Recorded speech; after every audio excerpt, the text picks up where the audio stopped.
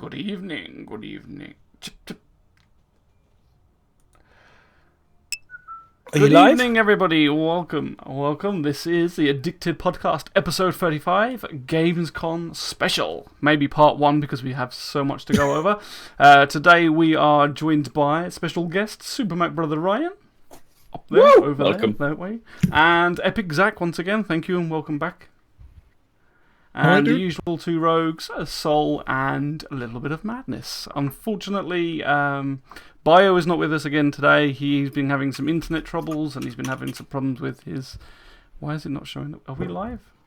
I can see it. You're live. I can see you. It's right. My screen is still not showing it. It's like, what the fuck? I pressed the play button. And he's having a little problem with his child's a bit ill. So unfortunately, he's sitting this one out again as well. Can I say something on that? All applications for becoming the 4th member, the 4th full-time member of the Addicted Podcast, can go to either myself, to Miserable, or a little bit of madness, with a little bit of a bio about yourself. Aggressive negotiations. We'll be having tryouts. Dogfighting tryouts. You have to fight me and Zach in tandem. If you can get through me and then get through Zach, you're in. If you can load the game. So yeah, guys, let me know if that sounds okay for everybody. If not, I can do some tweaking, but hopefully it's kind of set up from last time. So, Star Citizen and Gamescom. Wow, we have got a lot. Wow. I spent ages putting a load of crap in the document. So we've got a lot to go through. We may well skip bits to try and go to the bits that we think are a little bit more interesting or maybe less covered, or not. But otherwise, hope you all enjoy. If you've got questions, hopefully the bot's working. Exclamation mark question in chat. Should bring up the question form for you. Ask us anything you want and we'll answer as fully certified devs. Yeah, we're gonna kind of keep it quite fluid today because there is so much. So we have a basic idea, don't we? And then we're just say that every week. We're gonna see where it kind of goes. We've got some chat conversations. There's loads of good stuff coming. So, and we've got loads of obviously the videos which everyone has been watching a gazillion times over the weekend. So we'll try and keep it fresh as much as we. So we'll go and ask what everybody's been doing this week, although it's probably pretty obvious. But Mac, do you want to let us know what you've been up to? Yeah, had a watch party for the Gamescom, which was a lot of fun. A lot of booze was drunk. And a lot of fun was had. But yeah, just other than that, streaming, getting some videos out, getting on with regular real life crap that nobody wants to do, but we have to deal with, unfortunately. But that's about it, really, yeah. Cool. Soul? Trying to avoid all the Gamescom stuff. Maybe I'm one of the only ones, but when I watch it, I want to watch it in my own time and not be fit to a schedule. So what I did is I accept the Friday one, the big one, which I watch live. The rest I try to avoid as much as I can, and I watch most of it over the weekend. And when I felt comfortable watching it, and next to that, we've been streaming. We've been streaming some trucking. We've been streaming some F1. And hopefully we're going to play some more Star Citizen soon again as well. Just needed a bit of a break, a bit of a cool down on it. And when I play it, I seem to really enjoy it again. So it's done me really well. And we move forward on that. Am I being picked up from outside there? Yeah. I'll shut the window. Sorry, you carry on. Just shoot a couple of people. We had a couple of gunshots go off and then it goes quiet now. It's fine. I shut the window. someone, just like an Austin Powers moment, someone saying, "I'm still alive. I'm incredibly badly burned. Come and help me." Schmuck in the pancake? Yeah, cool. Well, we've got a new setup, haven't you? So you've actually got an actual steering wheel and the chair I already had because I used it for my Arma 3 days when I was in the Milsim unit. I used to be a Chinook pilot for the RAF in the unit that we had, which was I think we were on with 120 plus people on the server where we did like realistic operations in Iraq, all the war areas, that sort of things. So I had that thing already, but now we ordered a steering wheel with all the shiznit on it, and I want to get into some sim racing. Which the first game, it's a cool story. The first game that I ever played, I think, was Flight Simulator 94 and some kind of racing game called GP2 or something like that. So and I always said, oh, I want to get this whole stuff going on the computer, but I never did it because I never, you know, it never came to it, and now I could, and I did. You know what I mean? I was like, we're gonna try this. Cool, Just man. do it. Cool Let's do story. it. And Zach? Turn down for what? Just pretty much the same as everyone else, watching Gamescom, getting hyped and salty at the same time, and obviously doing some streaming and stuff. I was just saying before, there's loads of new people coming in to the streams, obviously with Gamescom shit, so it's a good time to be streaming, boys. Definitely. Yeah. Damn right it is. Yeah, you see all those old streamers who never streamed, dedicated streamers coming back. It's good stuff to see them all back again, being dedicated and all. It's good stuff. Definitely. And Madness. I've been good. I've just been like Zach. I mean, I've been super hyped. I've thoroughly enjoyed the Gamescom presentation. It was great to see such dedicated streamers in the board panel. Who clearly know what they're talking about, asking deep and meaningful questions. The questions that we all wanted to hear and read, which was scrolling profusely down the side of chat. It was actually quite interesting when you saw the guest having to look at the channel to try and pick out those questions because they weren't getting asked questions. I thought that was quite meaningful, quite telling. But generally, I thought the overall presentation was fantastic. I really, the table stuff that the guy did, which I got a link and thingy, was fantastic. I mean, he did such a good job of modeling that. He's just like to do that all himself, custom building, and then to have it all set up. I mean, the sets and stuff, the whole layout was glorious. The only thing I would say is they could have done with 3 computers for the 3 presenters rather than just 2 and then having to swap, but, you know, hindsight. But yeah, it was really, really good. I really enjoyed it. 3 days of hype. I was so excited. Yeah, I'm looking forward to 3.0. I feel that downer right now. I don't know about everybody else, where it's like it's kind of ending and then there's nothing new. Yeah. I was actually not excited, guys. And I don't know why. I got nothing new to play. I was not excited, Madness. I don't know why. I've been away for the weekend. So golfing, got sunburnt, which is fun. What's your handicap? When I'm good, it's 14. When I'm bad, it's 25.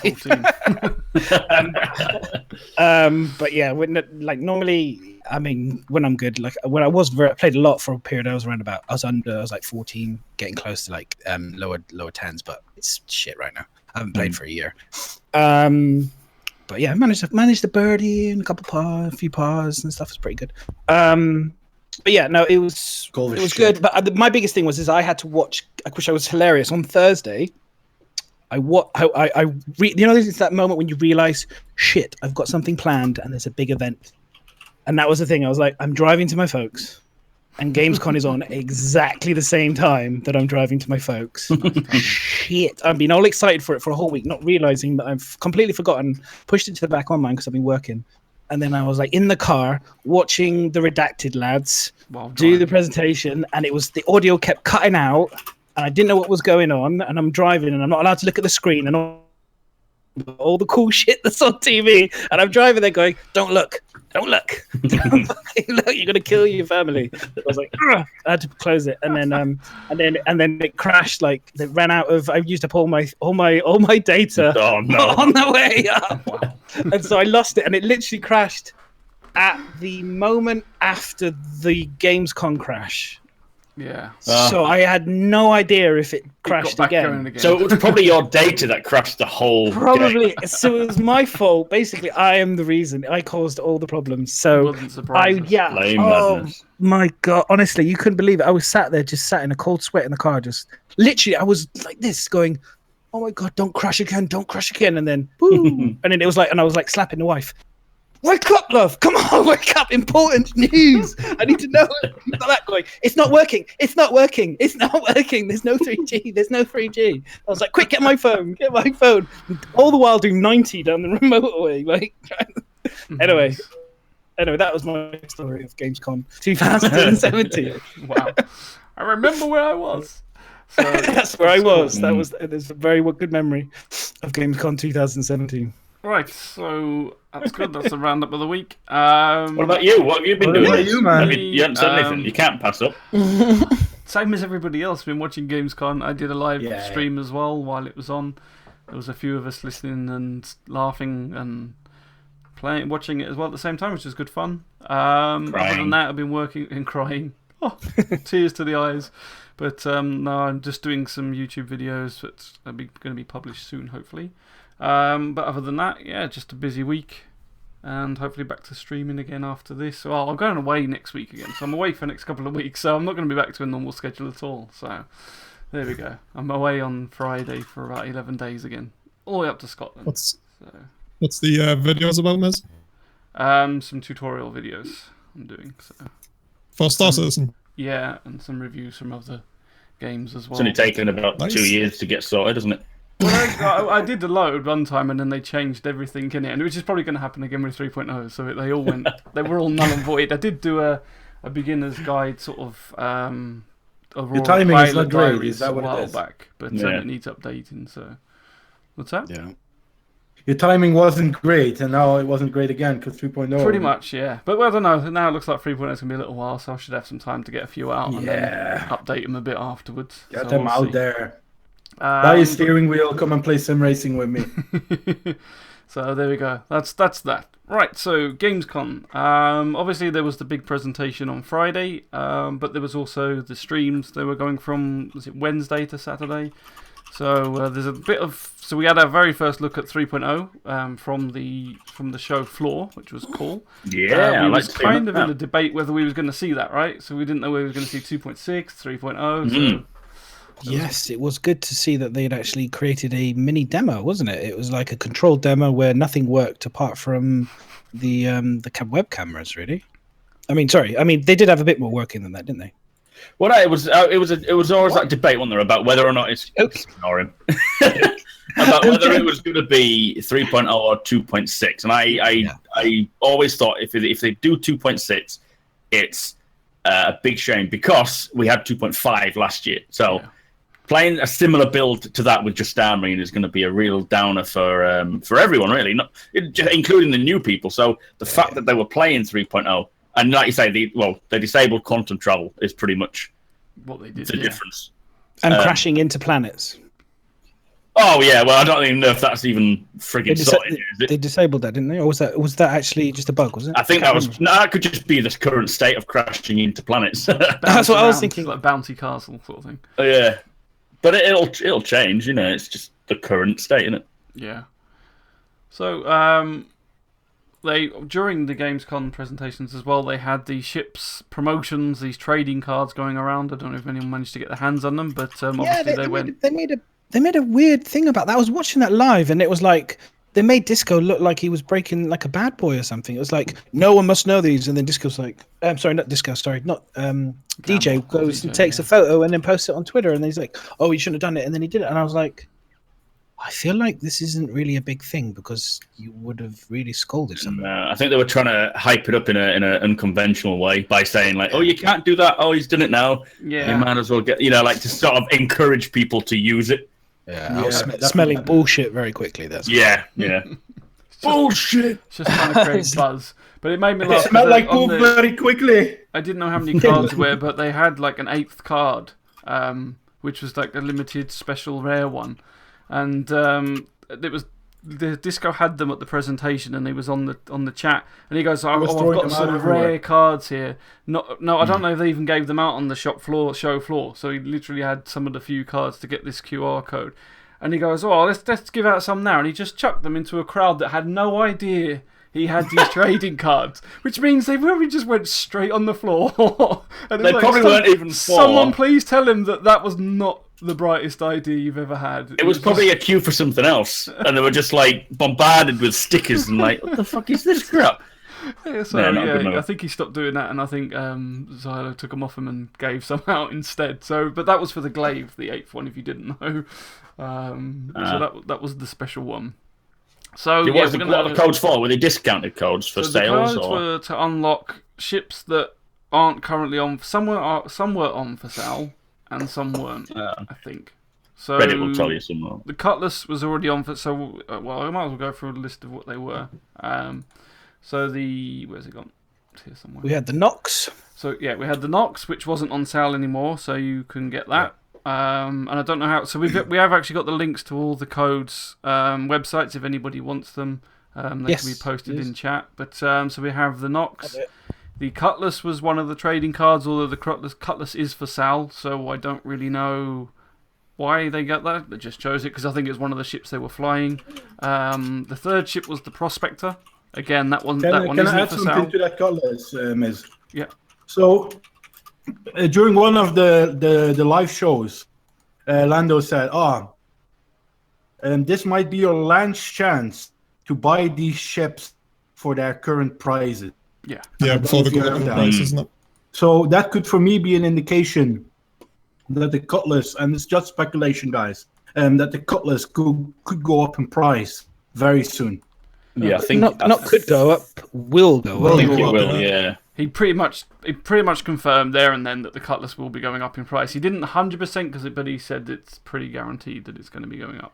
I mean, it could be a case that they will have a quick sale before the main sale at CitizenCon for the Cutlass at the main price, because obviously it's a revamp, so it's not exactly after the concept sale, but I guess it is in that way. I'll just talk myself out of it.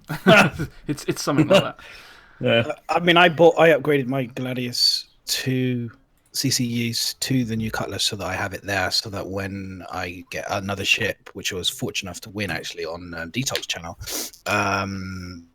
so I'll upgrade that then to be a Gladius, and then that will then transfer to another Cutlass, and then once then have that as a Cutlass, so then I'll melt that down for the value of credit points, and then I'll then use that to potentially buy either a Super Hornet or put it towards the Carrack. So you don't want to keep the Cutlass then? Oh, you mean you've already got one? I've already got a blue, so I don't need another one. But I got it mainly because I want to try and make a little bit of that profit difference on the Cutlass, which I can then apply to something else, which I think is the smart thing to do, especially with the cost of ships within Star Citizen being so expensive. I'd like to do it at the cheapest way. When you sell it, or you mean more like if you're going to upgrade that Cutlass again, you've basically made that upgrade a bit smaller. Is that what you're saying? Okay. Yeah, exactly. Yeah, so that little chunk of money that it's increased, that's free money to me. That's for another ship. It's, you know, at the end of the day, it just makes me a bit closer to, say, for example, let's say it goes up to $200. Yeah, that's the price of a Super Hornet with change for me. I almost bought a fucking 600i when I was drunk on Friday evening. I'm glad I didn't do that. If you've got enough money invested into the game that's equivalent to a Cutlass, then it's probably worth getting it. Because then if you can CCU back, because you melt your higher price ships, melt it back, and then just CCU back up. Even if it doesn't apply to your CCU, it doesn't matter. You've not lost anything. And if it does apply to your CCU, you gain whatever it goes up by. Yeah, you don't apply the CCU. You just hold. I mean, this is what they're talking about. CCU charging you $5 and stuff. I don't know if the CCU counts. I just bought the Cutlass, so I presume that so goes up. I've got the CCU, and then I'll upgrade my Gladius, my next Gladius, once I buy it to the CCU, and I'll attach that to it, and then it's done. And then that way, because it's only $10. A Gladius to a Cutlass is $10. That's nothing. Shit. Yeah, that's what I did with the referral Gladius. Is I just went straight for that. But then I upgraded it to the Freelancer, and now I can't whatever you call it, because it's a referral one and not. Yeah, I've done that. I bought one. Mine's locked into my in the ass. Into that literally. So right. So the other ships that was there was the Ursa Rover, which is a land vehicle, not a ship, but. So that was another one that was on sale. Again, that's not on sale at the moment, was it? So I think you need the code to unlock that. The Rover, just talking about the Rover, this was the first time I really got to see the Rover for felt like a longer period of time, and got to see the different versions, one with the turret, one without the turret. I got to see more inside of it. There weren't two versions of the Rover. I don't think there was just the one version. The turret folds away. Oh, was it? Okay, sorry. Oh, yeah, sorry, I see it. This was the confusion I got from the presentation, because it said that, oh, look, there's the two versions. I don't know who said it when I was watching day one. They said, oh, look, there's two versions, one with the turret down, and then, so it's just one version, just the turret just goes up. Okay, that would make sense. I'm glad the guys on the panel knew what they were talking about when they told me this stuff. It was good. Keep me informed. Listen, can I just jump on? It's the second time you make this remark. I can feel that there's a bit of a thing. No, I was complimenting them. I think they did a great job. Moving on. The next one was the Aurora LX, wasn't it? So the Aurora LX was the next one. So I'm just trying to get this. For some reason, it's lost the browser. I'm liking the new Aurora panels. They look kind of cool. Yeah. Yeah. I don't think there's too much changed in the Aurora other than the panels themselves. But it looks. I mean, apart from Item 2.0, but no, it looks. I like the new setup. The panels are apparently more reachable. I've tried. I just punched my monitor. Didn't. I like your background of the podcast, Miss. The new one. A new one. It's a dirty man has been at work there though. He's been. Is that black light that they put on it? Yeah, the FBI is checking. Yeah, we've had a few comments about the blinking lights. I didn't use the video one. I just basically used the still image of it because they were still blinking a little bit. So to be honest, it just wasn't. I just took it as a screenshot. No, Plus, it'll put extra processor power on my computer. Cool. So. I really like the Rover. I have to say, It's kind of fallen in kind of a like it. Maybe because I've got one now.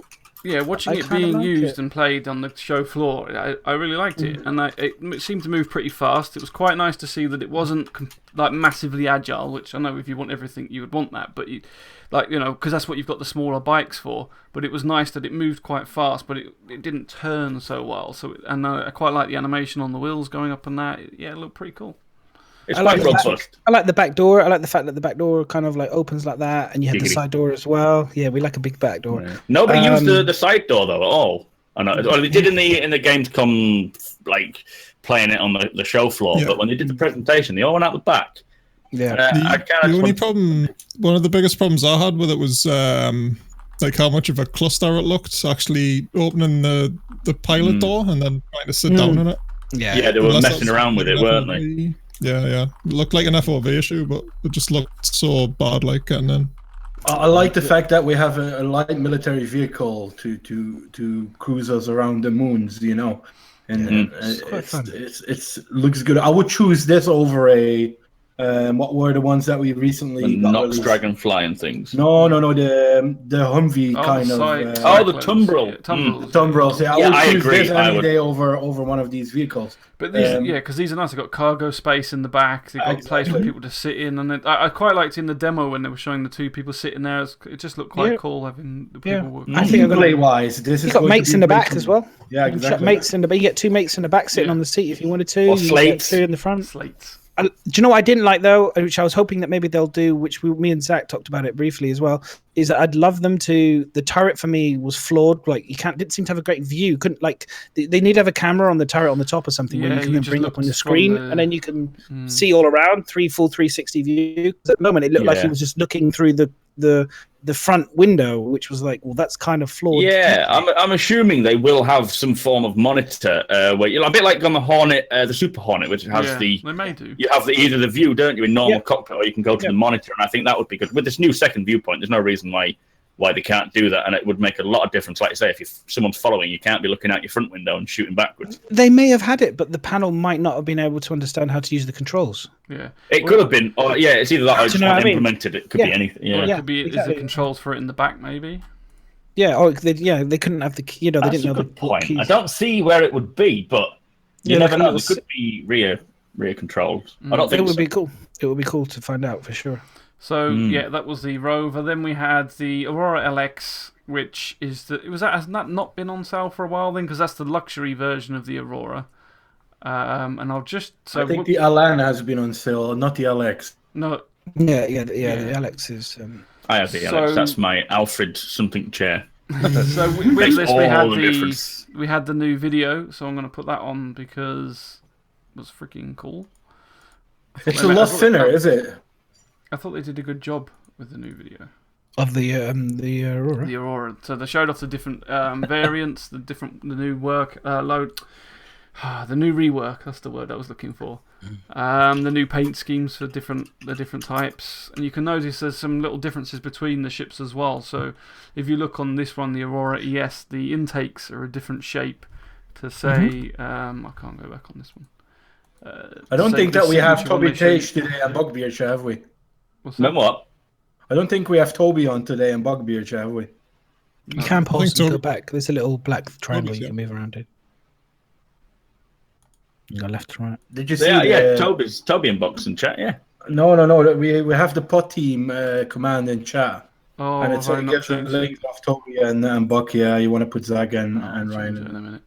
Oh, sorry. I see what you mean. Yeah. So unprofessional. What was nice is the skins, which again I'd like to see obviously a few more bits of that implemented into the game going forward. But for me, again, it's just trim detail. I really just want to play 3.0, so it's lovely. Don't get me wrong; it's great that they can do it. I've got an Aurora, so fuck you. This was nice to see. All right. Yeah, they do look really nice. I've got an Aurora as well, and they look really great. Nice. Improved. It's nice they've got the Operation Pitchfork as well, so they've embraced the fact that we're all gonna crash the servers on the first day. Yeah. Cockpit's better. Cockpit looks really nice. Definitely. Yeah, very nice. I'm looking forward to being able to mess with these controls a bit more, because that's why they created these panels with all the different buttons and things, because you'll be able to move them in different ways. It's not just going to be a case of switching, toggling on and off. You're going to be able to like turn on like a dial for, I don't know how to explain it, like your light switches that you have. That sort of thing. The rocker switch. Good slider sort of thing. Sliders, yeah. A swervy curly switch. You don't have to fully put it on. You could dim it. That's what you mean. Yeah, like a dimmer. A dimmer switch. Boom. They've got some of them. And that for a Dutch guy, yeah? Huh? Yeah, you're answering all the English questions. It's nice. It's nice. It is really nice. Nice ship. It's nice to see all the the starter seats. pack that I own. This is my starter pack ship, basically, that gets me the game. Cool. Yeah. How long do you expect to use the Aurora, though? It's like... Not really No. ornament, I think. Although you're never going to get, well, you're not, never, but you generally will not get attacked if you're just flying around, because they'll be like, what's the point in attacking that guy? I don't want it. Don't do it, Madness. Don't fucking do it. It's like the opposite for me. It's such an easy kill, isn't it? But what would be the benefit of taking out an Aurora pilot? What would you get from it? Honor. Well, that's it. I think they're going to be so People pointless that people this won't shoot them because there's no point. Yeah, you're not going to risk a law problem, are you? Just for the sake of a little Aurora. That's the difference right there between Care Bear players. No, it's nothing to do with law. That's the difference between pirates and grievers. Exactly. Yeah, people are idiots. Exactly. If it costs you more, pirates do it for a benefit because they want to earn. You will be your scrap is benefit. No, at the end of the day. No, if not you're if it carrying costs more than ammo. Not if it costs more than it costs you to read. Lasers don't cost ammo, do they? I can't wait for the moment I'm flying my Banner Merchant and these two big ass guns in the front will pop out and they see Madness. Get that rail gun. Just like the advert, right? Just like the advert. Yeah. I'll be watching it go past my window going, oh, bye-bye. You'll not be able to hit him, dude, because of the desync, though. Oh, yeah, that like, might bye-bye. be Try again. That might be an issue. Try again. No, look, the reality is people who think that they won't be popped in because they're in a lowly ship be warned. One, you'll probably be shot by other people in Auroras, which will be quite funny to watch because they'll be trying to shoot each other for fun.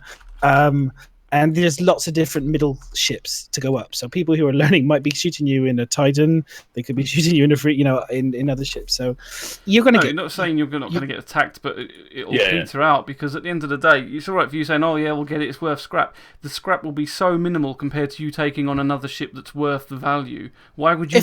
It's like you now doing the ICC missions. Do you target do practice? No, because it's a waste. No, it's not target practice. The thing is, when it comes into the game, there's going to be law enforcement and things like this that will have.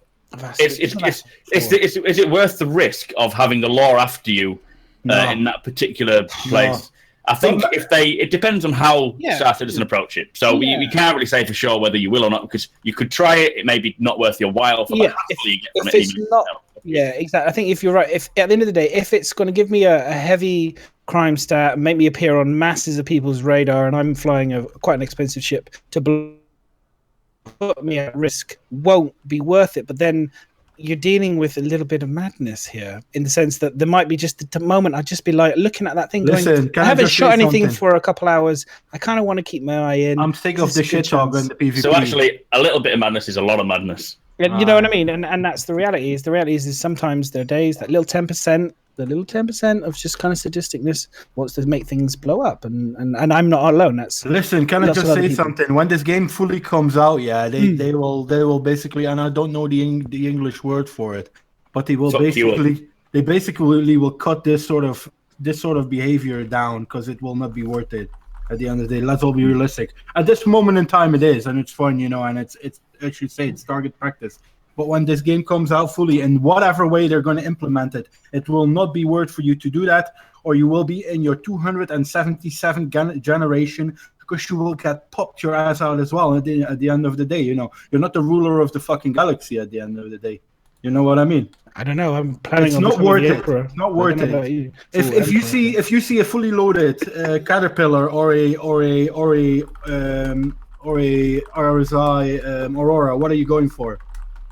Again, no. But the point is, I'm looking at a situation where I'm sat here waiting for something, and a little Aurora pops up in my You're window. so wrong. And I'm really waiting. Are. You're thinking But now you you've are got fuck wrong, all to man. do. You're wrong. But anyway, let's not worry about it too much. Let's move on. You're just wrong. Anyway, There's the end of that.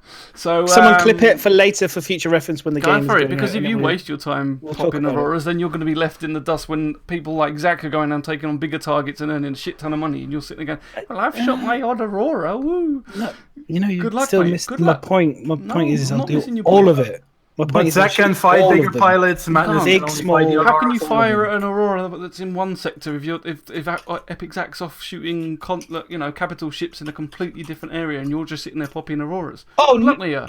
if Auroras Let's move are on. in the- Let's move on, Auroras are guys. in the tiddly Anyway, little piddle next. pool, then yeah, of course I'm not going to shoot them. Shall we have this conversation after BrisbaneCon next year when Zach is the world champion? Right, so the other ships that they had, God, we're still on the flipping ships, was the Dragonfly. We won't bother showing that one off. No. The Aquila was the other one. We've got the video for it that came with it, but I won't bother showing that either because we see it a lot in the demo anyway.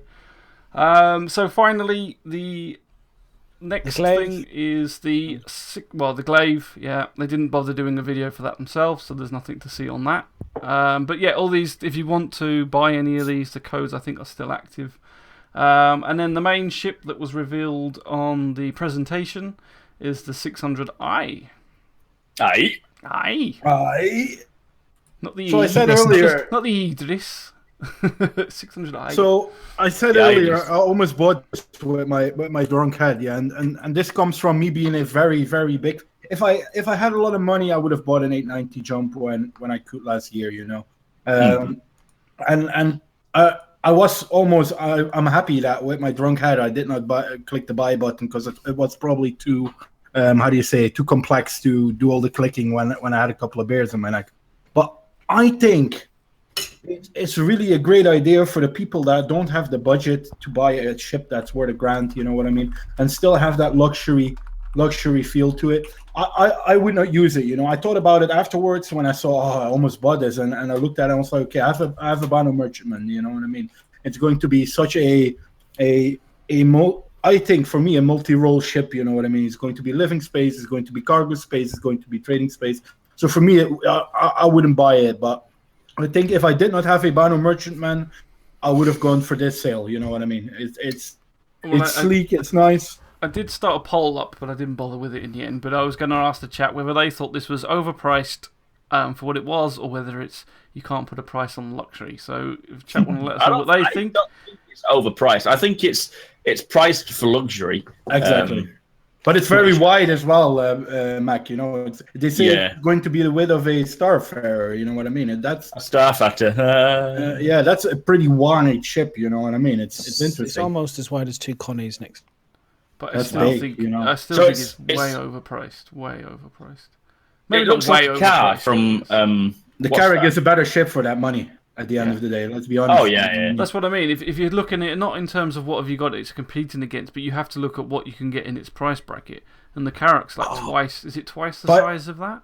But the luxury items don't run at the same price scale. Do they? Exactly. Luxury items don't tend to have a conventional price. They have a luxury price because it's for people with an expendable. But that's exactly what I'm saying. How much money do you freaking pay on luxury? And it's the same with the 890 jump, Miz. You have the 890 jump, and you have and let's compare it to a Polaris. A Polaris is about 600, and 890 jump is about 900. The Polaris is a much more versatile ship than the 890 jump is. So you're paying the 300 pounds extra for the fucking luxury at the end of the day. You know what I mean? And those a lot of people do like the party boat, don't they? They don't. Yeah. You buy it for what the ship is for. If you wanted to do exploration, you'd be an idiot. Oh, actually, no, you wouldn't, because it's an exploration ship as well. You bought it for a certain role that another ship is designed for. You will not get a good offer on that. You know, it's purely a luxury ship or an exploration ship. I'd like to see more about the exploration variant. Yeah, there's a little that would be quite cool. Tucked in there. You can see in that picture. Yeah. So it's the space where the seating area is in the launch version or lounge or however you pronounce it. That's where the rover sits at that point. Yeah. I'm going to paint a picture for you. You're going to get your 600i. You're going to get your mates in the back. You're going to get your girls, your alien birds in the back. You're going to be feeling like you're the top of the world. You're the king. You're the daddy. You're going to be cruising over a beautiful planet with all the things going on. Madness is going to cruise past on his stolen 890. The biggest party going on. Too busy fighting Auroras. Too busy fighting Auroras. Too busy fighting Auroras. That's the reality. Yeah, we'll deploy our Auroras and they'll keep you busy. Keep me busy. That's it. You won't need a defense. Just deploy the Auroras. It's the reality. Deploy the Auroras. The 890 will be like. I love the ship. I love the look of it. I do, because this is funny, because this is what I've been mentioning in the last couple of podcasts, that I wanted a ship that you can live on, that's got a good lounge area. We haven't seen what the bedroom style's like, whether you have your own little hub in it, but this sort of size you probably will.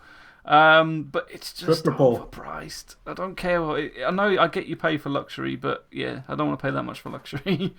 No, I don't know. You need to keep them safe for sure, because they will be fodder. These expensive ships. They are shouting at people, look at me, I've got money. I mean, there is one advantage with this, is it's very small crew. So you can probably, if you're a solo-ish player or only a couple of you've got a ship to use. And I think, as Max says, it will be interesting to see the sort of explorations.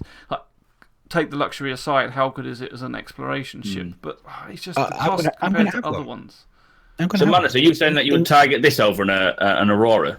Of course. So the people in the Aurora might be more safe because it's an Aurora. Yeah. So going back to the original point, I thought we were I was right anyway. That's why I said he's wrong. Look, it doesn't matter. He's wrong. We know. I think. Look. Okay, let's do this for the final time. What I'm saying is, I will favoritize. Well, naturally, I'm going to be going after the money. Okay, this is a money ship. If there's an Aurora and this in the vicinity, I will go after this over the Aurora for sure, and I won't be going into point. That was the. the one point I was making. That's fine. Yes, of course, I agree. Right. But what I'm saying is that there are days when there may be no beautiful yacht, and then an Aurora turns up, and I'll just be like, "Well, I'm bored. I want to blow it up." And then that's what I mean. That's what I was trying to get my point was. There might be a case we just be unfortunate on that day at the specific moment. I'm a bit bored and I want to shoot something, and you happen to be in the Aurora and you get shot. Is this what you're going to do all day? Like, be an annoying twat on the game when it releases? Anyway, come on, let's move on. Right. No, guys. Let's get on with it. It's a different way of playing the game. Move on. We'll be muting you in a second. Right, let's move on. We're not talking about that anymore. We get the point. Right, so the next thing we were looking at, do you want to do the Reddit stuff or the chat section, or do you want to move on to the presentation? Yeah. Okay, let's Reddit stuff. Yeah.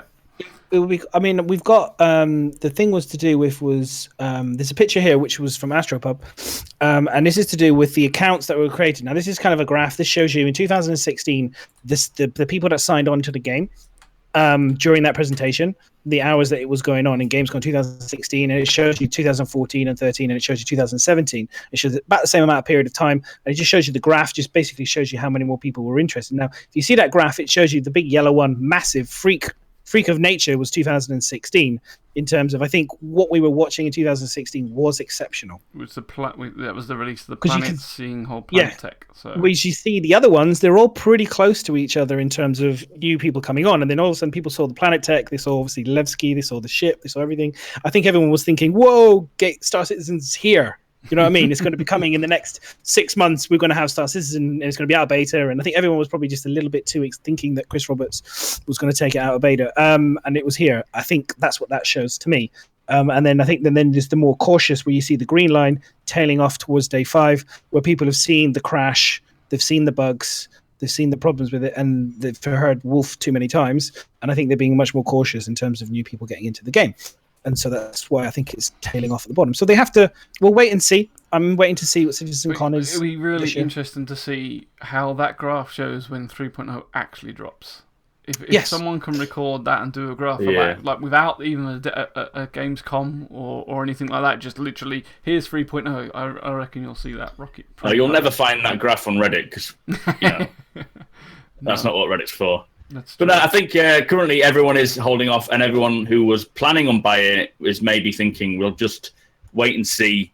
And I know so many people that have said I'm waiting for 3.0. I want to see what they deliver with 3.0. Then I'll make the decision whether I back or pledge any more money or blah, blah, blah. Right now, people, I think there's so much skepticism out there, which is fine. You know, it's just the way it rolls. When a game hasn't delivered when it was apparently supposed to, it's got misunderstood and so forth. So it makes sense. But yeah, when, like you say, when 3.0 drops, the games come after that, if it's by then. We'll show a completely different scale, because I think people will be blown away by 3.0, and it'll prove that a lot of the basis of what they need, of what Star Citizen needs, the IG need in the game is complete. Hopefully be blown away by 3.0, dude. As what? Hopefully be blown away by 3.0. Yeah, no, true. I'll be interested to see the numbers. I would love to know if they could do one with active players as well. So we'd have, here's all the accounts, here's all the number of potentially active players we have all the time, potentially playing throughout the period of time. And then when 3.0 is dropped, to then see after a period of time again, to see how many active players there are consistently, new accounts, and then because that will show you how many new potential old backers have come back to play the game as well for 3.0 and how many maybe have stayed.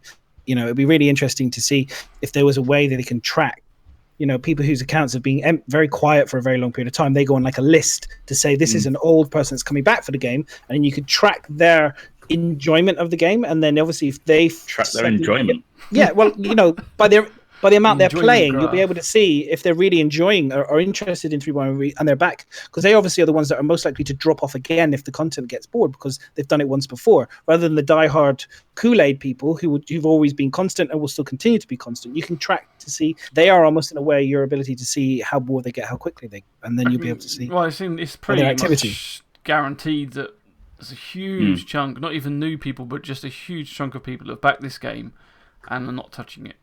And then in that group, you've got people that are not touching it because they're just waiting for it to be released, like completely full. They're not planning on touching it at all.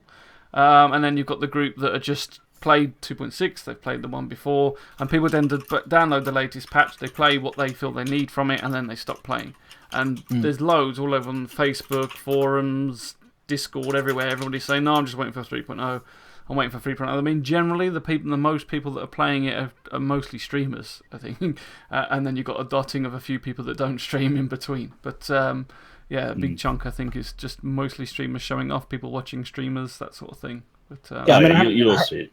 I haven't heard anyone say anything negative about their experience going to Gamescom in terms of playing the demo. No one's really said to me that they didn't have a good time. So that, for me, bodes fantastically well, considering they only had a very small amount of the game to play. So that's really exciting. Yeah, I'm actually quite glad that they didn't release Quantum Travel to see all the other moons, and I'm glad that the Gamescom demo didn't show off all the other moons. I think they may have did that specifically to not reveal too much, so that there is still some surprise for us. It's nice that they did. I agree with you. That's good. I would have been very disappointed. It would have been a real shame to say, "Oh, look, they've got 3.0 to play, and we haven't got it." That would be horrible. I was surprised we actually got to see some capital ships, to be honest.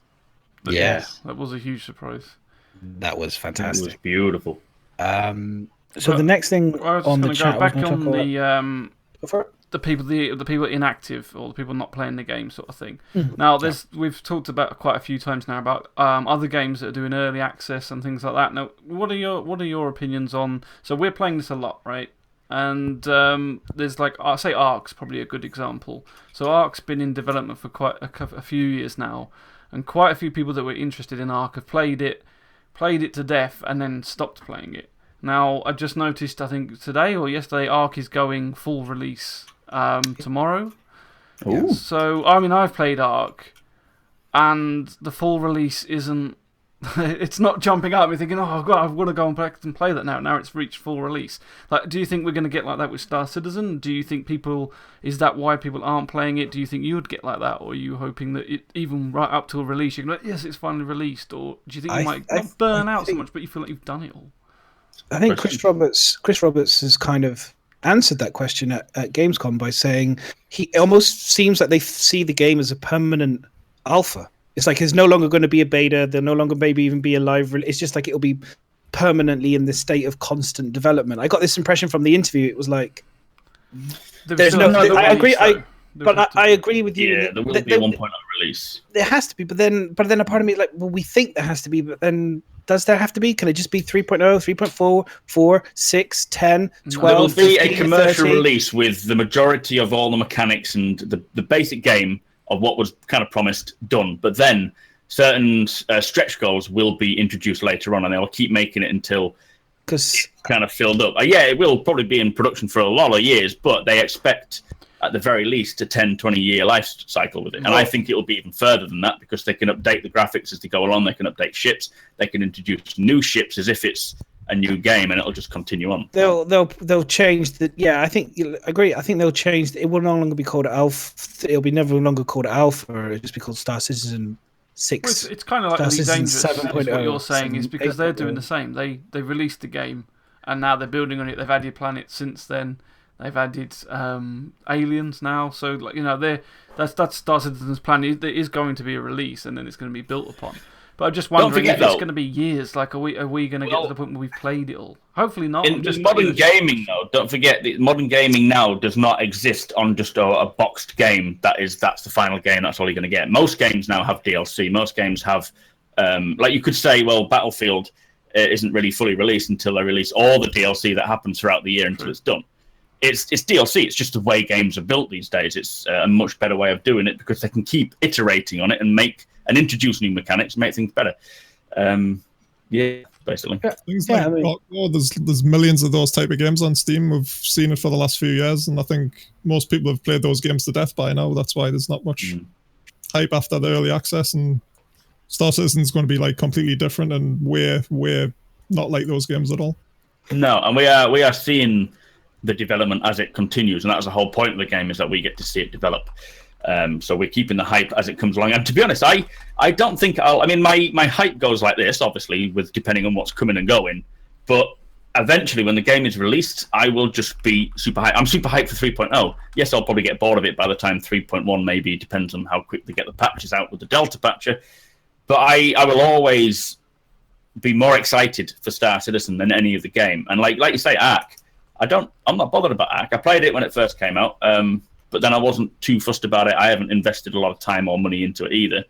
But I think Star Citizen has the potential to be the ultimate game. That it's a long-term game, isn't it? Where you're going to be playing it for years and years and years. Decades. Our kids are going to be playing it. I suppose the slight difference maybe to ARK, which may allow it to last longer and you not get so burnt out, would be the MMO aspect of it. It sort of implements that sort of. So most people that have played Dark Age of Camelot, Lord of the Rings, any sort of MMO like that, they last a lot longer. Like I played Lord of the Rings for about 5 years, and then people are still playing it now 10, 12 years later because there's constant progression, there's quest lines, there's things to make you go back, and then it's the community as well. So having a great community it allows you to play the game for longer, whereas say ARK, it only has a server of 60 or whatever it is. So you can't build that big a community on it. We've got orgs that are 1,000 plus, so they wouldn't even fit on one server for ARK. So that could potentially 10,000 plus. Well, that as well, but they're not as many as them. No, but I think also the commute that everyone's gonna. Is that what you're saying? Everyone's gonna be on one server. Yeah. Yeah. Sorry, no, I was just gonna say the same thing. So yeah. Anyway, so I just thought it was interesting to see what people thought, because I know that some games you've been playing them so much in early access that when it comes to release, you think, well, I've played it now. They're not added enough new that I would want to play with, really. It won't be a big thing for me. It won't be a big thing for me, but the only thing it'll be a big thing is to shut up people to say that Star Citizen's not released. That's the only way I would. Yeah, that's the way I look at it. For me personally, I've been playing so much of it, it won't really bother me because I'll just be like, well, it's already been live for me for already a year. In my eyes, it's just broken.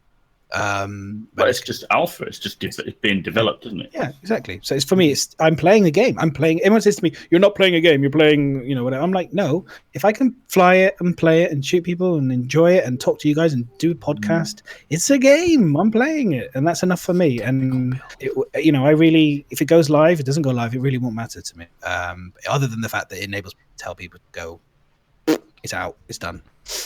Stop saying Star Citizen won't happen because it's happened. So that's it. No. Okay, cool. So the next thing we had just wanted to highlight, I think, was the booth that they were all playing on. So I'll just put it up there.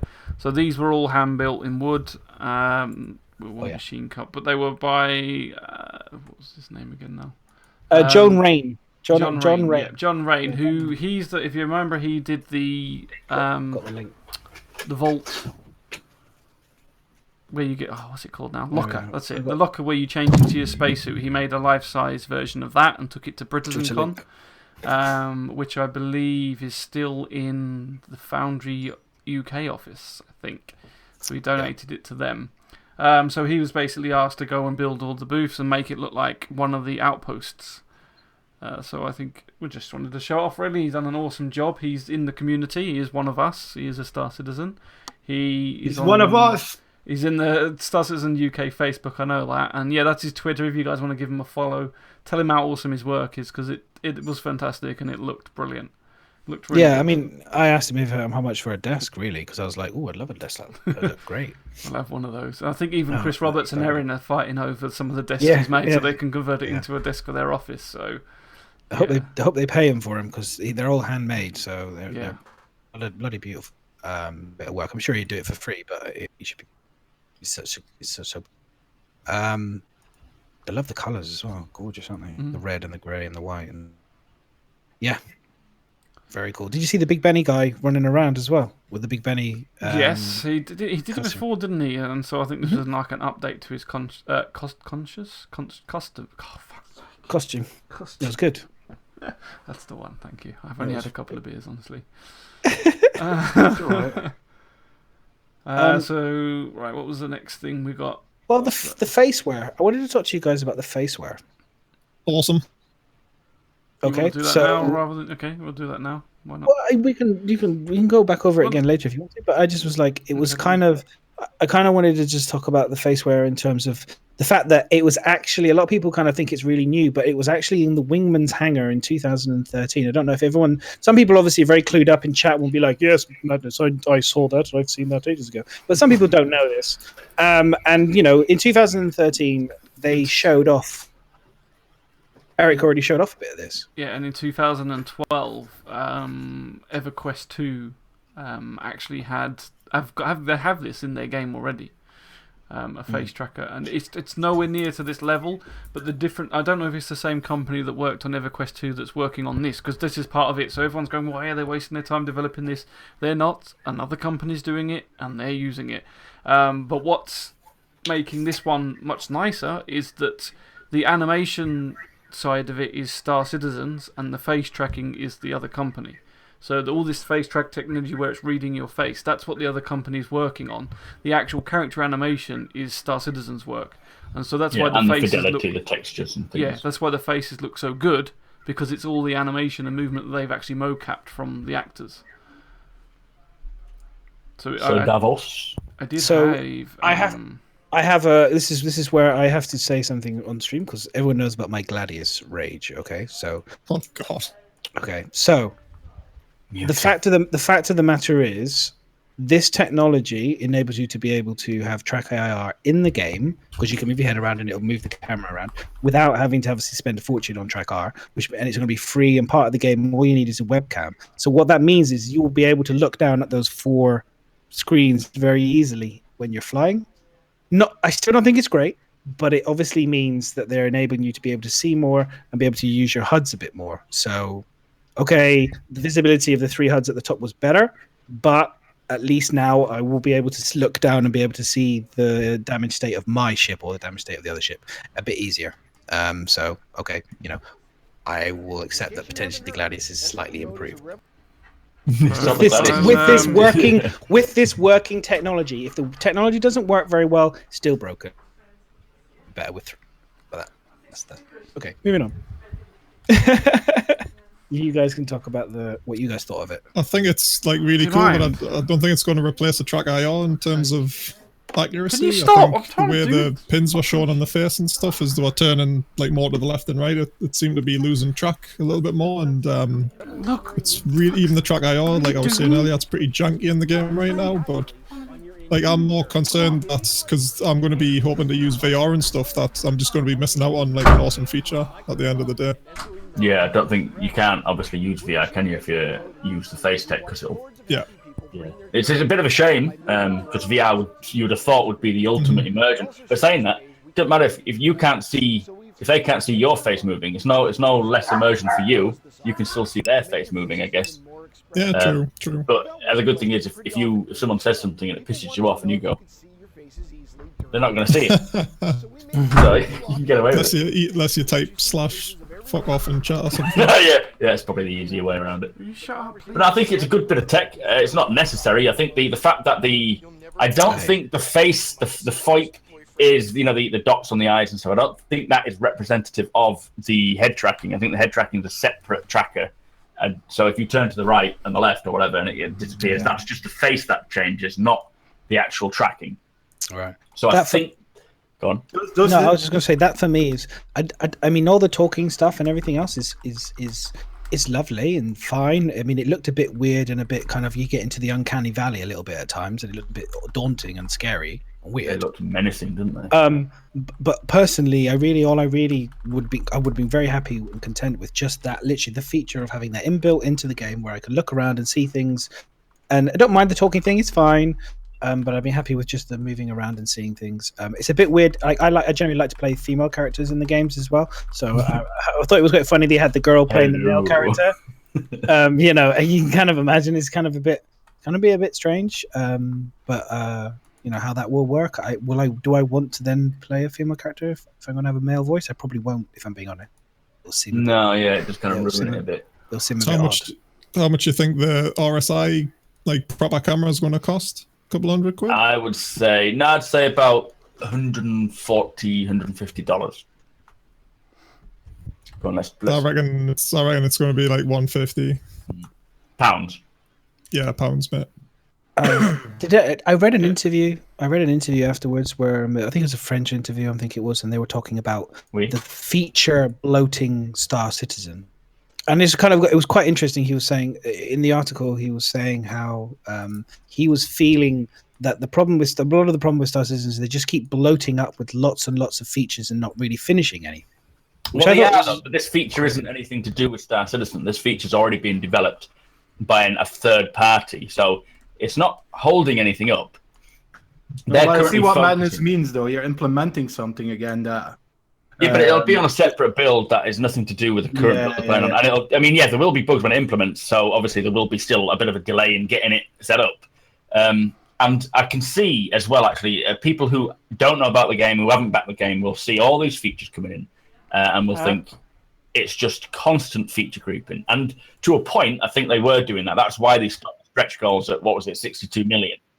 And I think also Chris Roberts is making the mistake of being a perfectionist, trying to get things pushed to the pinnacle point that it doesn't make a difference. Just give it to the Evacotti and let us fucking deal with it. What the hell is he doing? What the hell are you doing, Miz? Is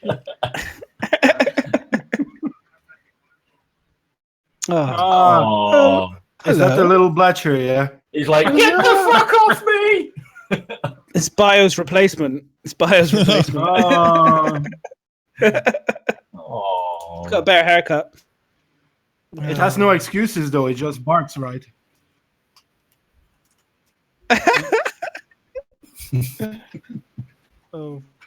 It barks a bit less than Bio as well. Hello. Oh look, it's like face. It's like watching face tracking. Just put your head behind it. And then, But coming back on the whole face tracking thing, and probably what's his name? Oxford is gonna love this shite, obviously. But of course, yeah, for sure. Yeah, with his little panda bear in his spaceship. But in all honesty, does this mean that? And Zaqq came on it a bit earlier. If I'm going to turn my face, does that mean my face will go back into wrestling bitch face or something like that? Or burn it away. When it's not following the camera, it is an option that in my opinion, is the first thing I will turn off. For my mouth to move with what I say, I think that's a really nice thing. You see that in a lot of in a lot of games already. You know what I mean? But imagine you're sitting there, yeah. So I'm not on stream. I'm just chilling about. I'm drinking a beer. I decide to pick my nose. Really, we shouldn't do What's that. wrong with that? Yeah, do you want to pick up your hands? So just pick up your nose, maybe going. Yeah, my nose go doing like this. You know what I mean? It's just weird. It's I don't know. In how far would I embrace such a thing? You know, I'm like, I don't fucking care. I just want to fly a fucking spaceship. No, true. It is kind of a pointless thing, but I think it's cool all the same. It's cool, you know, and I can imagine that people like it. But on the other hand, I think how many things, and I know it's not CIG that is making it, but on what point are you going to say how many things you still need to add it in to work with Star Citizen? So you're still adding something in on the CIG side, yeah. It's not. You're not like Viva la Vodka. Pow! It's in. It works. You know what I mean? You still have to. You still have to implement something at the end of the day. I think Soul, it worked like this, is they really want to be able to implement like head movement within the game. Which I think is great. They really want it. Kind of idea. Yeah, but I think it comes like as a package. It's kind of you can't say to them, I don't want you to develop this bit, yeah. Yeah, and then if the other bits are kind of there as well, so it's a bit like, well, all right, then we'll shove that in as well. Do you know what I mean? I got the impression that it was like, and it kind of looks cool, you know, if they get it working well. Don't get me wrong. It working well, it looks shit at times. Don't get me wrong, but at it's other early times, stage. I see that. For me, it's not an option that I think. It's just an opinion, guys. I think that it makes or breaks the game. You know what I mean? I could have done without it. You know, I wouldn't have jumped up and down if it wasn't in there. You know what I mean? I think it's a cool thing, and especially looking to the future of gaming, I think it's a cool thing. But on the other hand, I think how far do you go in the privacy of a person sitting on the other side of the screen? You know, I suppose that's determined by themselves, isn't it? I guess. But that's they exactly give you the why option they said whether that. you want it or not. But that's also said why you put your hand in front of the camera, it will cut out. It stops tracking it. So that's the whole point. So anything you don't want tracking, if you're picking your nose, you can do it. Like it is not a must, right? You can turn this function off, right? Yeah, you don't have to have it at all. Yeah, of course. Yeah. But the reality is you do things a lot by instinct, and you won't always remember what you're doing. So you might do something. You know, there's lots of fails. Just not buy this Twitch camera of people that have fallen prey to doing things that maybe they shouldn't have been doing and forgetting to switch off their webcams. But just don't buy that camera then, because will it work with a normal webcam, or do you need that piece of... Yeah. I'm glad you're keeping up on top of things, so it's a good job, man. Yeah, I was just actually going to touch on that, because they did say... Listen, I can talk shit for half an hour about PvP as well, everyone. Yeah, that'd be great. Go ahead. They did say it would work with normal cameras, but I think it could end up breaking more immersion than it actually puts in, because even though they said it would work in low light, anyone that's got a webcam or does streams or Skype or whatever knows that you need loads of light for it to be like a really good picture. You know, I'm sure Sol can agree, because his lights are shit, aren't they? Usually? My lights are shite, you know what I mean? My lights are shit. So is it gonna work great, or is it gonna look janky as fuck? Like, who knows? I can do without it, you know what I mean? Yeah, it could end up breaking the experience more than like not having it. For me, the part of the hat tracking is the most beautiful function. You know what I mean? It's what Madness says. It can make a cockpit that might, you know, in first glance, when the first release, we all know how Madness was like, oh, this, not this, that, this, and that. The hat tracking is a great thing, because that will make those things better. You know what I mean? I think it's one of the whole facial expression, they could have left it out. But I think the hat tracking is a beautiful thing. Make it sharp. Yeah. It's 120 quid saving right there, pretty much. But there's two things, right? This Track IR has been asked for by a lot. A lot of people are saying, why aren't you working with Track IR? Why haven't you implemented it in the game? So it's a huge thing that was needed in the game, and that's why part of the reason why they've done it. Secondly, like you're saying about tracking the face and it's not needed, like this doesn't work like Track IR. You haven't got a thing on the side of your head that it's reading. It's using the tracking that it uses on your nose, your face, and your lips. That's how it knows where your head's facing. So it's got to do that anyway. It's got to track your lips, your nose, and your face, and that's how it works. So that it's one package. That's how they're using it. So while they're doing that, they're going to use the facial expressions as well. It makes no difference. I mean, they could have not linked it up and not bothered with the animation team linking it to a facial animation, I suppose. But other than that, it's all part of the same thing, because that's how it actually tracks. It works out, calculates where your face is facing. And also, touching on what EpicZaqq said, although we need bright lights for a good picture, this thing isn't broadcasting a picture, it's just tracking you. So as long as it can track your face in low light, you shouldn't necessarily need like streamer level light in your face to get your normal webcam to work. So it might not be as bad as using your own webcam. Guys, let's just wait and see. We don't know. All I know is it's a good feature. The tracking bit and the talking bit comes with it. So yay. Just tracky. Two more seconds on the track IR thing. I bought one recently for Star Citizen. I've been using it for the last like 2 months or something, and I literally couldn't go back and not using it. Like head tracking's, once you've used it and got used to it, it's like super important for you. You know what it is, Zach, though? It's broken at the moment with you seeing the... So the only thing that to prevent it is basically bugging out of the station without a helmet on. Otherwise, you constantly have this visor in front of your face. But I think I've been using it for a while. Also, what I said on the Arma, and I flew a Chinook. I could not fly that Chinook in the sort of semi-professional environment that we did in Arma 3 if I did not have that hat tracker. Because you can look outside underneath the window, you can look in the back, see if everyone's in. It's such a joy to use a hat tracker. And I used it 2 days ago on the new Formula 1 game. It's amazing, the versatility of just 3 stupid laser lights on your head. In games like Star Citizen, in games like flight sims, racing sims, you can always not think without it. You know what I mean? And it's a big expense, and I agree with Madness. But the problem is with the Star Citizen thing that you can only use it on Star Citizen. The good thing about the Track IR is that I think it has over 100 games that have support for Track IR. You know what I mean? It's such a great tool. Well, I mean, if I think the way you might look at it is it could end up. I'm sorry, who's typing? Because I'm getting deafened. No, sorry. No, Ryan. You've got what it could do actually. People say it may end up helping Track IR in a sense, because if people play Star Citizen, realize how good that experience is, they might then go, "Oh, I want to have that experience in other games." And then they'll go buy Track IR, and then maybe then they'll go back, and then they'll maybe either buy. Maybe that tool might become more versatile, or maybe they'll just go and buy Track IR for other games because they realize how good it was. We'll see. So you know what it is in a racing sim. Don't ask about racing sims. We're playing Star Citizen. What are you talking about? Listen, you talk a lot of shite as well on an evening like this. I at least have proper information. So on a racing sim or on a army simulator, people don't need to see a mouth move when you do. You know what I mean? It's like. I can see in a role-playing thing like a Star Citizen universe where you're all in the pub and you're talking that it can be a good implementation. It will be hilarious, won't it? It will be hilarious, but I think in most games where Track IR is used, you don't need facial expressions. You know what I mean? Because you will either have a helmet on or you will. It's like you're not going to watch a Formula 1 race with someone sticking his tongue out while he has his helmet on. You know what I mean? It's like. I can see it in MMOs that it really works. Look at EverQuest 2 and Star Citizen, but I think in other games, I don't think Track IR needs that support. But that's just what I think. Have we spoken about VoIP?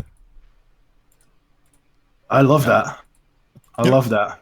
It's a similar thing, and I come back on the Arma 3 again, where they use it, and if you're further away from the Acre and the TFAR, where you're further away from a group that you can't hear people. I think that's great because that.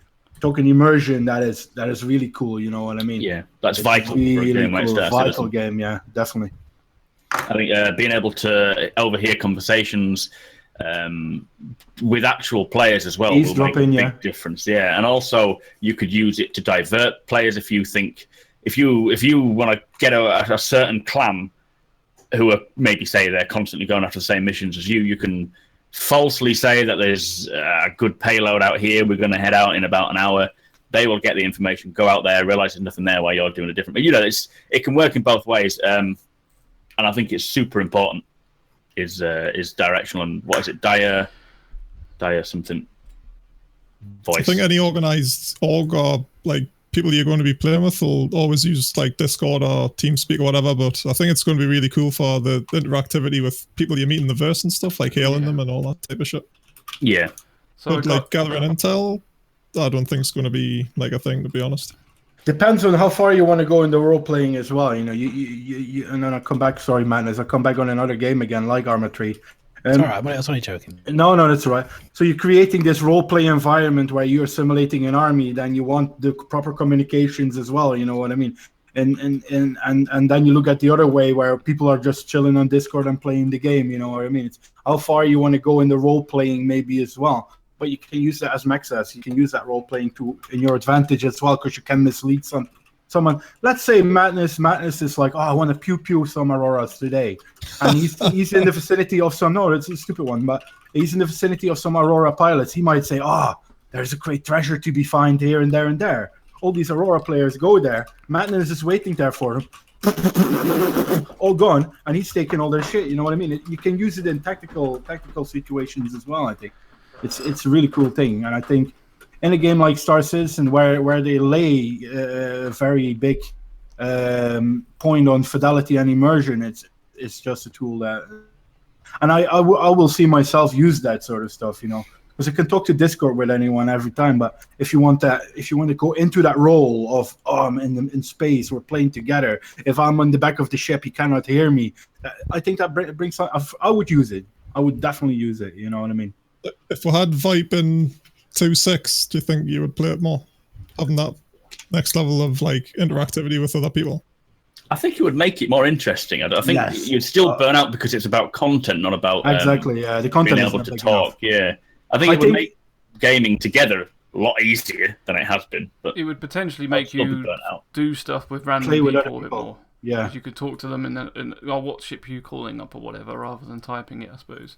So I have got the audio clip of the bit where a bit more what Mac was talking about, of them when they walk away. I mean, most of us have probably seen it, but I'll just play it on it anyway. Yeah. But it's so you can hear that the voice fading as they get further away and getting louder as they get closer and that sort of thing. It's a quick one, obviously, and 3.0 will probably have enough content to use this sort of stuff. Gotta get a black box. I don't think they're implementing it for 3.0, are they?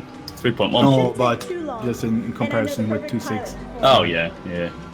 Thing is, with the 3D like directional... I can't hear you! What was that? I said speak up! I still hear you. Okay. It's still cool. Oh yeah, no, I think I think especially when your health depends on it. You know, if you die, you only have so many lives. The death of a spaceman sort of thing. They need to have something like that, so it gives you much better social awareness. This is the same with track IR or head tracking, whatever. So if you're in an FPS situation and you hear a noise behind you, someone talking directionally from your sort of rear right, you'll be able to turn quick and look with your head. So I think having a good set of headphones is kind of imperative for that sort of thing. Do you know what's interesting? You talk about that is the biggest thing I noticed that for me was in PUBG. I'd never played kind of battle royale type of games. This whole kind of like, I've always been playing kind of very easy to play kind of PlayStation, kind of like Modern Warfare 2.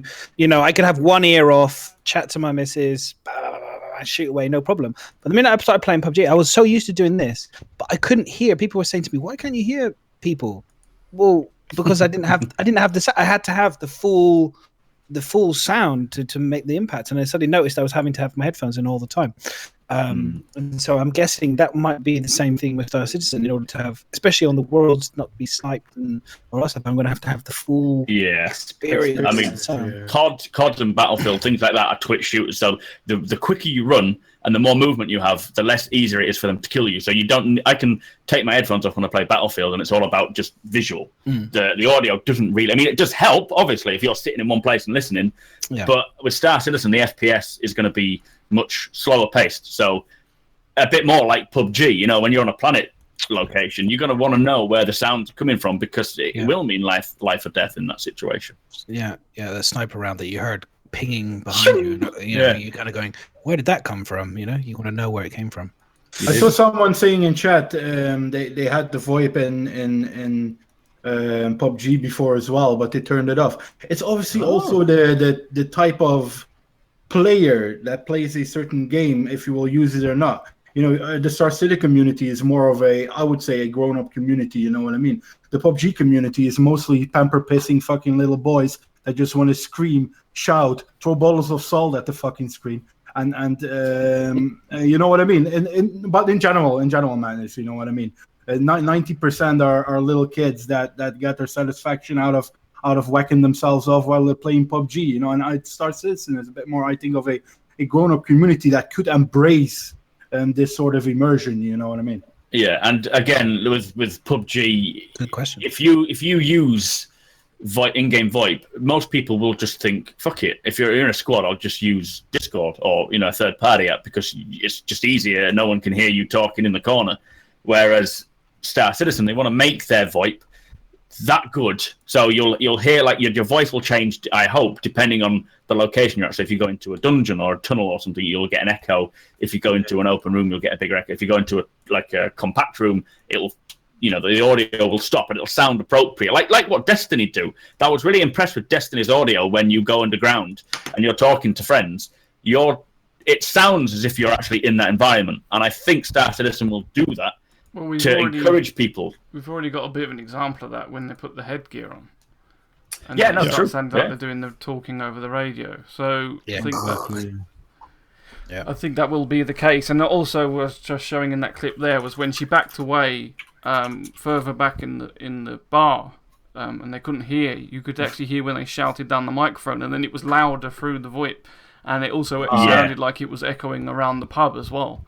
It didn't just sound like someone talking normally, but louder. It actually sounded like it had an echo and stuff to it. It wouldn't work on a game like PUBG, because the only thing you will hear is everything that God has forbidden will be screamed through that microphone. You know what I mean? Yeah. It's a type of player, I think, as well. You know, and if you look at a game like PUBG and Counter-Strike is the same, the community is basically toxic. You know what I mean? So the only thing that they're shouting is words starting with N and with F and making yodel noises or whatever, you know, when they get shot. And I think, as I said earlier, a community like Star Citizen is looking for that gameplay where they can tactically plan stuff.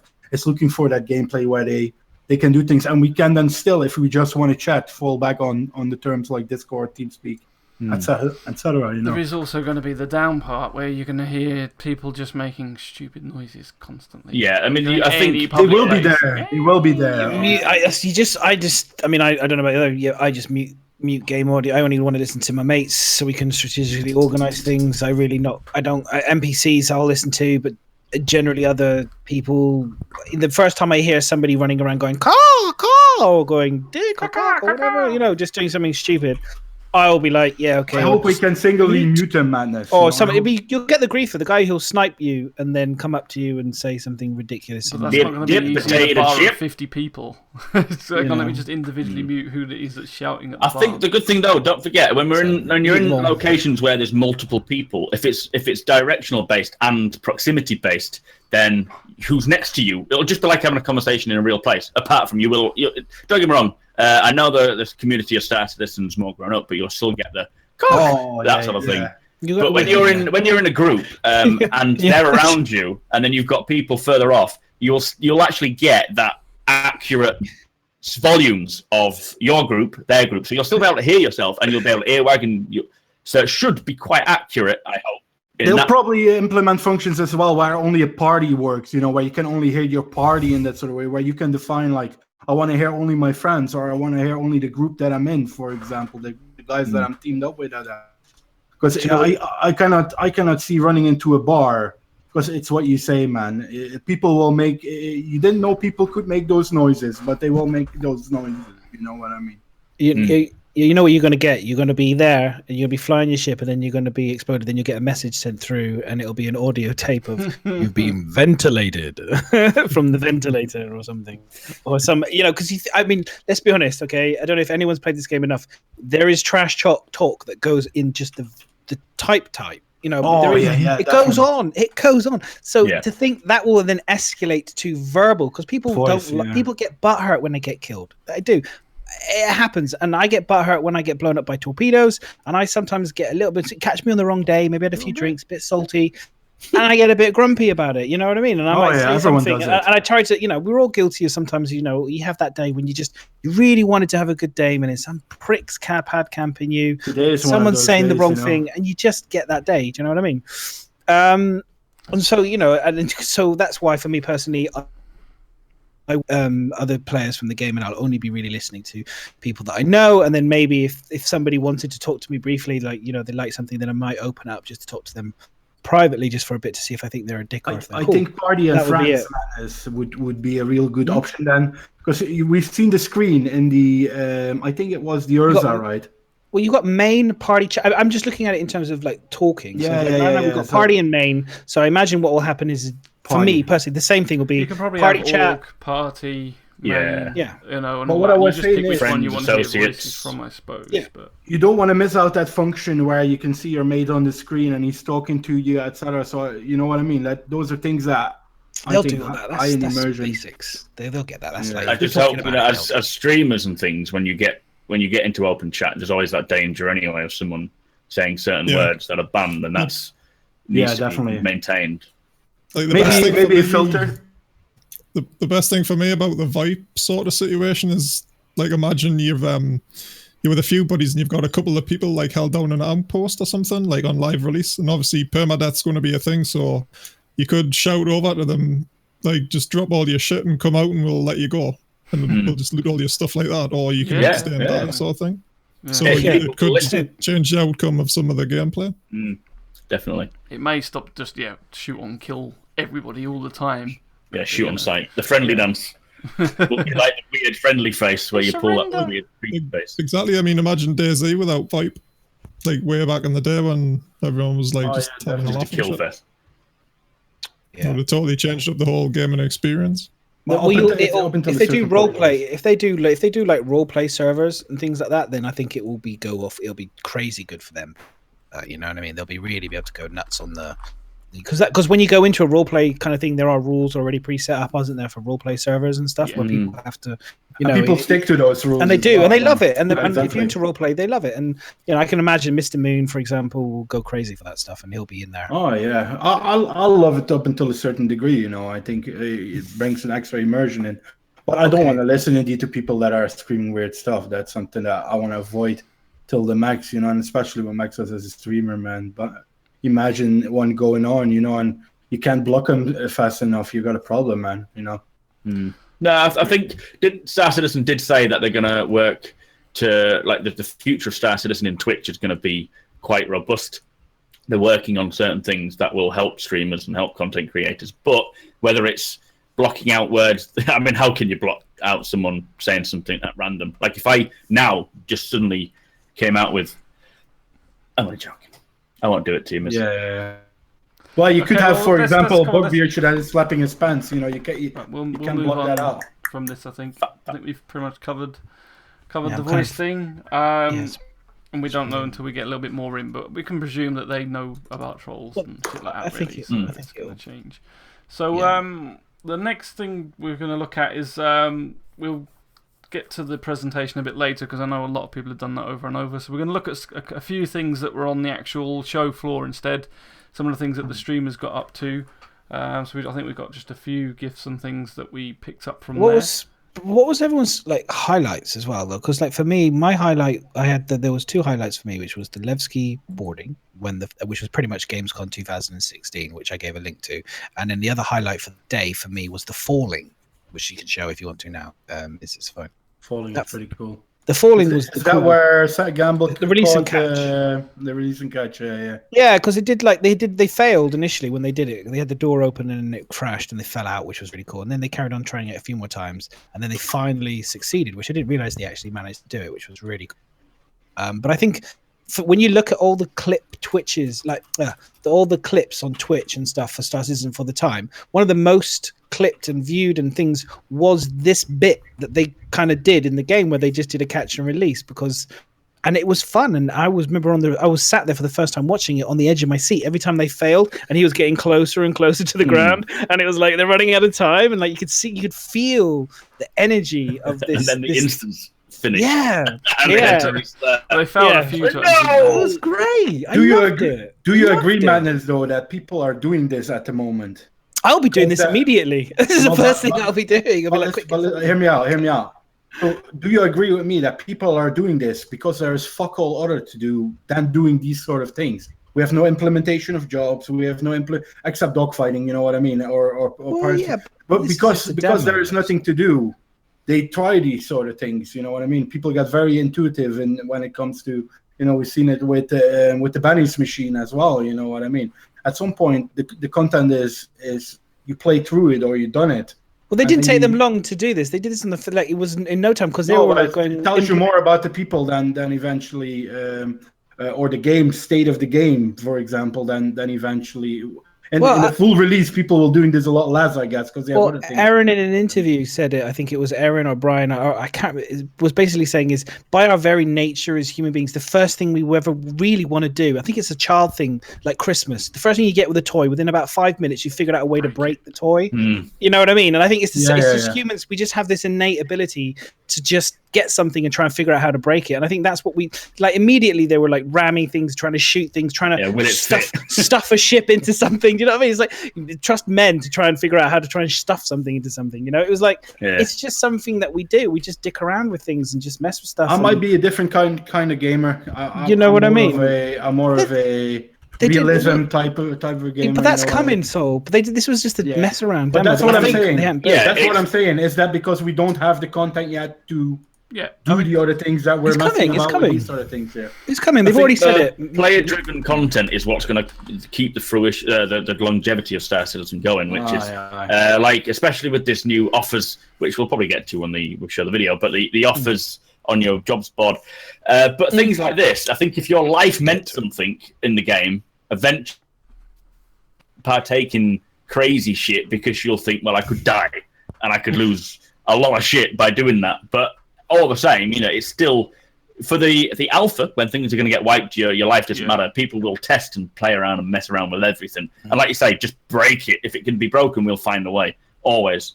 But yeah, the game should have longevity, not only in its own missions, which he says the current thing has millions of missions for 3.0, but also player-driven stuff, which is where the longevity will be, definitely. Quick question. In that scene when they successfully did it, because I didn't get to see that, who was flying? Gamble or DJ? Gamble. Yeah, there you go. DJ sucked flying that. The first attempt he did was hilarious. It was so funny. He was like literally Maya was dropping and DJ was just flying away in the other direction. I remember that was really funny. I think like Sol's saying that this highlights that there was nothing to do, which is why they did that. But I think what that highlights more, other than that, is the fact that this is why we don't have it yet. So people are going, oh, they're playing it, why haven't we got it yet? Because it would get boring. If that's all you've got, it will get boring very fast. And the fact that they kept resetting the servers every 15 minutes was to bring everybody back together. Now, if they release it because the bugs, like, you know, like the missions aren't working properly, the other things aren't working properly, there's no point in them releasing that to us, because before long we're all going to be bored of it. We're all going to be moaning that it hasn't got the features that they promised. And you'll probably notice from some of the clips we got that the bugs that come up are quite obvious that they are blocking bugs that just is why we haven't got it, really. Yeah, like rovers getting jammed into things, you know, getting stuck on top of Noxes and getting like, you know, there's like things, ships crashing into, Nox kind of bouncing around all over the place, doing weird things, ships crashing into planets when they should be exploding, clipping issues, door locks, doors not opening, getting into the rover, like Zach was saying, seems to be an issue at times. There's loads. What I got from it was, okay, there's clearly loads of problems with 3.0, but 3.0 looks fucking great and coming, and it's not too far away. Once they fix these bugs, we will have 3.0 to play. My biggest concern, like we talk about, which I agree with you, which I think is for when we get 3.0, we can discuss the intricacies of, look, we've now had the game for a week. Do we think there's longevity in these missions? Are these missions what we've been promised? Is it going to be a replay good enough? Yeah, are these missions, because Chris was talking about the will we start to see, like with No Man's Sky, you start to see, even if you think there are different variations, are we going to start to see the repetitions heavily? At any point having on the document. We obviously not really. Point doing this document. No, but do we do there is. We obviously will have not at the moment. No. we will obviously have much more options, Madness, when 3.0 hits. To create player-driven content, you know what I mean? Because the space that we have for the player-driven content is not very. Is versatile the right word? Because we only have space and 2 space stations. When now we have a planet, we can come up with a lot more bullshit than we could do before. The release, the game or the beta or the alpha release that I'm really waiting for is when they're going to implement jobs, because then I think that the longevity will be there for me, for the type of player that I am. You know what I mean? Because I would go space trucking, and you say it to me when I'm playing. Oh, I don't see the point of playing Truck Simulator, because you're not that type of player. You know what I mean? I like hauling up and down, driving up and down, listening to the radio, talking shit. And it's the same for me. The reason why I want to play Star Citizen, because I want to become a trader transporter. So I will always have that. But at the moment, I think when 3.0, it's nice that we're going to get a lot more space to play in.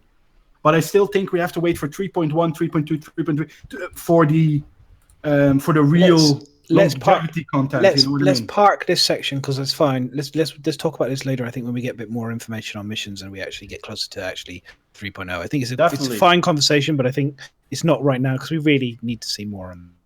Go for it. We are going to get the missions. That's what he said in the actual presentation. Yeah, so he did. Chris Roberts said jobs, but we'll have missions. Missions, and eventually, going down the road, the players will be able to create job boards and job things and. But that's what I mean. That's when, for me, the longevity will. But not yet. Well, you said even in 3.0 we're going to be sharing missions, and we can't share money though yet, Miz. This is a big thing for me. I can't give you money, which means I can't actually hire you for something, which is a problem. No, but you just share the mission and go on the mission together and do the same mission. One gets the loot, one gets the money, I guess. Yeah, which the minute you can transfer money to somebody else for me. If I can give you, it'd be nice if they could do that sooner rather than later, because I really would. It would mean bounty hunting and other game mechanics. We could just start to build and even having to work on it, because we could actually start to test it out. Yeah, the trading of money opens up your own content, doesn't it? That's what that does. Exactly. Yeah. Okay. Anyway, so we'll go back to the live from the Gamescom floor. So one of the other things they were doing was going to the dark side of the moon. Oh, that was cool. I think that was awesome. And especially Meyer, that was so smart to turn off his headlight, and I think it was really cool. They were obviously, because of the restarting, they were they were tempered in what they could do, but I think it was a great idea that they did something like this. It looks amazing. Look at that glow of the planet. It is very cool. How do you call it? The skyline. You know what I mean? It's amazing, man. Currently, they say that they're actually increasing the light level on the other side of the planet. Now that looks pretty dark, and I hope they don't increase it so that you can actually see where you're going without your torch.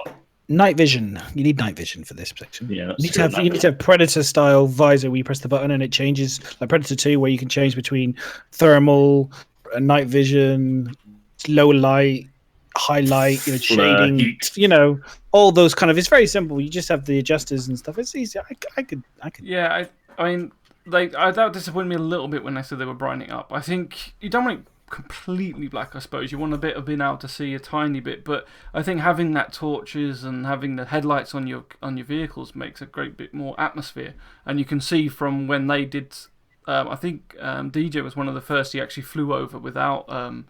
Not on the floor, and he was just hovering over in a ship and actually flying through the valleys and stuff, and it just looked so good with the lights on the ship lighting up his way, but it's still dark everywhere else.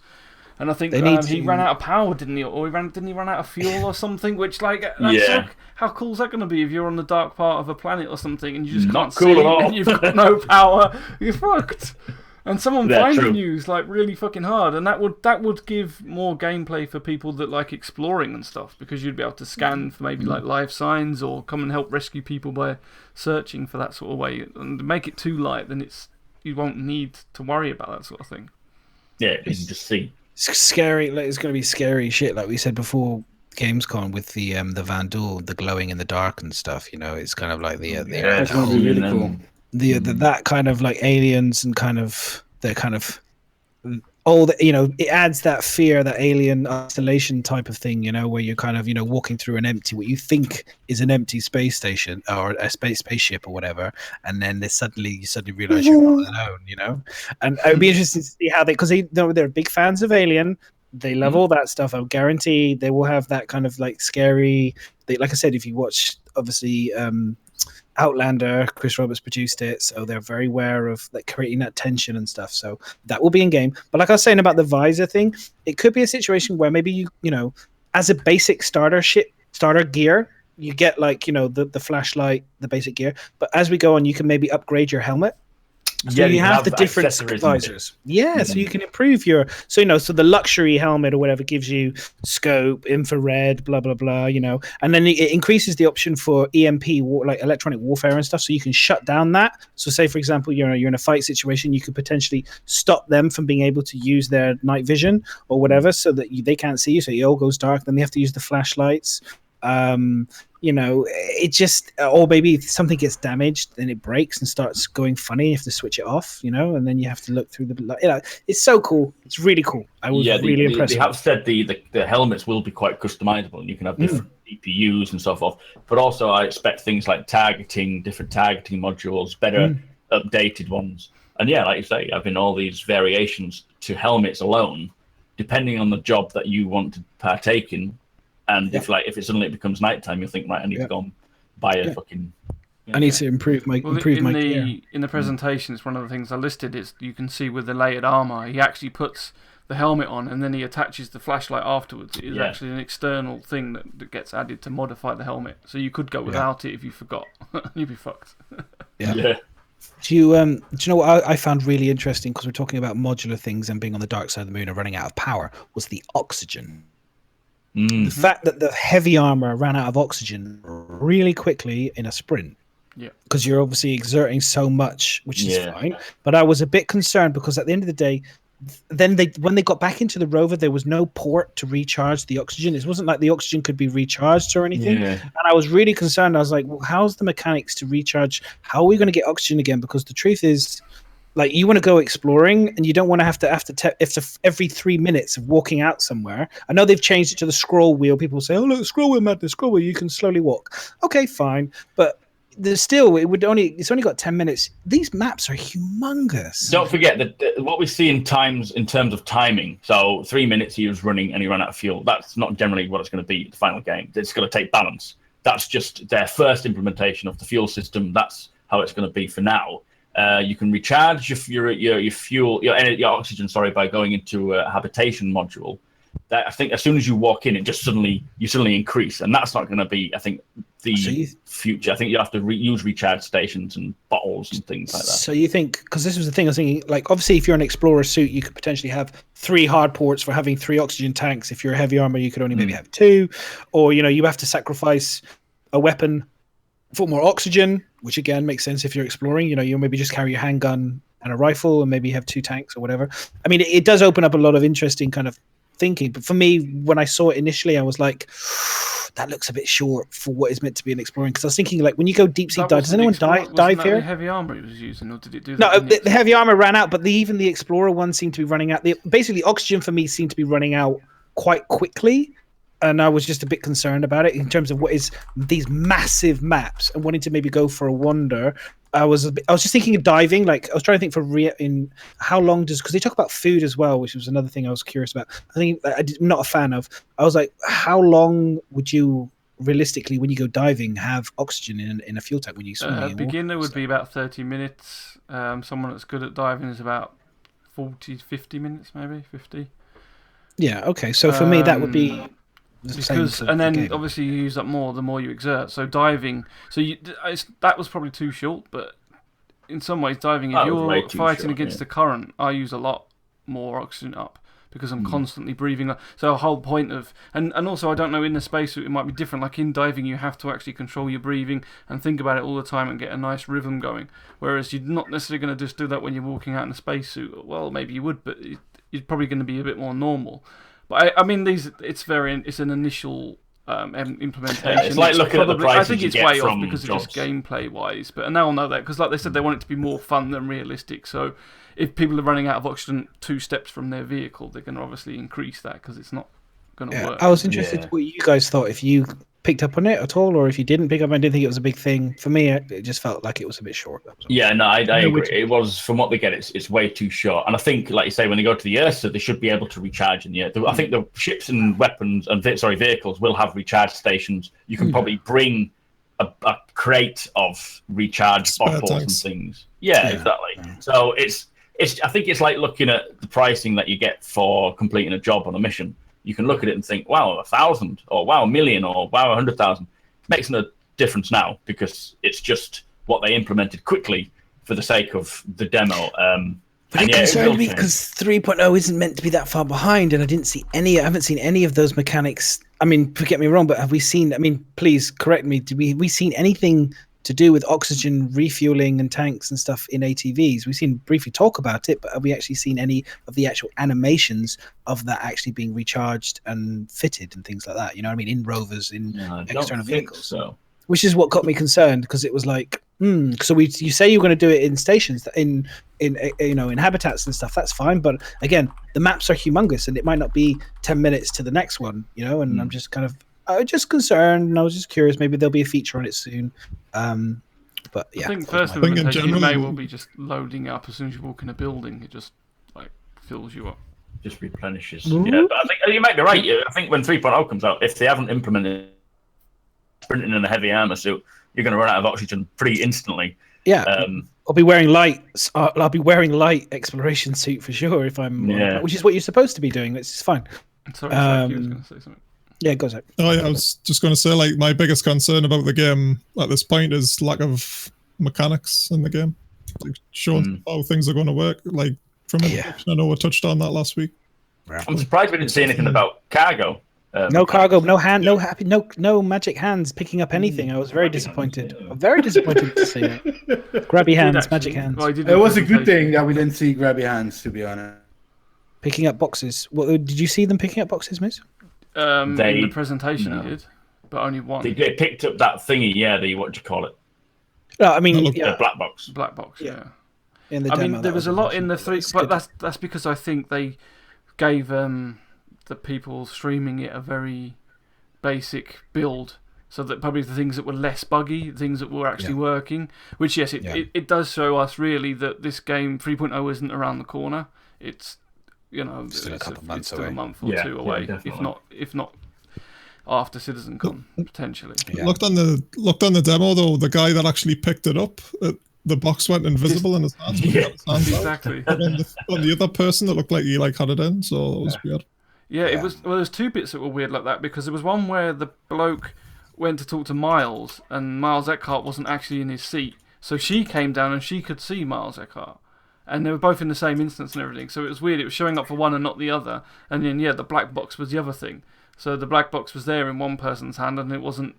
He couldn't see it, but she could from her point of view. Yeah, synchronized. Chris did address the Earth rover, that incident where it sort of stuck in the air, and he said it was something to do with a sync issue. It's just on the topic. People talk about heavy armor oxygen shouldn't last very long. Well, actually, I disagree to a degree, because you know that the heavy armor is fucking heavy. So you know the person's going to be exerting a lot of things. So if you were designing heavy armor, I'm going to be putting extra tanks in it for the guys, because I know that they are physically the walking tanks, so they need more oxygen. Yeah, well, I think you don't want to be, if you're on a planet, and I agree with you, Madness, you don't want to be in heavy armor having FPS combat and constantly having to replenish your oxygen. I think at the very least it should have about a 30-minute, maybe a little less, just for the sake of, you don't want to be like running out there like firing, because when you're in action, the time goes so fast, and you'll be just like, what the fuck? So you have to replenish your, and then you start running again to the next thing, and then 2 minutes later you're like, oh my god, again! How many bottles of oxygen can you actually carry? There needs to be quite a decent, and then obviously the Explorer suit can go for much longer. Yeah.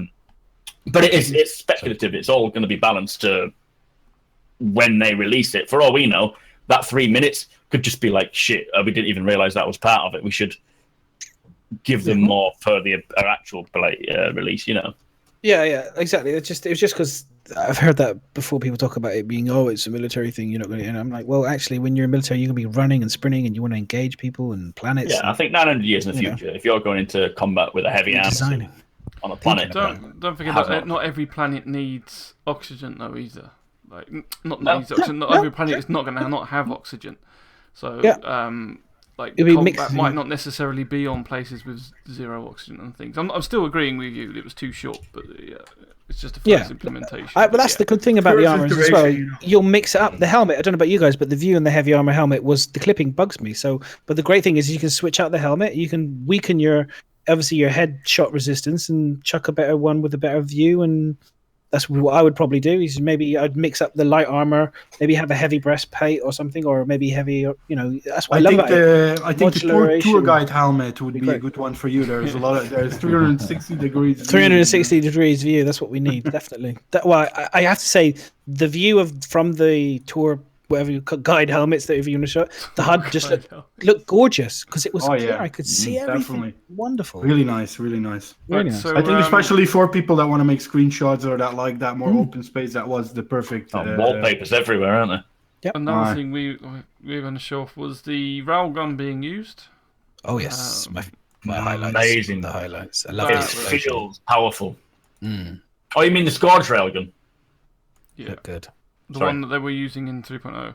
Oh, you were on about the Idris thing. Oh, the Idris railgun, yeah. Oh, I didn't. I jumped right to the end there.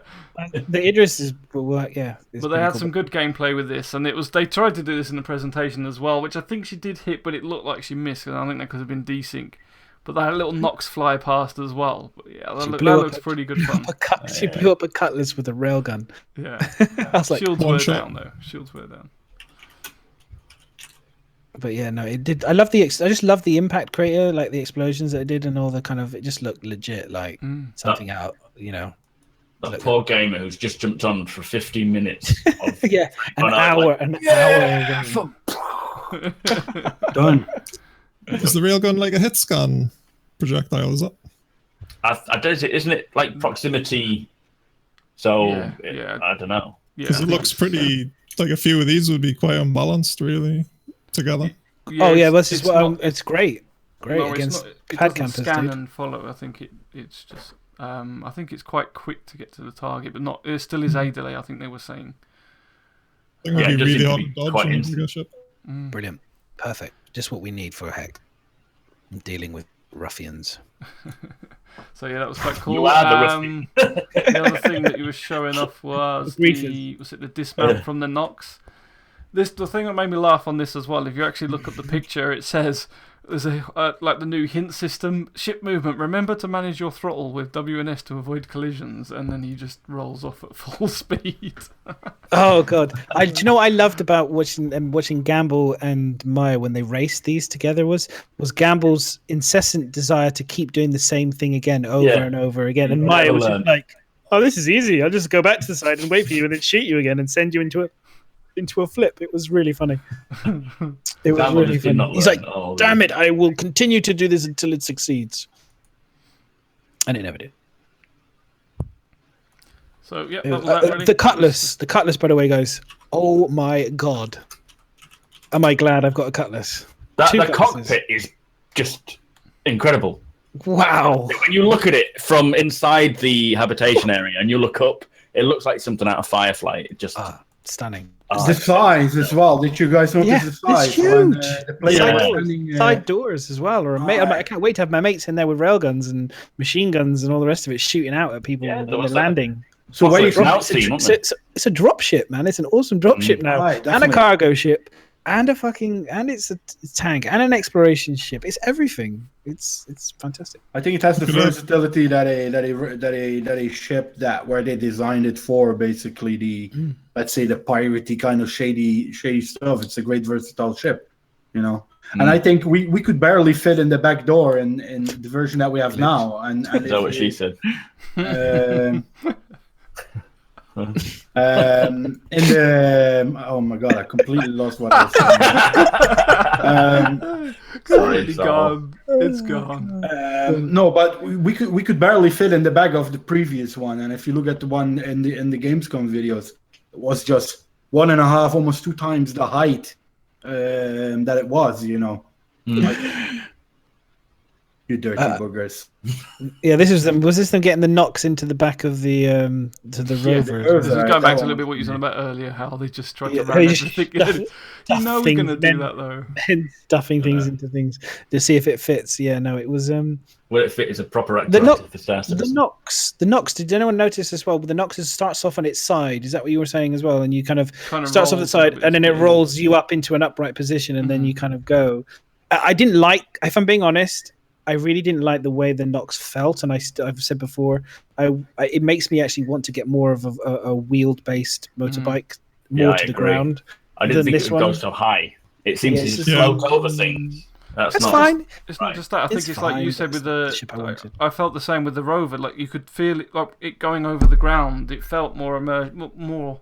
I don't know. It just felt better with it hitting the bumps and the wheels going up. Whereas the hover just made it like you were floating, and it didn't feel like anything was happening. So there was the craters were dropping down, and they just sort of gently went down and back up. It didn't feel like the speed. I think when you've got something low, so in normal cars like the racing cars, when you're lower to the ground.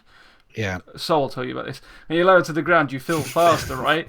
So because these are hovering and up higher in the air, they don't feel as fast. I don't know if they need to lower it. My mate had. You guys have ever been in a Mini? An original Mini. An old original Mini. It's a go-kart. It's like sitting in a cart, yeah. You could be doing 30 miles an hour and you'll feel like you're doing about 90. Yeah, that's exactly what I mean. And you don't get that feeling with the Nox. And I felt the same when they showed the Dragonfly on the last Gamescom demo. I felt like when it jumped off the cliff, you just completely lose that feeling. Like when you're in GTA or something like that and you drive off the cliff in a motorbike and it slams down on the floor, you completely lose that because it just hovers down slowly as it comes to meet the floor. And it's like, well, you don't get that thrill of like stunt driving with it. And I mean, that could be altered if they made the dampness less so that the actual vehicle did almost hit the floor. It could like take, instead of letting it dampen so much and hovering so slowly, it could actually just take more of the impact. And that might help towards it. I mean, I was thinking of the games where I've kind of flown similar type of vehicles before. For me, Destiny has a similar type of vehicle to the Dragonfly and this in terms of hover. And then also you've got Halo has the kind of the hovering kind of vehicles as well. Yeah. They're a bit lower though. Actually, I flew it the other day at my parents just to compare it, and it is actually a bit lower. It does tend to bounce and bump along the ground at times. You tend to feel that you kind of hitting the ground, but it still had a similar-esque feel to it. I don't mind it too much. I just think I'd like to have the other option as well. Just throw in that vehicle which is on the ground, a two wheel based kind of awesome, either a quad or like a cool racing bike thing. That would. Well, you've got the Tumbril made me happy. Racing one, so that's going to be a bit like it. But it'd be nice to get a bike one doing the same.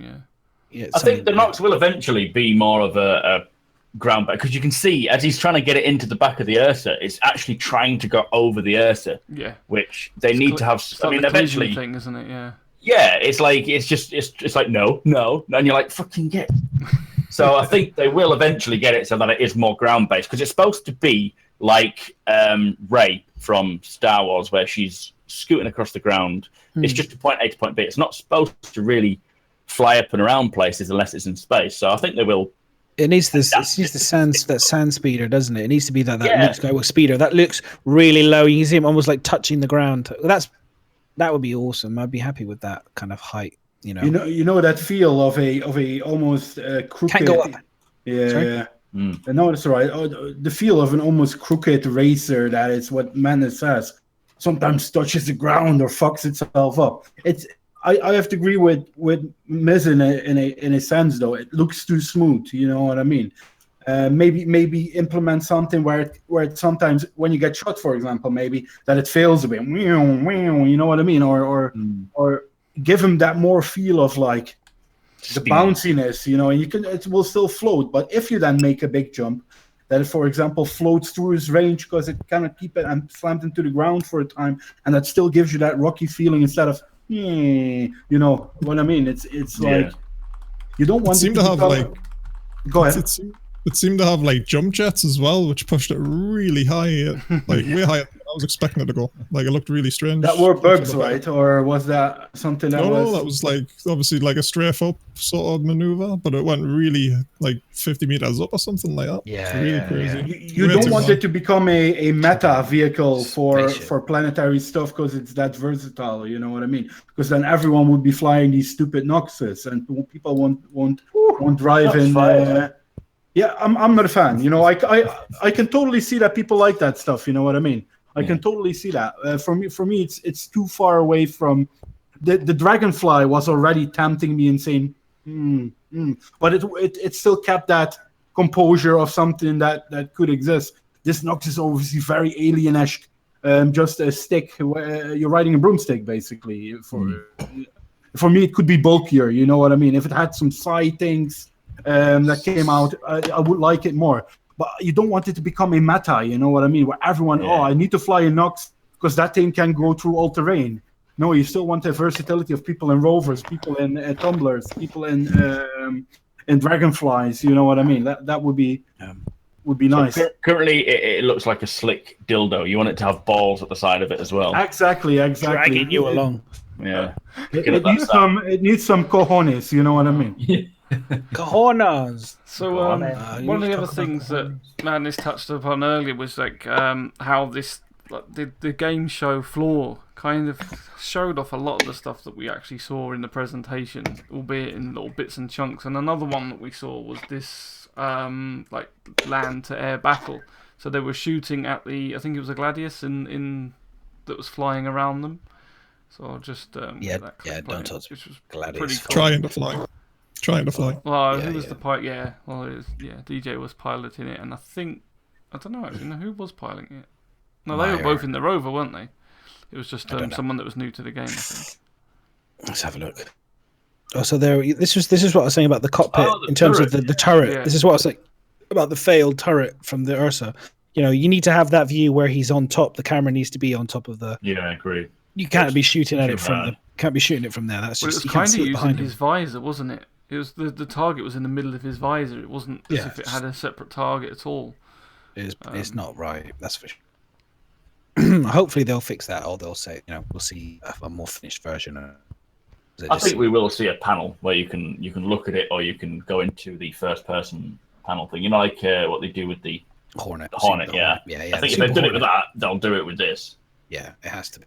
Otherwise, it's just there's no coolness being the second seater, in my opinion. No, you're just like pew pew pew, and it looks hard. It looks really difficult to do. Can I, with watching this, give a big heads up to the way Meyer presented the functions of the game? Kudos. Yeah, I was going to say kudos for Meyer there. What he was so good in explaining, and what I'm no bad word about DJ or Gamble, but what I missed with Gamble and DJ was like.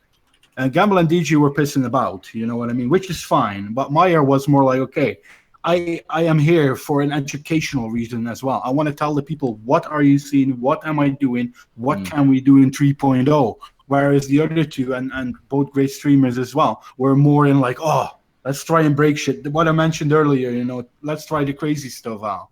Where I think what Meyer did was really showing what we are really all waiting for. You know what I mean? And on that point, it was interesting because on the actual rover, you see him playing with the power distribution. And stuff. He actually wants to do science, whereas everyone else was just messing around and entertaining. He realised that, well, partly he's a geek, he wants to see it, and he also wanted to educate the new people who don't know about it, because he knows a lot of people who don't know about the game will be watching it to be like, "Ooh, what's this?" I think they're all three entertaining though, but I think there's three. There's different ways in entertainment. I get entertained by what Meyer does, but other people get entertained by what Gamble. So I think it was a good combination of the two, a very good balance. But I loved what what I like is the sort of thing that Meyer does, and he did it really, really well, And again, kudos for Meyer. Go ahead, man. Sorry that. No, it's fine. You go ahead. You can send him a Christmas card and stuff. It's fine. He was good. He was good. He was good. I like the fact that he did the things that I agree. When we talked about this off stream, are you still going to be in the picture for the Christmas card? I will be in the Christmas card. I will do a special pose. Okay, because I will basically stand behind you, and it will say "Jingle my bells," and I will basically go for it. Jingle the bells. Jingle the bells. What I liked when Meyer, do you know what Meyer did was he did something that I was screaming at the screen for. It's like when they did the turrets and there was a sign at the bottom said turret mode or something, and I was like, no, everyone just kept passing it over, and then eventually Meyer went, and I saw him do it on his stream, and I was like, thank God he did it, and he went, oh look, you can switch the power, and then suddenly the turret suddenly became like Star Wars, where you had the kind of the guns firing in different synchronization, and I was just like, yes, I was like, what we wanted to see, Get him, good lad. There was also a very funny / awkward moment when I think DJ and Meyer were in the rover, and it was like, well, start it up and drive then, and then DJ's like, it's not working. It's not, it's not going forward. It's broke. It's bugged, and it's like, well, no, you got to change the power to the. I think he'd put all the power to the shields or something, so it had no power for engines.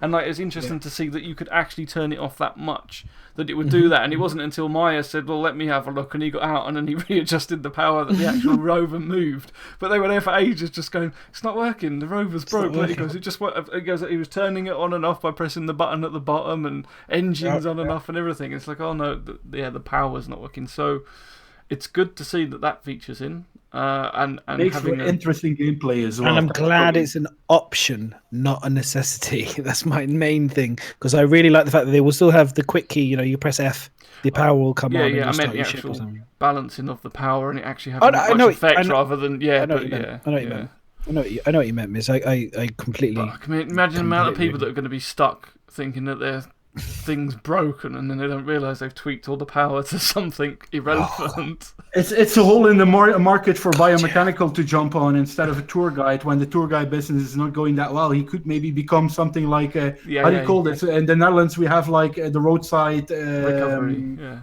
Recovery. Yeah. He could be like the guy.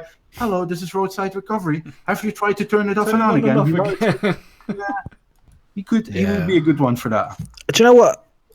This slightly scares me a little bit when there's a lot of features on keys and stuff, because I don't know about you guys, but I've when I was flying the other day, I think I was with you, Miss. We were playing PUBG, and my hand accidentally brushed across Alt Z, and up came my NVIDIA in the middle of a battle, and suddenly my character is standing still, going, shoot me, kill me, and I'm instantly dead, and then I'm going, oh, for fuck's sake, bloody keys. And I was thinking, with all these new features, I know for a fact that I'm going to spend a lot of time switching off the key bindings so that I'm moving them around away from where my hands are, especially if I'm a keyboard player, because I'm going to be fucking up all the time. That's the one thing I know we all do that. I mean, a lot of us do that, and it always frustrates me. It's almost as if no one's actually played it and gone, yeah, those keys are in a really stupid place. We need to move them. Do you know what I mean? We need to have less key bindings around this because that's where most normal people play. You know what I mean? We already have so much key bindings as well, man. And the chance of hitting a button that you don't want to hit is only going to be bigger. Yeah, and you're like 30 minutes into a dogfight or something, and you're like looking at scrolling through a list of YouTube videos to try and find what you've done wrong. I think that is where modifiers come in, though, and we've had those for a long time in Star Citizen, where you can do Alt and a certain key, or Control and a certain key, or Shift and a certain key. But I still fuck up on that. Like, I don't know about the other guys, but maybe it's just my fat fingers these days. You're just kind of slamming the keyboards. But you see these fingers, you know what I mean? Yeah. Didn't they say a while ago that there's going to be an option to have certain preset loadouts where you can have, like, you can press a button and that'll be your FPS. Press another button, that'll be your combat flight. Press another button and that'll be your, say, cargo hauling key combination. Again, you're still going to learn a lot of shit. And if tour guide tour guide fucking configuration. So I think they are going to work on ways to make it easier. But it's going to be. I don't even want to fucking pilot because it's just too much. It's fine. I mean, I'll end up probably having the key bindings. I mean, I've done it before. I print them out and I put them on a wall so that I have them there, so I can literally go. Or I have them on a separate screen, a picture of them or whatever, just at hand. And eventually they'll, like anything, there'll be set number of keys that you use. But there's always some time I'll be in the middle of a fight and I'll be in the middle of a round and I'll just accidentally hit two keys that I didn't expect to hit, and then all shit breaks loose on my keyboard. I'm just like, fuck.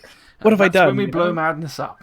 Exactly. And that's when I always do. Aurora's mass. I do it by accident. You turn the G save off or you turn the com stab off, and those are small things. But I can imagine what Madness says when you have certain buttons that you don't want to touch during a flight. You know what I mean? It's like the fight. It was okay. Here's my example. Star Marine. Okay. I had to switch off one of the I think crouch and changing your fucking weapon burst mode were right. Literally, there was crouch and V. I think was right next to it. I was constantly fucking hitting the burst button on my my bloody gun, and it was fucking. I was thinking, who fucking thought of that? Yeah, I do that in Battlefield on occasion, and you think someone comes up to you and you're like, bang, and you think, fuck, what? Why have I single fired someone when they're right in front of me?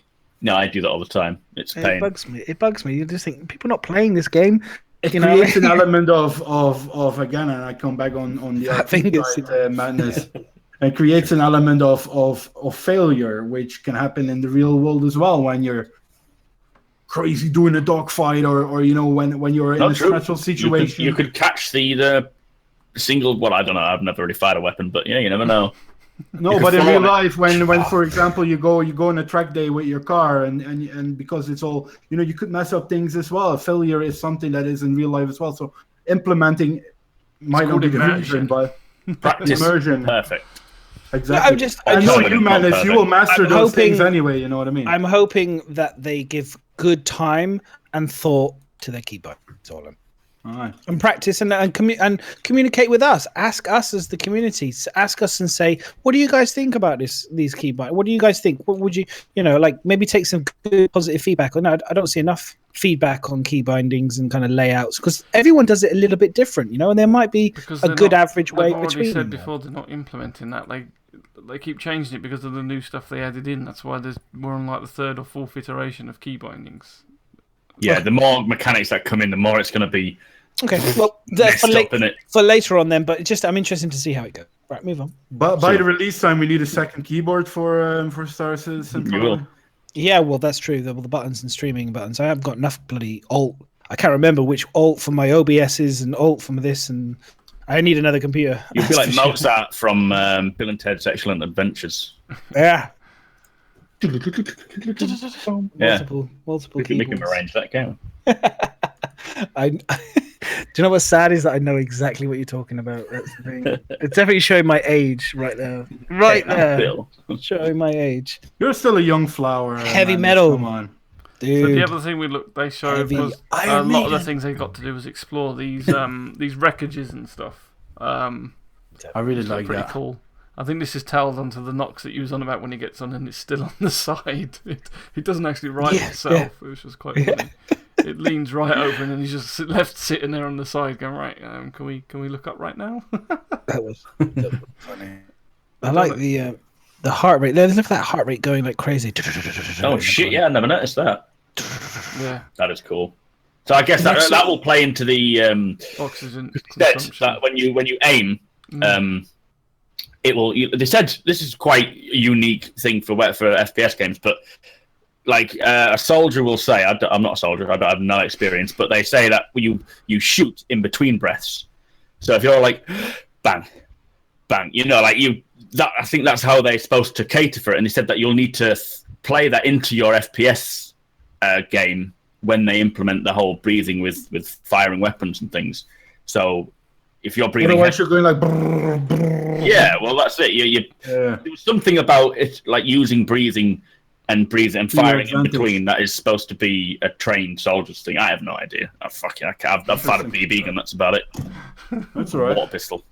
Did you hold your breath all right? Yeah, in case I got the water in the mouth. Water breath. Super soakers. The Rex and stuff looked pretty cool, though, guys. Holy shit. Yeah, they do. The Rex, the Rex look very nice. We've already got some bigger ones. Okay. Do you know in the demo, which we'll probably get to later on, but they got lost, didn't they, inside the caterpillar wreck? Oh, now, she did, yes. Imagine being in something like an Adrift or a big ship and it being pitch black. All you've got is your torchlight, and you know that there's aliens on board, and you lose a friend, and you're like, hello, and you get lost, and you just want to get your way out of there. You're looking for. Thanks. But that would be just scary as hell. And just using torchlight, seeing something like those little creatures we've seen concepted go rushing past. Did you guys find the atmosphere a bit like lacking in terms of the way the mechanic of the ships did? Someone said to me that the ships did feel heavier in the atmosphere, but I didn't get I mean, I know this is a moon, so again, it's not a planet, so I imagine they'll be fleshing it out a bit more, but it did seem a bit, the mechanics. I mean, okay, I've been reading up on this one. There are two perspectives on this one. I think there's my perspective, which is the reality is they've got mobility thrusters, they're spaceships, it's the future, who gives a shit? There's the view that I've been reading about, which is the voice that I'm kind of retaining, is people complaining about it, basically, and saying it doesn't seem right, the ships didn't look like they were moving in atmosphere, it's not real to life, blah, blah, blah, blah. So I'm wondering what you guys' thoughts were when you I agree. care about it. No, I don't. I thought the movements of the ships in atmosphere didn't feel right. I think they need to make the IFCS mode sort of make them feel more like they're actually trying to stabilize them. And also, when it comes to dogfighting planet side, they will need to feel more like fighter ships, so doing runs coming in and then coming out again. I don't think, like you saw the battle between the Buccaneer and the Gladius on the main feature, and it was just like, they were just like this, sitting in one place. It just looked awful. It doesn't show flight in atmosphere combat. It's just, ugh. I think that comes down to the pilots, though. They were pretty poor all around. But they were, yeah. But still, it needed to look like there was more of an atmosphere there to hold. I know, like, they vary in planets and so forth, but it just didn't feel like there was an atmosphere. It was just like space. Go on, Zach. Go on, dude. No, you go. No, go for it. Yeah, Maya said that he was, like, when he was flying around in the atmosphere, was, like, struggling against that turbulence and stuff, so...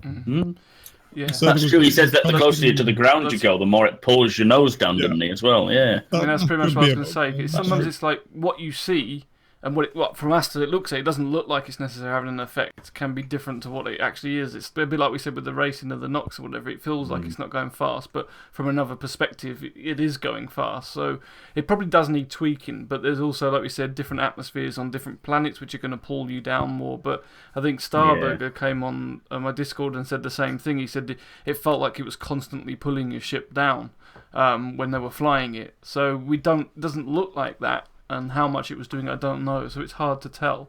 It seems very mixed from what I'm like. I mean, looking at chat as well, and I'm getting one person saying one thing, another person saying another thing, and I looked on Reddit, and there seems to be a real, like, a lot of people just go, well, they're spaceships and it's the future, and they've got mobility thrusters and they can float in the air and it's gravity, whatever, you know.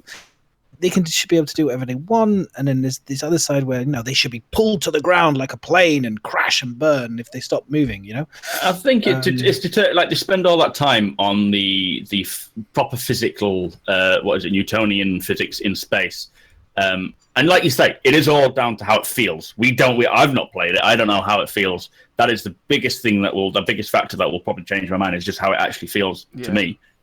But it just didn't look right, and I think if it didn't look right, then there's probably something wrong there with the physics that need to be looked at. But again, it is a physical based, like the Newtonian physics are there, so it could actually be 100% accurate. And like you say, it was just the way the pilots made it look. They technically probably shouldn't be flying like that if that's the case. But I don't know. I just have to wait and see what it feels like when we get our hands on it, I guess. Yeah, exactly. I mean, personally, I'm like, well, we'll wait and see. I mean, I'm going to be doing most of my fighting in space, I imagine, but we'll wait and see. I think that was it for the show floor stuff, was it? Or have I missed anything? There was loads of stuff. I mean, we could go on for hours just on the show. You could make the habitation. You could do full show for that. Yeah, I was screaming at the screen. We pretty much have. I don't know how much of this presentation we're going to go through because there's a fucking shit ton on there, which we haven't even touched yet. Do you know what I am... and the burn down, you've deleted half of mine, so that's gone. I haven't deleted it. When you pasted thing on top, it's deleted half of it, I think. But I don't know. So there was some cinematic shots that we got. I think are they released that actually on YouTube? Those cinematic pictures. The one with the Connie wreck and that. Let me just find it. There we go. So there was that one where, like Zach was saying, he'd like to see bigger wrecks. I mean, that's the Constellation wreck. What was the biggest wreck that they had on the games room floor? Do we know? Caterpillar, I think. Was it the Cat? They've only got 4. They got the Cat, the Freelancer, the Connie, and someone else. Your burn down's back, by the way. Cutlass, was it? So they haven't got the Starfarer. Because they got that in space. No. I'm surprised they haven't got that on the land. No, I think they said they're going to start with the first 4, but then we've seen the Starfarer wreck on the Derelicts video. Yeah, where they showed it off like here. But what was the wreck off the Sandworm video? That was the Javelin. Yeah. So there is definitely bigger stuff ready. In fact, they did say the Javelin. There's going to be one Javelin wreck in the whole of 3.0. Right. They said that was going to be somewhere, but they're not going to tell us where we have to find it. and you can see it from space. They said you'll be able to see it while you're in space before you transition through atmosphere. I think that's going to be the driller, dude, not the Jav. Oh, is it? Oh, yeah, the one. Good point. No, that's the one that they've never showed. said what it's going to be. They just said it's going to be big, but they've shown. Oh, I see. They didn't specify the ship. Space, unless they did that I wasn't aware of. I know that they said that there was going to be an Easter egg of a massive ship that you can just an Easter egg on a planet, a wreck of an Easter egg. And the only two big things we've seen is the driller wreckage from the Reclaimer video, where the guys are like walking around next to it, and obviously the Jav from the Sandworm. Yeah. So Educated guess would be either, like you say, a massive javelin, or a more than likely the driller, because we've already seen the javelin. Yeah, I think I put a poll up on Twitter about what the possible ship could have been, and I think the driller did come out top. Top. Wait. I'd rather say the driller than the Jav, to be honest. Did anyone else notice? True. Did you notice? I don't know if you see on Levski, but it looks like they've got a monorail running around it. They're going to implement one for later, I believe they said. Yeah. Currently not yet, but it looks cool. Wasn't it in one of the first videos of Levski we saw?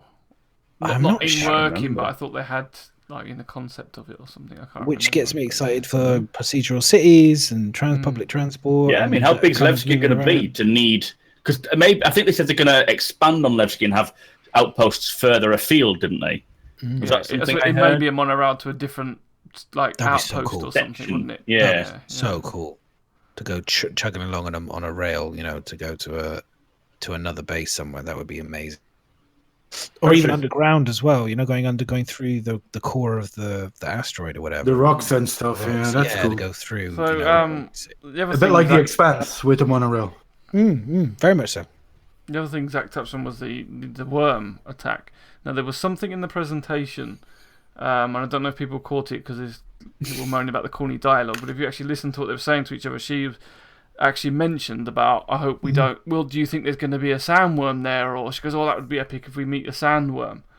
And so do you think it was supposed to be in the demo and it didn't come up? Or do we think, so there's one question, and the second one is, do you think we're going to get it in 3.0? Do you think if we go to one, just like, maybe not all the time, but a random thing, will it come up like it does in Osiris and just jump it's up on on lore, Zach. It's on a certain planet. They live on a certain planet. Yeah, Layer 3, isn't it? I think. I believe that was for fun.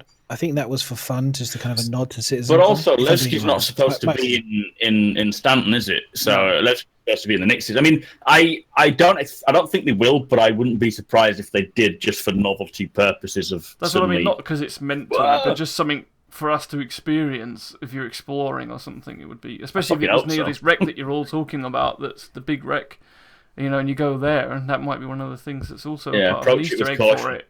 It comes. It would have been epic seeing it coming up as the Idris was flying away, like behind us. Just coming after it or something. Yeah, that would be cool. Yeah, even when it's fucking landed, I wonder what damage it would do to the Idris. I don't have a size comparison. Well, the way the Idrises blew up in space pretty quick. It didn't take long, did it? No. Well, that was I've got the link for the explosion, because one, the explosion was epic, and two, the fact that this is what me and Zach and a few of the other guys we've all been saying, is the big ships at the moment, they don't take a long to pop. No, I've said that for a while. And the capital ship doesn't take that long to pop either, so there's going to be a lot of very unhappy people in these thinking that it's going to be an hour and a half long fight. Yeah, I think it blew up quicker on the second go when they said you don't have to lose, than on the first go when they were supposed to lose. It was like, oh, okay, the same outcome. That was quick. The shields are down though the whole time. Yeah. Definitely. It was obviously for the presentation. It was on purpose to make the demo go smooth and quicker. Because you don't want to see a 30-minute. But we would actually. Yeah, if it was an hour-long battle, you'd be like that. But yeah, just have a timer. Yeah, they could. This is the kind of thing where it would be nice if afterwards maybe they showed another video of a kind of with its shields up. Yeah, of its shields up, and show an actual timer in the corner ticking and say, like time lapse to say, and the finishing result took 30 minutes to get its shields down and do the fight, and then people would be like, oh, cool, that's cool. And then you've got some.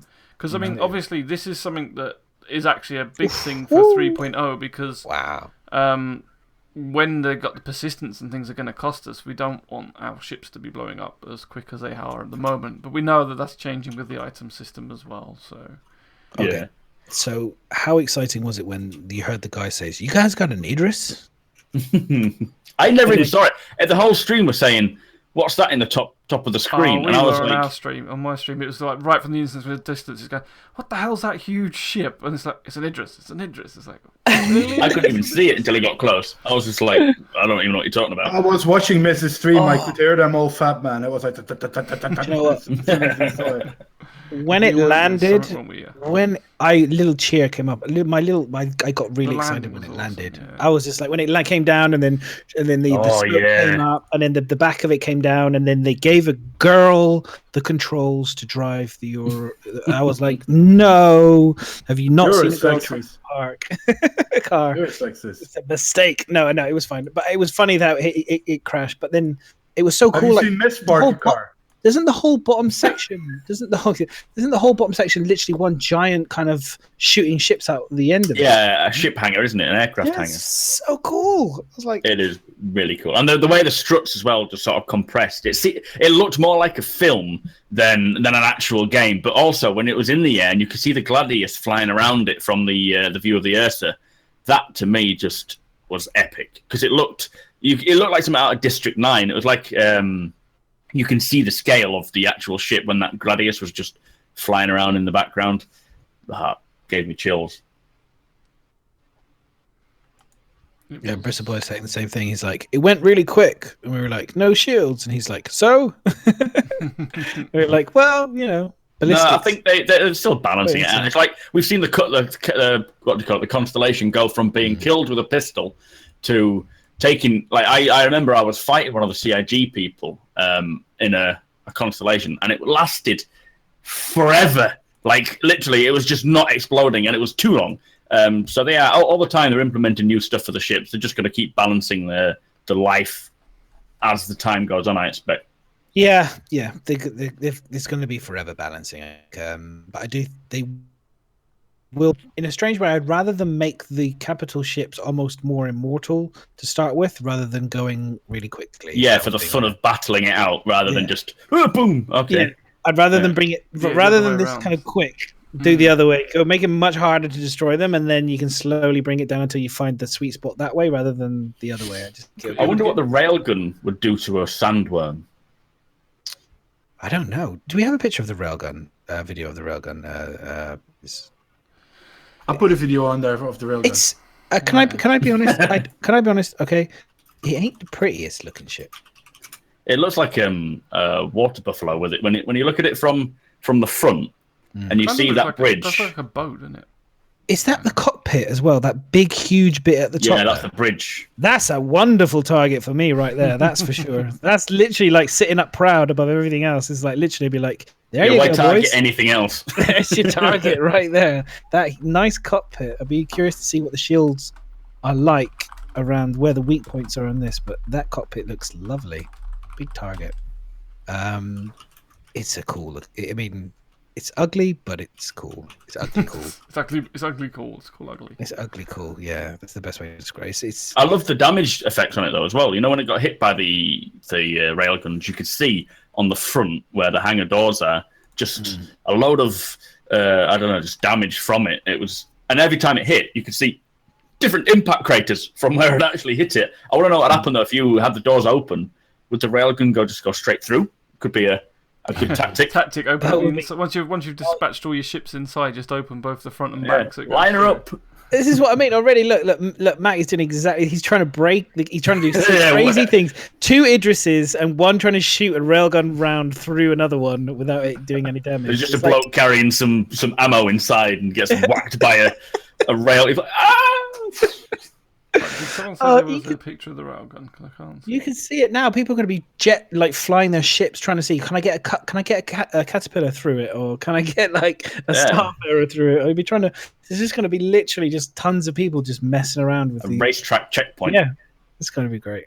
It would have been really cool to see one of the enemy Gladiuses land inside the enemy Idris. Kill everyone on board. Well, yeah, but I mean, like, That's going to be literally like, how quickly do the doors close? Because I'll be, you'd be sending in your troopers in a cutlass or whatever, or a prowler as quickly as possible to land on it or land in the back, try and get into the back of it, and then drop down and get all your mates shooting. And God, how much fun! Yeah, boarding is going to be so fun, and it's like it's like a whole squad of you. You're like, no, we go up this way. Oh no, sorry, wrong way. Turn around. Let's go. You just like you're on board for about a good half an hour trying to find your way to the bridge. They have no idea you're there. Pirates this way, big arrows to the basement. Obviously, the hangar in that ship was very empty as well. I think you will see that a lot more filled up in game eventually. The hangar, you mean of cargo? Because that wasn't the cargo hangar. No, the fighter hangar. It was a fighter hangar, right? But they were there was. Is it 3 ships they can have or 2? Because I know those little black sections are supposed to flip up, aren't they, to repel the flames. Exactly. Was there just 2, or is there a space for a third one? I can't remember. 2 that re-landed in it, so I presume 2, but could be like 2 for the demo purposes. So I'm not 100%. Yeah, we've seen in the I think it was last year as a Gamescom that they had 2 ships in it, but still the small little yellow thing. I've just looked at the concept. The MPU, the MVP or whatever it is. Argo. The Argo could still fit behind them, and you saw a ship start up. Well, the Argo has a section on the Idris, doesn't it? It has its own little parking hangar because it comes with an Argo. I think it's the Idris, and then it can open up and that can deploy. And I think what they use is just to drop the guy off. He got out in the main hangar because maybe that sort of, like it's like the Merlin. It doesn't quite dock properly yet, but it's got its own little docking hangar, I think, for the Argo. Yeah, look at that. When that first came in, I was. This is the bit that Mac didn't see as the ship. I saw this part. It was while we were dogfighting, and they're like, look at the top. There's something. Do you know what this reminded me of? I don't know if anybody else got this, but when I first saw this, if it's a bit bigger, I got a District 9 kind of like like kind of feel from it, and then I was thinking that maybe this is going to be part of the bigger mothership. You know what I mean? Kind of like a bit higher up. There's even a huge spaceship above. There's an even bigger one that docks in. And this is the little baby spaceship coming down. It's to think this is what we've all been waiting for, like capital ships, big, super huge ships. This is like the big game. I love. Do you know what, the damage as well? I thought in the rover at the back was awesome as well. Yeah. When you saw the damage state and stuff. Yeah. That was great. I love that. Showing Florida getting shot and his big dent in the back doors and everything. Yeah, it was really good. Loved that. Really cool. Yeah, it was just like when this thing. Oh yeah, I mean, the Gladius cockpit is spoiling the view, but other than that, it's good. What do you mean? It's got more view now. No, I'd say take the other 2 HUDs out. I would agree. Just get rid of them completely. Imagine a kingship. I originally, when we were talking about this for the presentation, I was saying at the end, I was talking about capital ships, and I was saying how cool it would have been to have an Idris or a Javelin fighting a kingship. I thought that maybe this Gamescom's presentation would be a capital dogfight type thing at the end, because when they talked to Aaron, he gave a hint about being really proud of something, and we couldn't talk about it because it would be a spoiler. And I got the impression that was it. It was they have managed to get 2 capital ships, or they managed to get capital ships working. And so when I saw this, I was like, yes, I was kind of close. Not quite right. I thought it would be Van Duel Capital versus Idris. I thought maybe it'd be a Driller versus an Idris, but maybe that's for CitizenCon, hey? Maybe we'll get to see more of the Van Duel for CitizenCon. The kingship's like 5 times longer than the. Yeah, could you imagine seeing that? Absolutely ginormous. That rocking in, 1.2 kilometers in length. It's fucking. I think if they brought a kingship in, that would crash the whole of Germany, man. Well, the frames were chugging for sure, but it's fine. It's fine. Again, they will improve things, optimization, and they were updating as the Gamescom went on as well, right? Yeah, it managed to. Didn't look horrendous either, so I was really impressed. Really. They were saying as well on a daily basis they brought out newer dev builds in. They updated the dev builds, so that was interesting to see. So they obviously found things that were breaking the experience for players there at that point in time, which they fixed very quickly there, by the looks of it. Thanks for the picture, Mac. That was the District 9 exactly. That was what I got that feeling of that ship coming down, hovering. Yeah, so cool. And it looks like a water buffalo. Let me get an image of a water buffalo for you all.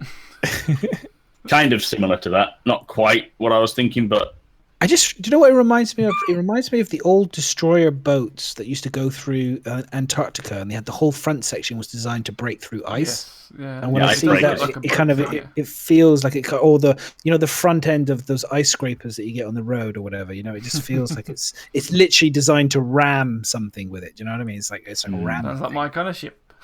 Yes, exactly. Do you know what I didn't like though? I didn't like those bars over the front. It felt like it was fucking up the view. Well, there was one bit when they were showing it on there, and it's like his What's eye the point level. of Well, them? we couldn't see the other Idris because it was behind that bar. The Yeah, camera this angle is that it. they were This is the showing, scene, it's yeah. like, oh, come on. I know they weren't sitting down, but they just happened to be standing right at the spot where we couldn't see the other Idris coming at us because it was But literally lined up with that bar. It's like, get What do you rid of them. think?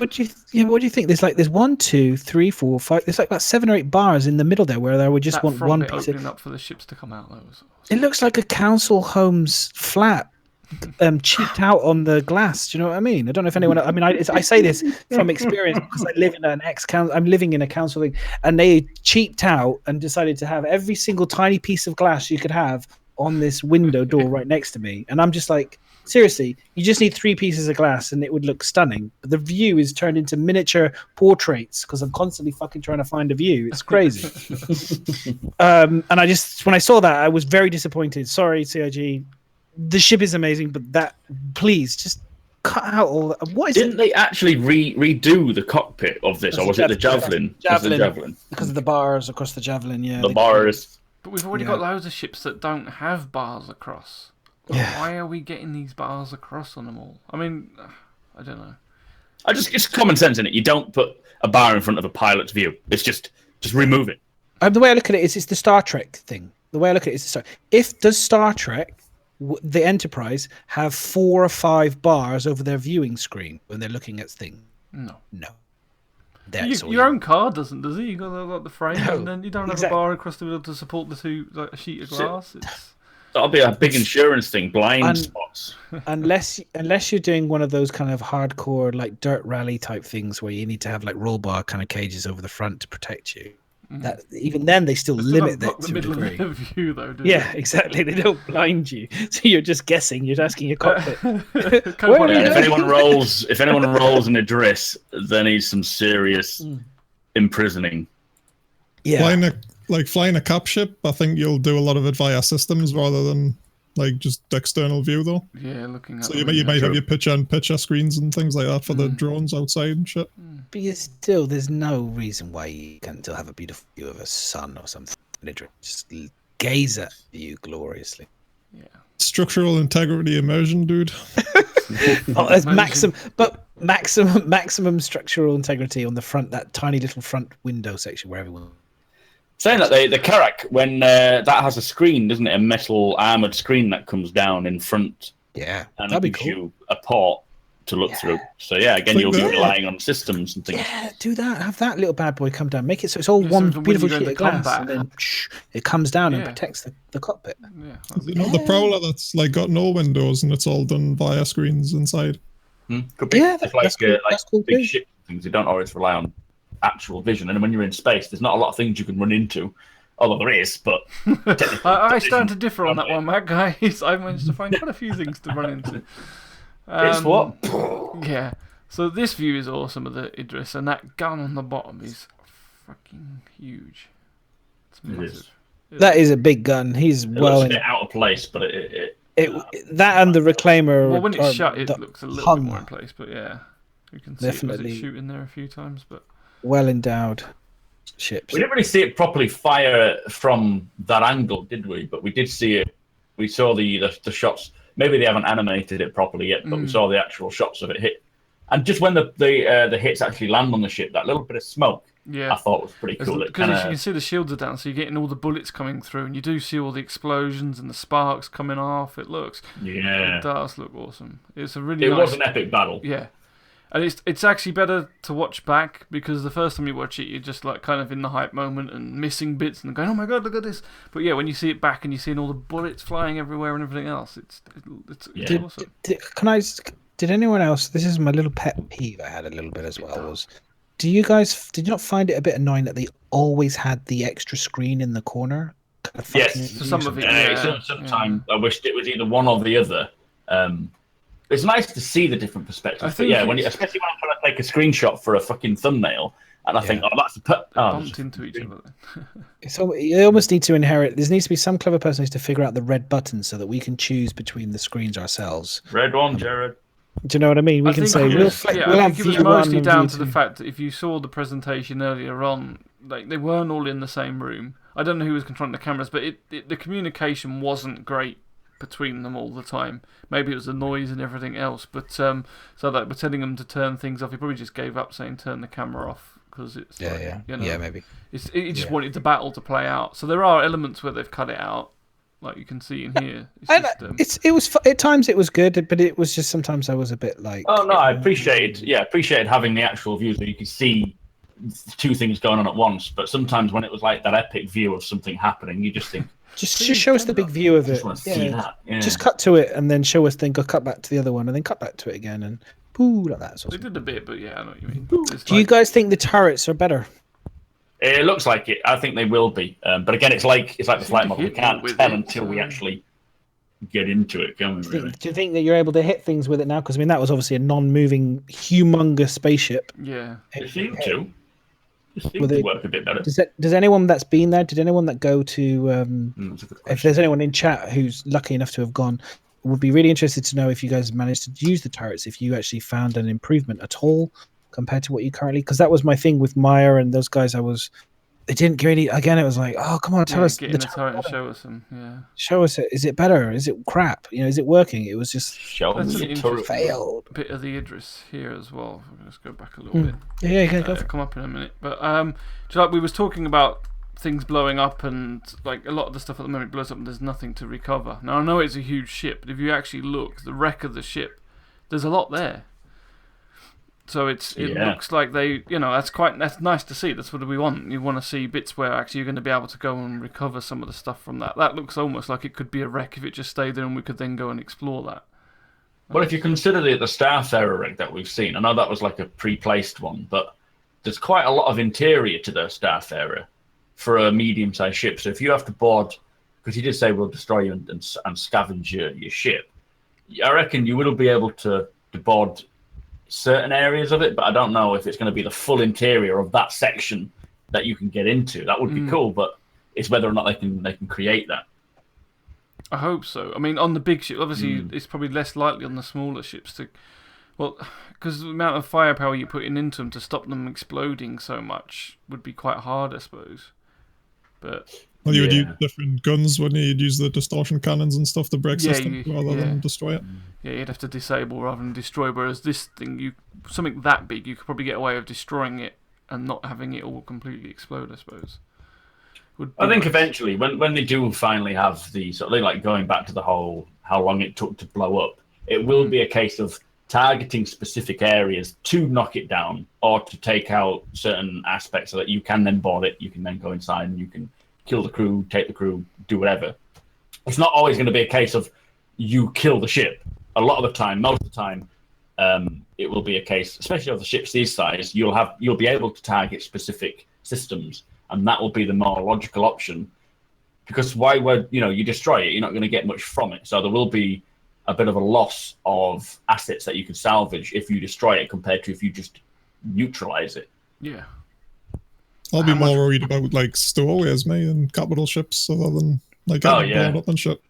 You'd be like looking in every corner, like do a full sweep of the ship. There might be miserable squatting in a corner somewhere. Do you think we'd get some sort of security thing that you could have that would scan your ship for, like if your crew have got like, I don't know, say an armband that registers them as crew, and you could have something that scans your ship to say unidentified life form. We've seen that, haven't we? We saw it on the Caterpillar when they was demonstrating. I think it was actually Sherman. Was it Sherman? One of the two. One of the guys were demonstrating the panel, an early MFD panel, where they had the red dots on the Caterpillar that indicated a person. So there will be, I think, on certain things. Yeah, I think there may be certain systems you can buy or whatever, upgrade it, and you'll be able to see if there's an unknown life form on board, and you'll be like, right, go and check what the fuck that is. Do you think you'll be able to lock the doors as well from the bridge? So you'll be able to lock doors in to slow people down? Yeah, you should. You can do that in 3.0, but you will be able to go through each door individually and be like, nope, lock it, turn off the gravity there, turn off the power. So they're like, trap oh, people. Yeah, I mean, that could be a role of a co-pilot, like when they've got a bridge with more seats. It might not be the captain's job, but if they've got one where... Because at the moment, like I think DJ and that were showing it off when they went into the ship. Was it the Caterpillar? They could lock the door, but it locked all doors.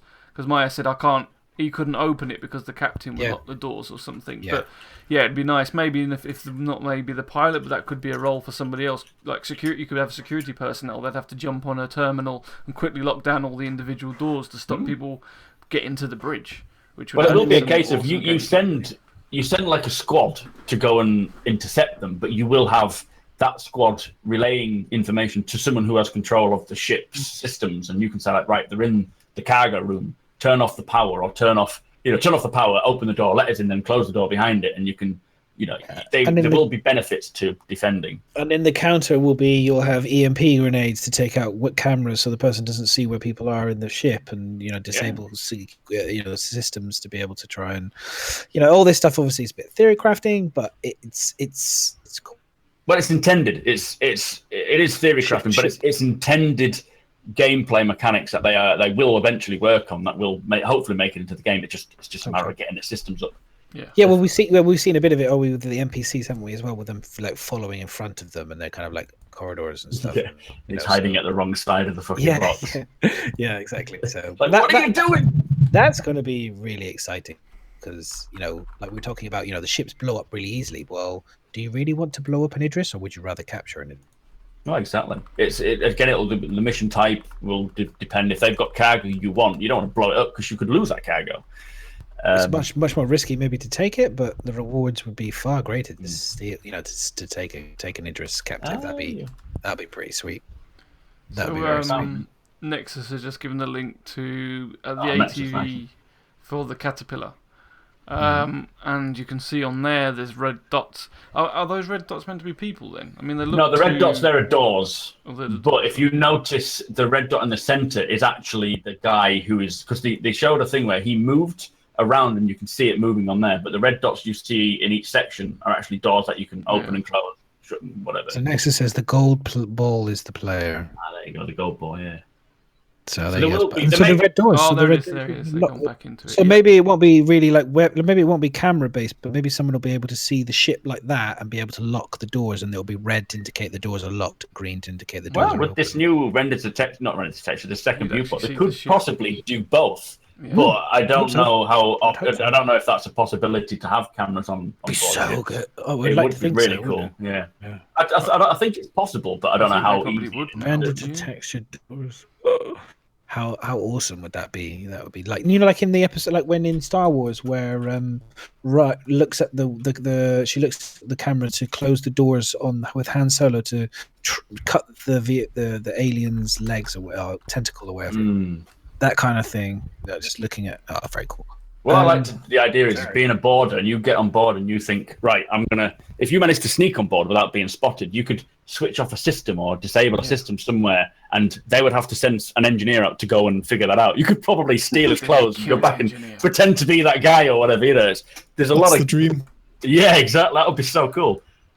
I'm interested to see damage as well received from internal things, such as getting into, say, for example, imagine they've got our Caterpillar on board, or whatever vehicle, the biggest vehicle you can fit inside an Idris. If you can get on board it and then self-detonate that vehicle inside, if you can get into that ship somehow and detonate that one inside the ship, how much damage ships exploding or vehicles exploding inside vehicles, how much damage that will cause. I'm really place a charge on a power plant or something. Just disable that, or just self get into ship and then will it set off alarms within the ship? Will the ship suddenly go, whoa, hold on a minute, there's a ship inside that's being someone's got into my cutlass and sat on my Nox and set it off to explode. Yeah, that's true. Yeah. Big hole in the ass of the cutlass. So I'm curious to see what the damage states will be. The internal damage as well. Will there be because there's obviously they've got a skin on the outside of the ships, and they've got obviously a bit more internal damage as well now. So anyway, that's not before patch 550.1. Yeah, just pretty much. Keep adding more. So well, there's so much stuff to go through, guys. I don't know what It's you're so good, man. I'm good. I'm good. We had so many great content. You know, it's what Madness is saying. It's and we discussed it before we started the podcast. You could almost not put it into one podcast. You should, spread it out. But there's so much. Joe, let's and test it, Joe. I've been salty a couple of weeks back, you know, and I'm still not completely over that. But I think we got so many good things to come. We just need to wait for it. You know what I mean? And it'll come there. And I can. One thing that I didn't like about the this year's Gamescom was the way that Gamble, DJ, Meyer were pushed to do things, and the way that Chris treated the people that were doing this stuff for him in the presentation. Obviously, the pressure is on him, and he wants it to. And he's a perfectionist, you know. Got these people some slack, man. They're working their fucking asses off for you at the end of the day. You know what I mean? He tells the crowd off when they miss things. Like, did you notice on the game? Yeah. When he missed that guy on the top of the mountain, he was like, "No, you missed it. You missed it. You were talking, or you were laughing for it." Yeah. You got to understand. This is his dream life. He's like a little child that's got his brand new toy on Christmas, and he's wanting to share it with you, and you're all talking over it, and you're all doing whatever. Shut the fuck up! I'm surprised he's not done that before. Where he's gone, do you know what I mean? Shut up! Shut up! This is all about bullshit. On top of that, it's a huge pressure. Each time he does one of these, like, it's endearing to me. And everything else, it's a huge amount of pressure for him for it to work. Because he's showing off his game. He knows that this is what's making him money, to put into the project. This translates in the way that, and let's be honest, he cannot take constructive criticism. That's why he came out in this ATV 2 weeks back. I can't. And this shows how he is. Not a bad thing. Don't get me wrong. Not a bad thing. I think he can. I think he is just a perfectionist. He just wants to what he's been working on, and he's sort of told them all to run through it as best they can. When things go wrong, he's like, "No, this is not what we discussed. You know, you need to make it," because he so wants to show off certain features, which is why it needs to be a scripted event first of all. Exactly. Yeah. But yeah, he is a very much a perfectionist. And when he wants, like the screen, the comms call, and he's like, now go to second screen. No, you missed it.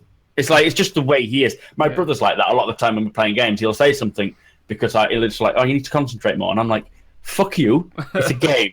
I'm just playing the game." You know, that sort of thing. I'm like it with this fucking podcast. So when we do all this hard work, I'm sure we do all this hard work on the document, and then we fucking missed half of this shit that we've all spent hours and hours doing it. It's the same thing with him. I'm like going, I want to talk about this. I want to talk about this. Exactly. This is the strength of this podcast. We are very good at talking bullshit. Yeah, that's great. Yeah, and I don't know. I talk nothing but facts. You are just bullshit in total. I love you, Menace. But it's your opinion, and we will fight it out later. I am entitled to. You can have an Aurora. On one of the things that you touched on then, it was about this presentation, and then Max said about it being scripted as well. There is a lot, and I think I've noticed it on a few of Mac's videos already, a lot of salt about the role playing and the voiceover and the acting. And I just want to say, first of all, that people need to, like, if they want to be able to do it and they can do a better job, then show us. Because I think people are being complete tossers over it. Like, she did a fantastic job, in my opinion. She did a great job in role-playing it. She did a great job in keeping the conversation going. Whether you want to hear that shit or not is a different thing. But this is what her job was to do. And people are moaning about how she didn't do a very good job. Or he wasn't very good. It wasn't flow. They're not actors. These are developers and QA people that work on the game. You should be thanking them for doing this so that you can see the game being acted. Now, totally the other thing is, well, they took away the fucking role-play aspect of it. What do you want to do? Just sit in silence and watch them, a 20-minute video of them just walking along with no audio whatsoever? Is that how you play the game? Now, who cares how they fucking do it? Who cares? I was watching it, and it was cringe. I don't give a shit. It didn't matter. It just made part of the I don't give a shit. I was a bit surprised that the dude was a woman eventually, but that was like, but that is gaming for you. That's gaming for you. And I have a rule in MMOs as well. As when I see a female character, for me they're men until I've spoken to them on Discord or TeamSpeak. Otherwise, they're men in my eyes. But it's It's what Miss says. Oh, how much have you had to drink, and where is this going? What's he talking about? What the fuck are you talking about? I'm on the. Is that your own fist? I'm seriously like we do. The minute she started talking, it's a bloody girl, you moron. What are you talking about? Yes, I know that. How many of you expected to see a female character walking down? No. That is not the point I'm trying to make. That's not the point I'm trying to make. I totally agree with you, Miss. I've watched the interwebs, and I've seen people moaning about the fact how these people were role playing. It all went wrong at some point as well, which fucked it all up. You know what? She was already nervous. Then you have Chris Roberts, who's yanking. You need to do it this way. You need to do it this way. Yeah. And then you have the people moaning about it, and then the whole thing breaks down. And then everything goes to shit. It's one of my bugbears because people moan a lot on the ATVs. They all say, "Oh, look at him, he's wooden, he's boring." Like they're not. That's not their job. They don't even. A lot of these people don't even want to be in front of the camera. They don't want to come there and tell you. But because they have the knowledge of the job that they're doing, they're the best ones to come on and tell you about it. Now they may not be the most entertaining to listen to, but that's just. You could not listen is your other option, but you could have put mute on the channel and not listen to what they're role playing. But at the end of the day, that's how Chris Roberts wanted it. They weren't actors. They were just playing the game. They were nervous as hell. And on top of that, there's a ton of complaints about her talking over Chris Roberts. She was in the basement. Yeah, she couldn't tell. The whole team were down in the basement except for, I think, the one bloke was at the top. The rest of them, they weren't there. So the messages had to be passed on. Can I be honest? I get a bit annoyed when Chris Roberts talks over the top of them more than the other way round. Yeah, I'm like, shut up, Chris. Shut up, Chris. Yeah. He was really directing it. You know what I mean? I want to enjoy it. Seriously, it's like a friend that tells you what's about to happen in the plot line. Shh. Yeah. I want to enjoy it myself. Sometimes tell you what was coming. Oh, watch for this bit. Watch for this bit. Shut up! I want to be surprised. And he's very directive, like he was directing a movie. He's excited. He's just literally, and that's what I find it endearing because it's like here is a guy who's so excited about what they're doing, and it's bursting out of them. They want to show you, and I'm just like literally I feel like saying, Sandy, go up there and grab him by the mouth and sort of and stop him from saying any more. Slap him in the face, and stop crying at the same time. And the two of you could be led off stage together. That would be perfect. Literally, the beginning of Gamescom, be like, yes, they're done. Now we can get on with the good stuff and see all the hard work that everyone else has done. I love that. I love his hype. It's like when he started talking. There's a gif of it now, isn't there, where he's on 10 for the Chairman. And he's talking about going through a jump, and he's like that. It's like that's a child. Yeah, that's when you know, like the ATVs literally project. Isn't it? When they came on with their hands like this and they're sat there looking at us with stern faces and their hands aren't moving anywhere, I immediately know it's like, you guys are naughty. You're in trouble. You've been bad. You've ruined everything because you guys have been talking too much salt and we're delayed and blah, blah, blah. And they didn't move their hands and everything was really... They're just a bunch of kids building an amazing game for us, and it's fantastic, and I can't wait. We just have to put up with the fact that they are that way as well, I think. Yeah, the more I've kind of come into business, and I've worked in multiple businesses, and I've seen very professional, from Nike, like super corporate, all the way down to like which I'm working for now, which is a privately owned kind of like startup. Is this like sim racing, yeah?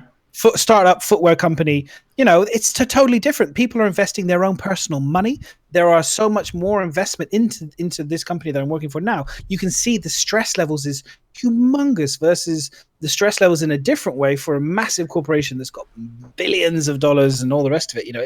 It's very, very different. And I love it. I love seeing this whole more personal aspect to what is a 150, 170 £1 million game that's being made for us. So I'm excited. I mean, I'm going to throw just before you. I'm just going to throw in into the link into chat if that's okay. It's the 300i. If no one's seen it, it's a 3D viewer. It's pretty fucking cool. 600. Sorry, that's 600. Thank you. It's a really cool little viewer. It enables you to view a lot of the ships in 3D. So if anyone's never seen it, I thoroughly recommend checking on the link. Let's see if it works. And it loads it in the 3D model, and it enables you to then spin it around and actually look at the ship. Is that the hollow viewer on the website? It's called Sketchfab. Penis. Why did you send us a picture of a penis? It's called Sketchfab, and it's fab because if you look on the right, it shows you other things. It's got the origin jump clay model. Whoever did that, it's really cool. This is where they had that Terror, the fan-made Terror thing, didn't they? Which got taken down, I think, or they took it down. This is really cool. I think so. You can have a little. I think it's even got a little bit of internals, but not nothing. You have to zoom into it to clip through. I think they probably got that from the hollow viewer, maybe. Yeah, I think it's the hollow viewer, and they've just and I think this ship would be a lot better if it went in the other direction. Really? Just turn it around, make it. Just imagine it flies the opposite direction. It would be cool in that way too. I can see what you mean. It could be cool. It could be cool in that way too. I can see what you're saying with the big engines on the back and then big, huge one single engine. But I like it. It feels more like a boat. Yeah, exactly. If you decouple the other way. Yeah. They've made a model of me in space as well, by the looks of it. Have you seen that? I don't know what the Riot one or Space the Dark Dragon. No, this one here. Oh, okay. In stream. So, yeah. So one of the other reasons that this going back on the scripted thing is it is scripted is because obviously he's got key things that he wants to show off in the presentation that he wants him to, and so that's why he scripts it really, because otherwise you could just say, well, you know roughly what we want you to do, you go and do it. But then if they miss vital things that he wants to show you, you're going to sit there and go, well, I didn't see any voice comms over the Moby Glass or them using the star map. So by having it scripted and directed, he knows they've got key points where they know where they're going. So like the whole corny going and buy a weapon, it was a cue to go, oh yeah, shit, we need to go and buy a weapon from the Cubby Blast shop, or we need to go to Dumper's Depot and buy a weapon. She just went there and he goes, well, why are you going here? Oh, I need to buy an item for the ship. She's not even got a ship.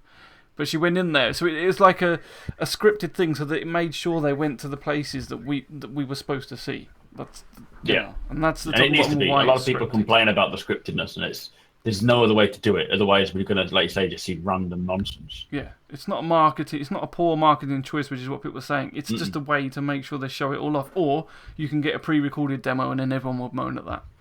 And also, don't forget, Chris Roberts is a director as well. He's been doing directing for 10 years before he started making status. So that's why he is like that as well. Yeah, he wants it to be he wants it to be shown. That's why there's that balance between realism and actual the arcadey Star Wars looking coolness. He wants that feeling, and that's why he's directing this whole scenario.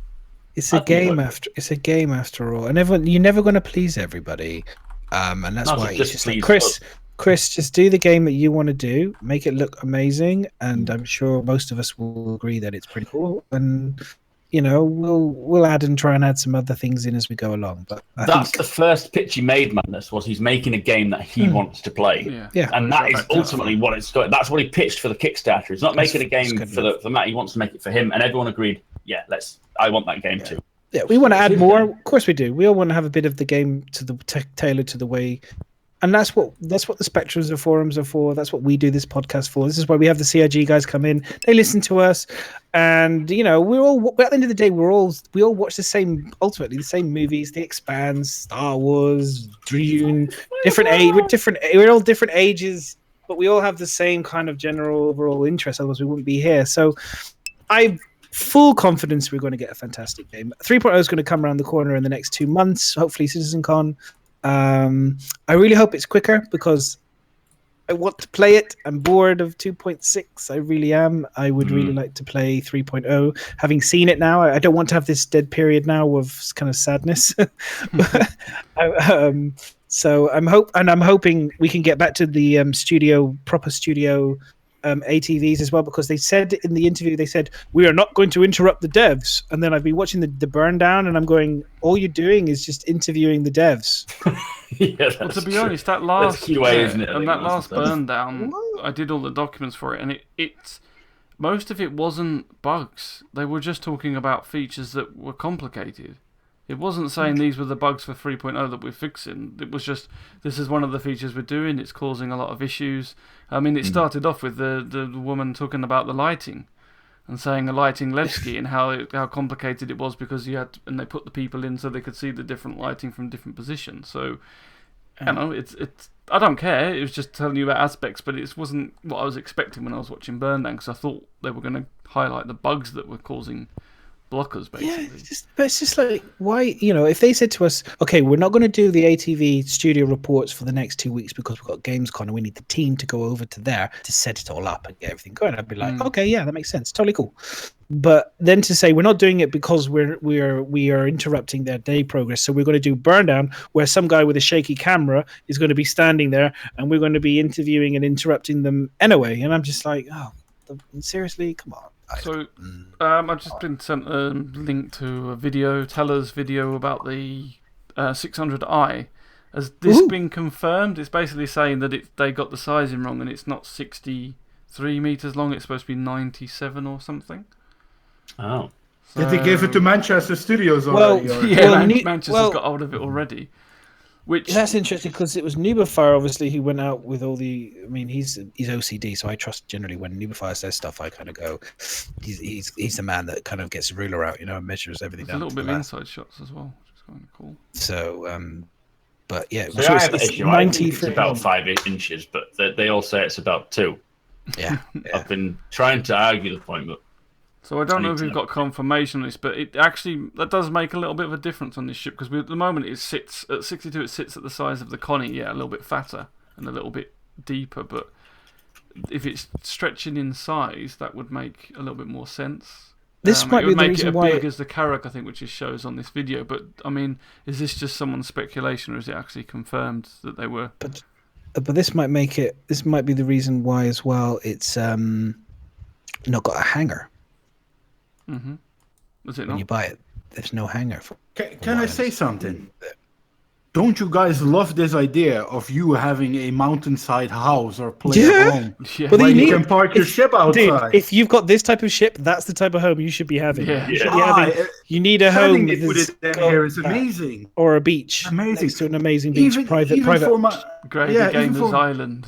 That was always cool. Even for my Banu Merchantman to put it on that and you can walk into your home. Yeah, hey, that is for me what I would love to see in Star. Private asteroid, dude, or whatever, or private planet, little mini planet. That's why I like the industrial hangar. If I could fly in with my Banner Merchantman and hang out there and chill out and get out again, or the idea that wasn't this thingy. One thing, you park it down, nobody can touch it there, nobody can. It's your little home. That Carrack. There you go. But so you see that picture now. That's a big difference to what it was looking at. How big is the 890 jump? Is it going to be a comparison size to that? Because I know they said the 600 is supposed to be, or someone said the 600 was supposed to be more akin to a Connie. Yeah, so I would have thought the smaller size is probably right. I don't think it's. They said that based on the numbers. Size, right? They did the measurements, so they will have gone. They'd have compared the 63 original meters and gone, what's next to that in terms of size? Oh, the Connie is about the same sort of size. So naturally, you then also looked at the ship and gone, okay, so this is the 600i, and it comes in a luxury model for just hanging out, smoking cigars, but it's also got the exploration model. So naturally, then you'd put it next to a Connie Phoenix, because naturally those two are kind of the luxury kind of toury kind of. It's kind of this similar job. You've got the Connie, which is for exploration, the Aquila, and then you've got the Connie Lux version, which is the Phoenix, and you could see why they would do that. You wouldn't put it necessarily next to the Carrack because the Carrack is so much bigger, more crew, and just generally seems to be more military. Deep distance deep sea. I was going to say deep exploration. And this one doesn't seem like that. I don't think it was confirmed. I think it's more of what he's done is he said if you look at the internal pictures, the size that they're saying it is means that the internals would be like a Hobbit. You would have to be a Hobbit to fit around it all. So doesn't make sense, is what he's saying. They don't. It doesn't seem to add up to the scale of it. That's interesting. Yeah, the 890 is 123 meters. Given what we've seen in the past, ships grow. Every time, look at Banner Merchantman is a good example, and the Carrack, no, not the Carrack, the what's the big one that we saw on the Gamescom? The Idris has become a lot bigger because it all didn't really make sense at the end of the day. So we'll probably see an increase in all these things over time anyway. You guys talking about CitizenCon tickets? Just realised in chat. They are, yeah. Yeah, I was kind of like, my missus said to me, she said, "Oh, did you want to go?" I was like, What did I fuck? Where did that come from? She's like, because I was in the car, so she saw how excited I was for Gamescom, so she was like, "Oh, did you want to go?" And then she did the classic woman thing. She goes, "I would have let you go if you." How do you get hold of it? I could see she was kind of like pausing, thinking about like maybe it could be a nice prize or a present or whatever. And I was like, they're all sold out, you crazy witch. She's still sitting behind you, madness. I didn't want to get it for you. She stood right behind you now. He's looking out. She's not going to slap Wielding it. a kitchen You knife. see a knife come round the back of the green screen. And I was like, oh, damn it. So she's like, she was all, and I was like, no, you know, when you just kind of like, no, I wanted to go. I really wanted to go. Yeah, It they was pretty much great. went in about 3 seconds. But now it's too late. You have to kind of make, with these things, you have to make your decision, like going immediately. Even then, you can't guarantee getting one. I think it was the last You got batch the last that batch, I managed to get one on. And I was there for the first subscriber concierge one, the second one, every single time. And I was just, at first I was like, it's fine, I missed it, so I'll get the next one. I missed that as well, I'll wait till tomorrow. I got the the like, fuck me, what's going on? Why can't I go? I got the first one, and because I was supposed to be going with Mac, I was like, I got mine, Mac. Did you get yours? He goes, no. He goes, I'll be alright. I'll get it tomorrow. And then I'm asking the next day, did you get it this time? And he goes, no. So the next one, he's like, no. And then by the end, he's like, fuck, I've got to get the next lot, or I'm not going. It was a real debacle, wasn't it? So yeah, luckily we got it. But yeah, it was a like they were literally a blink. If you blinked or didn't buy it through the process quick enough, you lost it basically. You had to literally put it in your basket so that when the second batch came out, it was already in your basket to then click through. So you had to do it in a stage. If you tried to click it straight on the website and go through the whole process, it wasn't going to work. Yeah, you had to get it in your basket, come back to it and make sure it's still there and get literally to the last screen and then click buy. And that was the only way you could... gone. Well, next year. Right, Hopefully it'll be in the UK. We got another BlizzCon anyway, upcoming year, haven't we? Con, you got to be going to that as well. Yeah. Oh yeah, I got to defend. Should be getting some information about that soon. I can tell you it's going to be in better Manchester if again. or not. BlizzCon next year is going to be in Manchester, and I think it's going to be in April. But don't hold me to the date because we haven't been given a date properly. I might even just ask if I can do the commentary. To be honest, I was so tired after doing I might just back out of the dogfight. He knows Zach is coming. He's like, I was gonna say I'm gonna take his title off him. He doesn't want to deal with the how do you call it? Retire. I might retire undefeated. At least go down quick. Retire whilst go at the down top. like McGregor. Yeah, at least go Retire down at like the top. McGregor. That's Come what you on. gotta do. Retire at the top. It's better to burn out rather than to fade away. No. It's better to go down to be a referee decision in the 9th round. That's much better, madness. Okay. Wasn't it the 10th round? Glad you watched. 9th round. It was the 10th round. 10th, yeah. Was it? Yes. I called it. I was wrong though. I had a bet with Bristol Boy, and I can't remember what it was now. Can you tell me? I was too drunk to remember what I actually bet on, but I won. So Bristol Boy, whatever it was. I'm not good with numbers. I can't remember what it was. The beard is back at least, Ryan. The what? The beard is back. Yeah. Why did you get rid of it? What's that all about? I needed a fresh up. Once every couple of months, I shave it down completely and have new fresh hair. Don't know what you mean. Don't know what you're talking about. Listen, do it. You'll love it. What do you guys think of the Prospector? Really I like the Prospector. Really nice view. We saw it the first time. I think it'll be great just sitting there on your own with the radio playing out, mining away, seeing Miserable come fucking crashing in there. Yeah, they had a beautiful cockpit. All that lovely glass again. Bit reminded me a lot of the Mustang's kind of cockpit in terms of it all being glass and stuff, which I thought was nice. It looked pretty. I mean, that's connected. What's the main mining ship that would then be with? I forget. Orion. The big Orion. The Orion. But I don't think it's going to be connected as such. I think it's more because the whole Sea and the Misk Prospector work really well. The whole series work really well because you can take the saddlebags from that and put it in. The Orion is the obviously it's what makes Orion. Oh God. Do you know what? Someone in chat. Otherwise, I'm going to have to go find this. I don't know much about the mining. I've genuinely not really read into it too much because mining I did in Eve, and I'm bored of mining. I want to do farming. Oh, Aegis Orion. I want to see farming vehicles in the game. I want to see what type of farming vehicles and what sort of farming stuff. What are you looking at? Is it like John Deere or? I thought it was Imperial. I knew it was. You're a loser, Sol. You got it wrong. Wow. You got score. You got the knockout wrong. that wrong. So why are you even on here? Seriously. Don't make him leave. He's fine. Was there any more on this? I'm the star of this show. Okay.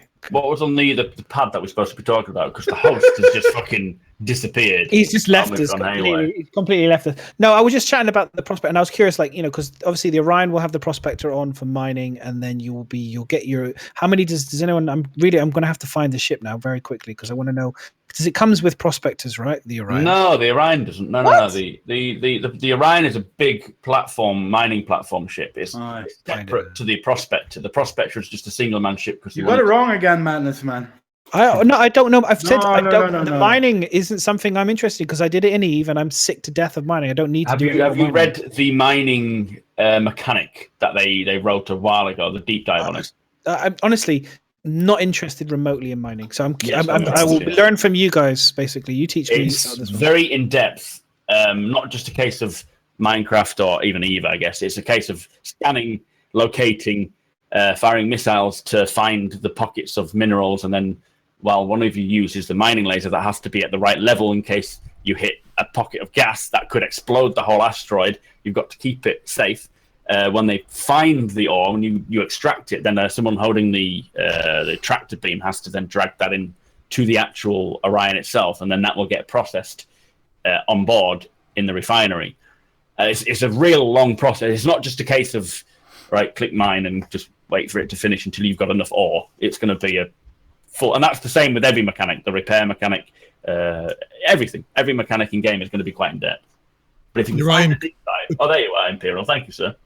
Orion can't land either on planets, right? Was that the one that can't land? Yeah, I think it's just space mining, so only asteroids. Yeah. All right, but yeah, oh wow, it's almost got like a whole sea kind of design to it as well, with the huge kind of, it looks like a folding down kind of all the O-ring and stuff. So you've got a pilot. Operator, the exothermic reaction detector is what you'll be using, whatever the fuck that means. Laser seismometer will tell you about, fluctuations in the asteroid and whether if you hit it with too much heat or laser power, it'll explode and set off a chain reaction, which could completely blow up everything. And then you've got the cargo operator, the refinery operator. It's fucking really in depth. And this is just one mechanic. This is what, like, I think Miz was touching on. Zach was saying as well for me, which is one of my biggest concerns is there's a lot of talk about very complicated mechanics. There's a lot less actual implemented mechanics at the moment, and that's my biggest concern. Still, is like, where is the reclaimer animation reclaiming? Where is the mining animation? Like, genuinely, when you consider the level of detail they're going to create these mechanics, they need to make sure that when they approach it, they do it in a way that is going to make it easier to implement every single stage. They can't just be like, right, because what they're going to do for the first salvaging mechanic is give you the poor arc welder, the personal arc welder that you saw the guy using at the Levski. Yeah. And you're going to have that. It's got a lance, so a cutting lance and a welding lance. So you'll be able to use that to cut off little pieces of the ship, and that's going to be the first implementation. Put that into your hold, and then sell it as scrap. But eventually, I think I don't think that we've had the salvaging deep dive, but there has been multiple deep dives early on in the production, explaining how in depth these certain mechanics will be. I think cargo was one of them. But obviously, they've got to get the base game built first, which is why it's taken so long.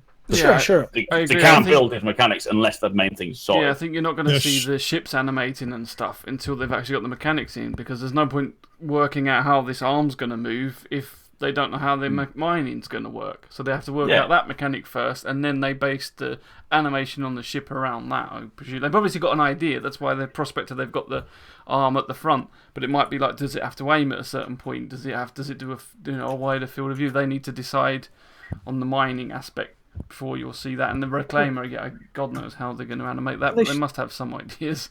Again, no, this is the thing for me. It's like, you can do all of this in white box animation testing. You can do a lot of it without actually having to have fully finished, fleshed out chips. You can just get the white boxes, boxy, and a lot of they've already shown us the reclaimer's arm moving animation to grab something. You can do a lot. They do sprints. They do sprints. So, for example, they do a lot of sprints at the moment. So they do sprints for the face tracking, and they do face and sprints for this, and they do sprints for that.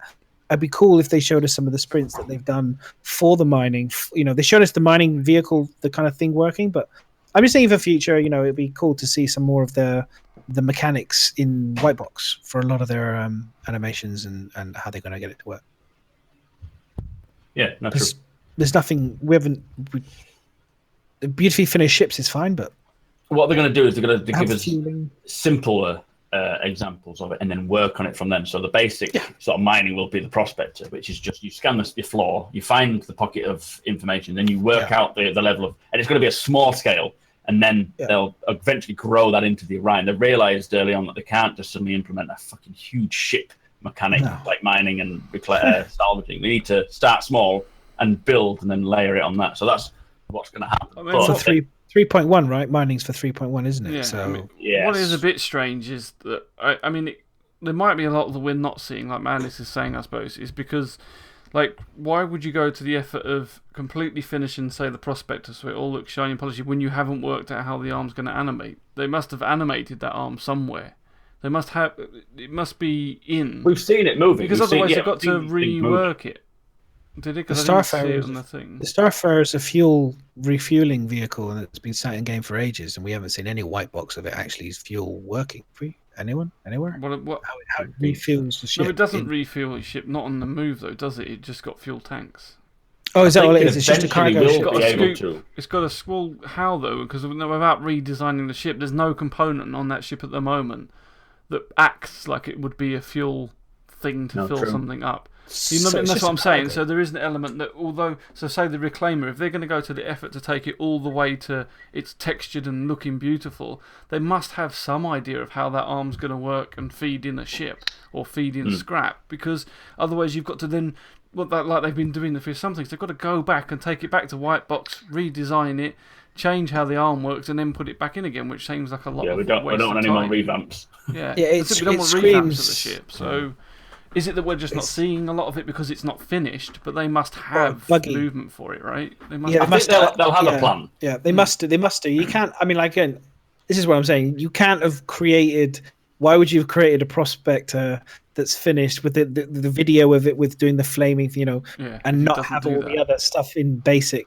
That just seems crazy, unless you're literally, this is where then it's like literally just selling spaceships rather than actually selling content. And that's kind of, I hope that's not the case. I'm sure it's not. So we'll wait. No, it's not. If they need to, obviously you can't have the mechanic without the actual ship that's going to use that mechanic. So it's just building it in the stages, the starting from the beginning. And I'm sure they will have a plan for how the mining is going to work, how that's going to work without having, because they very much work to the future proofing of this game. They future-proof it. And when they first started out, before they had the ship pipeline, that's why we're seeing the revamps, is because these ships were created without the pipeline. Whereas now they're like, well, we need to implement that and that and that. So let's put it through a strict system, which will allow us to then just have it simply done. So there will be an idea in place for the refueling, for the mining and so forth. But until the mechanic is ready to be used, there's no point in showing us that. Yeah. Mining, I think, is pretty close. It seems so strange to have a ship that's coming in again without actually the mechanic. Like, I almost feel like surely it would make a lot less sense. It'd make more sense not to have the prospector in 3.0 and just bring it in for 3.1 when mining is in, and bring something else in that maybe is finished that could come in that would be more useful for 3.0. Yeah. Like another racing vehicle or something, or the Cyclone, for example, would make a lot more sense for me to bring that land. I know it's not finished; it's just a concept. But I'm just saying that would make more sense for me. Another land-based vehicle or something that's more exploration, or that rather than a mining ship when there's no mining mechanics. It just doesn't make any sense. Yeah, but if the mining mechanics are coming in 3.1, then they're obviously in the way to. The ship's done. There's probably there's no point not giving you the ship, is there? But how many? Yeah, but I just don't. I don't see the point of it. It's just I genuinely don't see the point of it. It feels like it's space that can be used for something else that'd be more useful for 3.0. When 3.1, we know, and we also don't know how long in between. Let's look at it between 2.6 or 2.5 potentially in terms of game content and 3.0. It's been over a year.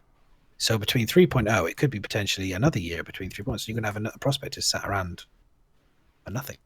when you could add something else a bit interesting. I know we got Delta Patcher, and that's going to change and the same. Matt, I've just linked a video in chat there with well, it's from like 3 or 4 years ago when they were showing mining drones and shit. Yeah. Oh, sweet. So Cool. I mean, they're all white boxed, fully animated, and everything. So they're obviously looking at ways to get it done and shit, like mechanic wise.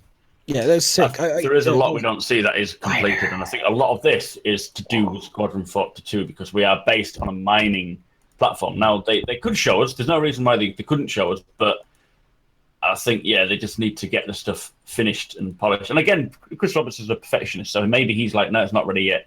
Get it working for it first.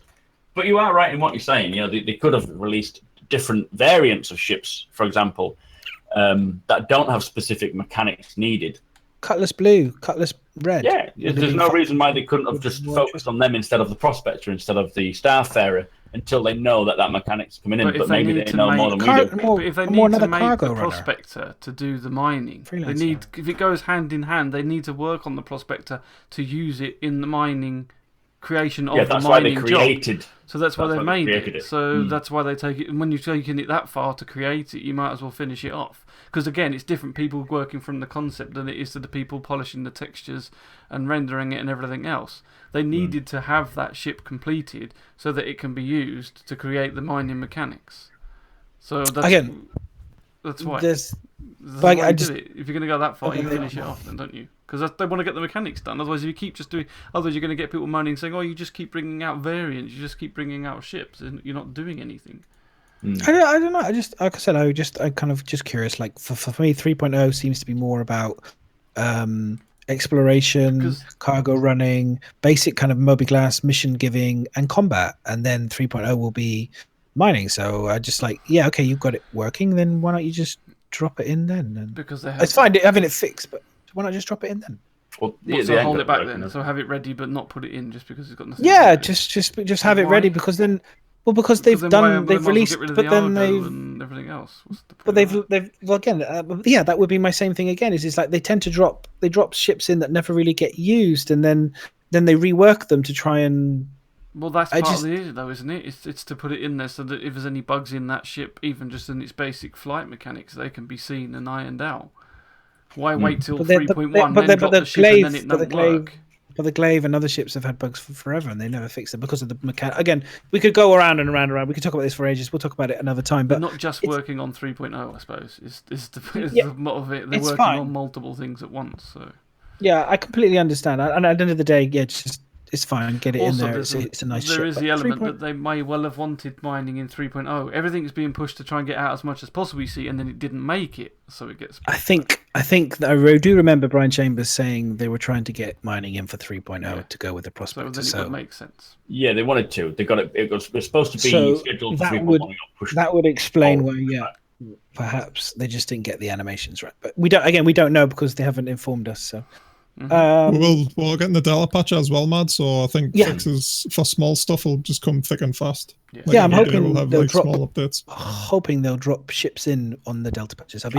I hope they don't hold them off for big patches. I hope they're just like, there you go, done. Yeah, boom. here's the Cutlass Blue variant. Here's the Cutlass Red variant. Here you go. 2-second download. yeah, exactly. It'll be really. I really hope they do that as well for ships and just drop them in. I'm sure that will be the plan. I mean, it will make things. I also hope that.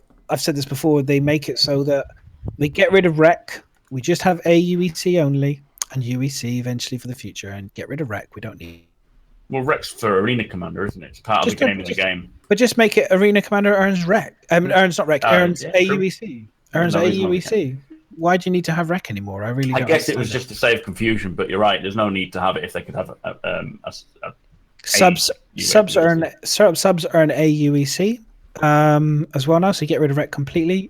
Direct Voyager, you can keep it if you want to because it's fine because eventually we'll go to UEC eventually anyway. I'd maybe change it and relook at that. But yeah, just I don't get it anymore. I just think, and then we make it so that we can use AUEC to rent stuff in Arena Commander, and you can use the money that you make from Arena Commander in the PU as well. So you just use the money in both. So you can balance it out a bit more. Make less. Oh, it's like Star Marine. People argued it to me, and I'm like, well, in Star Marine, you don't make any REC. Yeah, and that was meant to be a thing, and that's been months, and they've never implemented that. Probably not going to. All those people all those people spending hours playing Star Marine. They should just scrap loads it. of money. Yeah, just what Arena Commander completely or Star Marine And Star Marine. maybe. It's a good test bed, but yeah, eventually I hope they do scrap it. Feels like they kind of need to for 3.0 because to bring people back into the. I mean, people are going to be on the planets anyway, but it'll probably die out a bit then. But yeah, because otherwise you usually get people spread between Star Marine and that. It's like, well, go and do your Well, I mean, FPS the on intention, this. isn't it, is that when you're in the PU, you go up to your sim pod, and it's a place where you can test the FPS for yourself without the risk of dying, which at the moment, without permadeath, there is no need for that. You can test that. True. And they said themselves that the Star Marine is no longer a test bed for FPS because you can FPS in the actual game now. Yeah.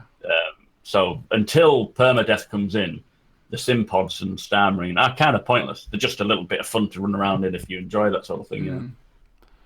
Yeah, I think there was an element where I didn't think he was. I don't think Chris Roberts was that bothered about Star Marine once he'd got 2.6. You know, the PU out. The PU because he even said, he goes, "This is Star Marine," and it was only because people kept bitching and moaning and moaning. I still want my Star Marine, didn't he? And he thought, just fucking give him Star Marine, because this isn't what I wanted. I wanted you to just go and play on the PU, and you're not. You spoiled children. Yeah.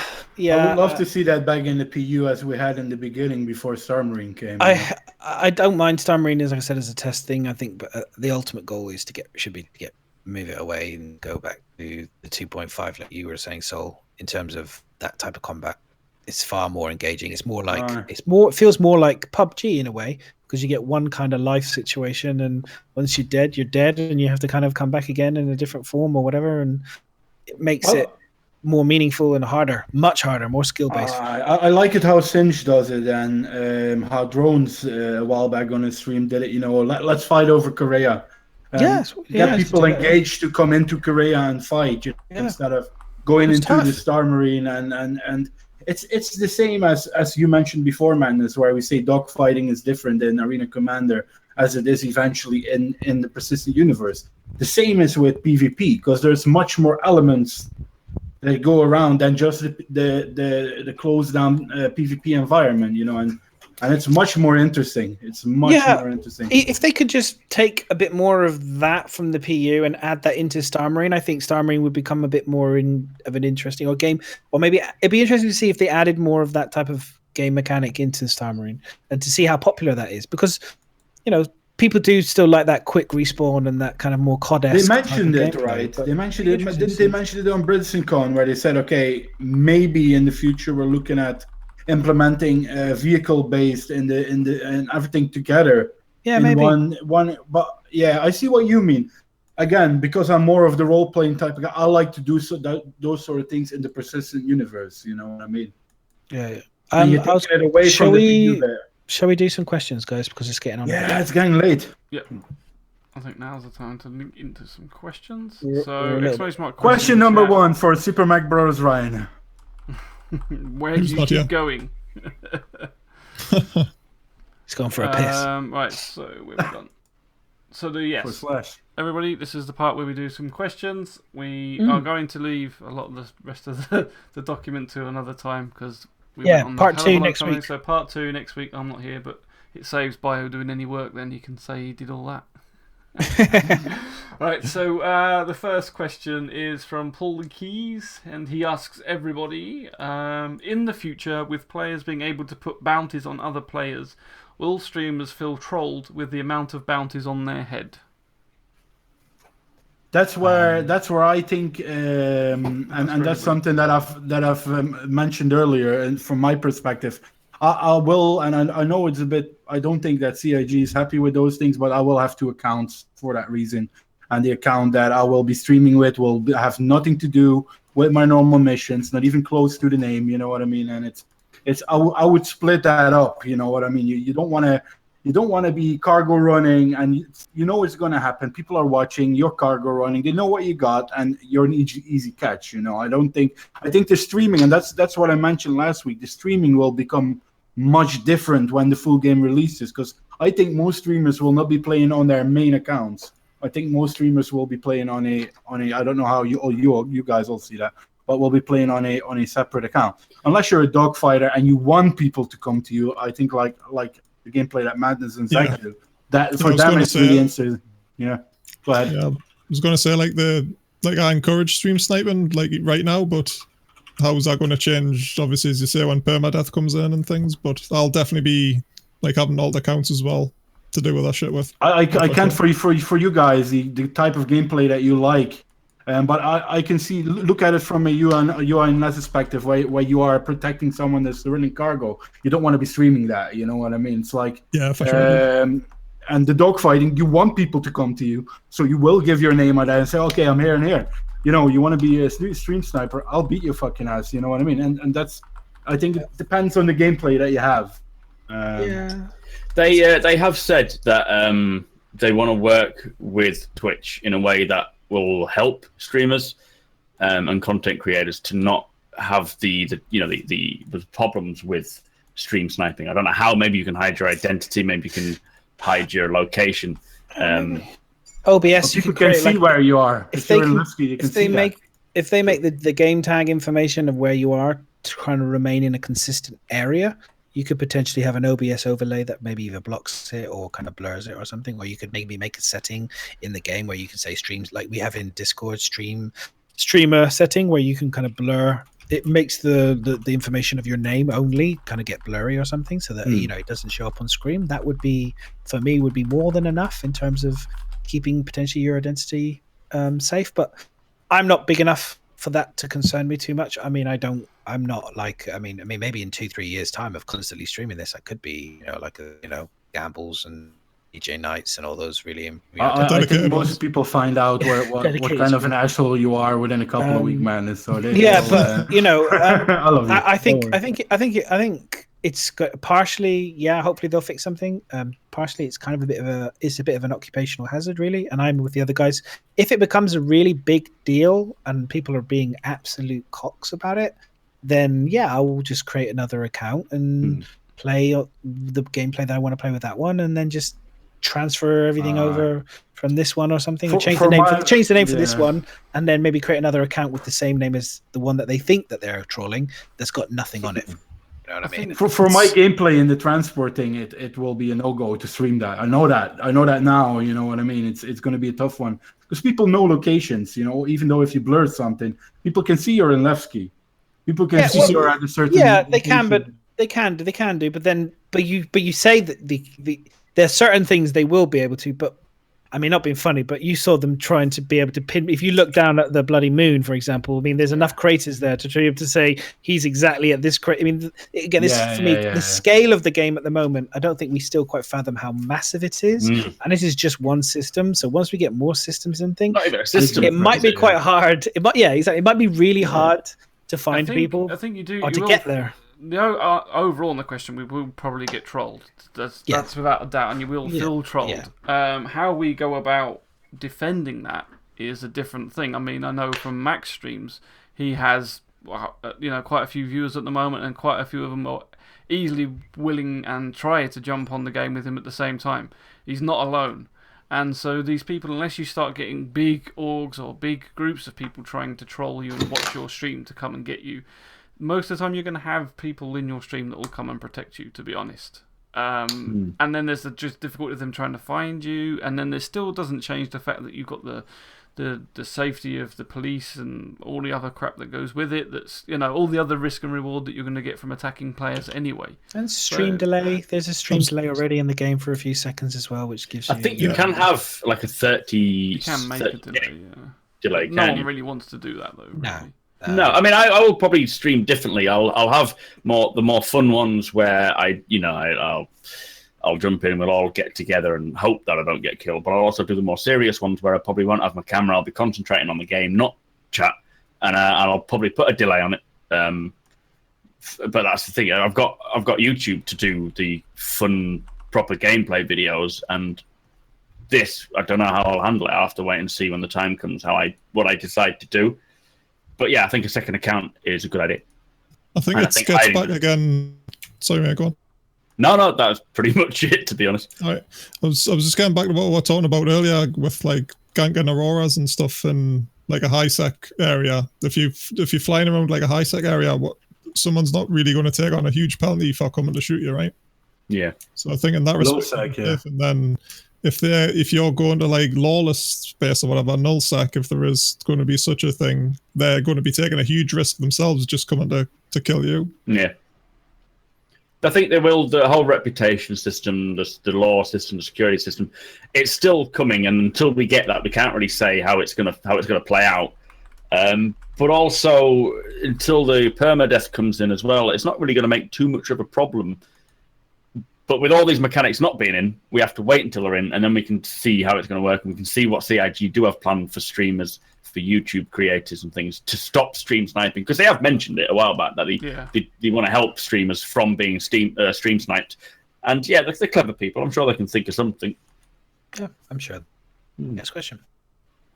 So the next question is from Concerned Backer.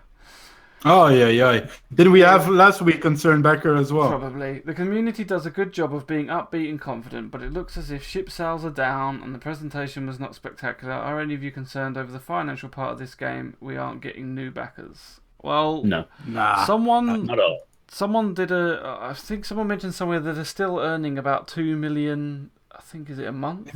They made and that's just on the website, isn't it? That's not private backing, private funding. They have private backers as well. Their subs alone are one of the top grossing games at the moment. I mean, if you were to actually look at the statistics of games in terms of money that they've made, that they make every month, they're still really high and more than comfortable. This is the only year in all of the years that they've been making that their overheads have reached a point where they're actually slightly greater than their earnings. I mean, that which makes sense. They've got 400 employees now. They've got multiple studios. They've got offices all over the world. You know, they're ramping. They've geared themselves up to a big fat company. And every time people say they're not buying ships. Every time there's a concept ship. I mean, I know at least 10 people that have bought the 600i. So, yeah, I mean, I'm sure ship sales have sunk, and people aren't buying into the game until they see what 3.0 because of the scaremongering from certain groups. But you're always going to get that. You can't have a consistent high peak of new backers. Surely, I don't think it's scaremongering. I think it's just the fact of the matter is, Chris Roberts said this would be a 3.0, and there was a bit of a kind of a cry wolf in the sense of, you know, even he admits it. You know, he gave it specific. They were giving specific dates for things, and they failed miserably this year. And they're massively late. Not late, but they just never hit the dates that everyone kind of assumed when they were giving originally, and it just got later and later. It's got delayed for release of it. Again, that's just the way it is. We've seen the bugs. We can see it. The game's got bigger and stuff. But it's just had a negative impact in terms of people's perception, and people are holding back. We've said, you wait till 3.0 drops, and then boom, you'll get a peak. Yes. You know what I think, Chris, and the team and all the people should do? It's the same thing as I used in my previous job. You know, make sure you promise less and deliver more instead of trying to promise a thing and then not reach a deadline. If you're going to say, and it's obviously tough with the open development and the whole timelines that we are able to see. But I would say, Chris, man, just tell them 2020 that 3.0 is coming out. And if you then bring it out in 2018, people are going to say, we thought 2020. Wow. But they're doing it the other way around. No one ever does that, though. No one ever does. I know what you mean, but no one ever does.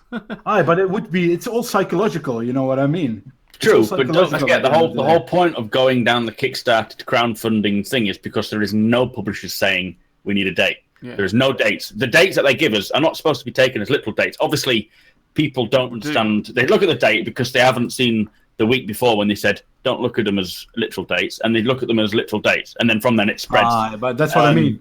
Don't give them the literal date, because you have a lot of people that are just going like... But it's the same way whenever he says, even on a presentation, you turn around and say, we're hoping to get this out by December, say. And he'll say, don't hold me to it, that's just what we want. I'm not giving you a set date because we're hoping to get it out this year. Next thing he goes, whoa, you promised it was going to be out this year. You promised this. Where is it? And that's the problem. You get that. Yeah. And it's not the problem true. that we have. It's not what he said.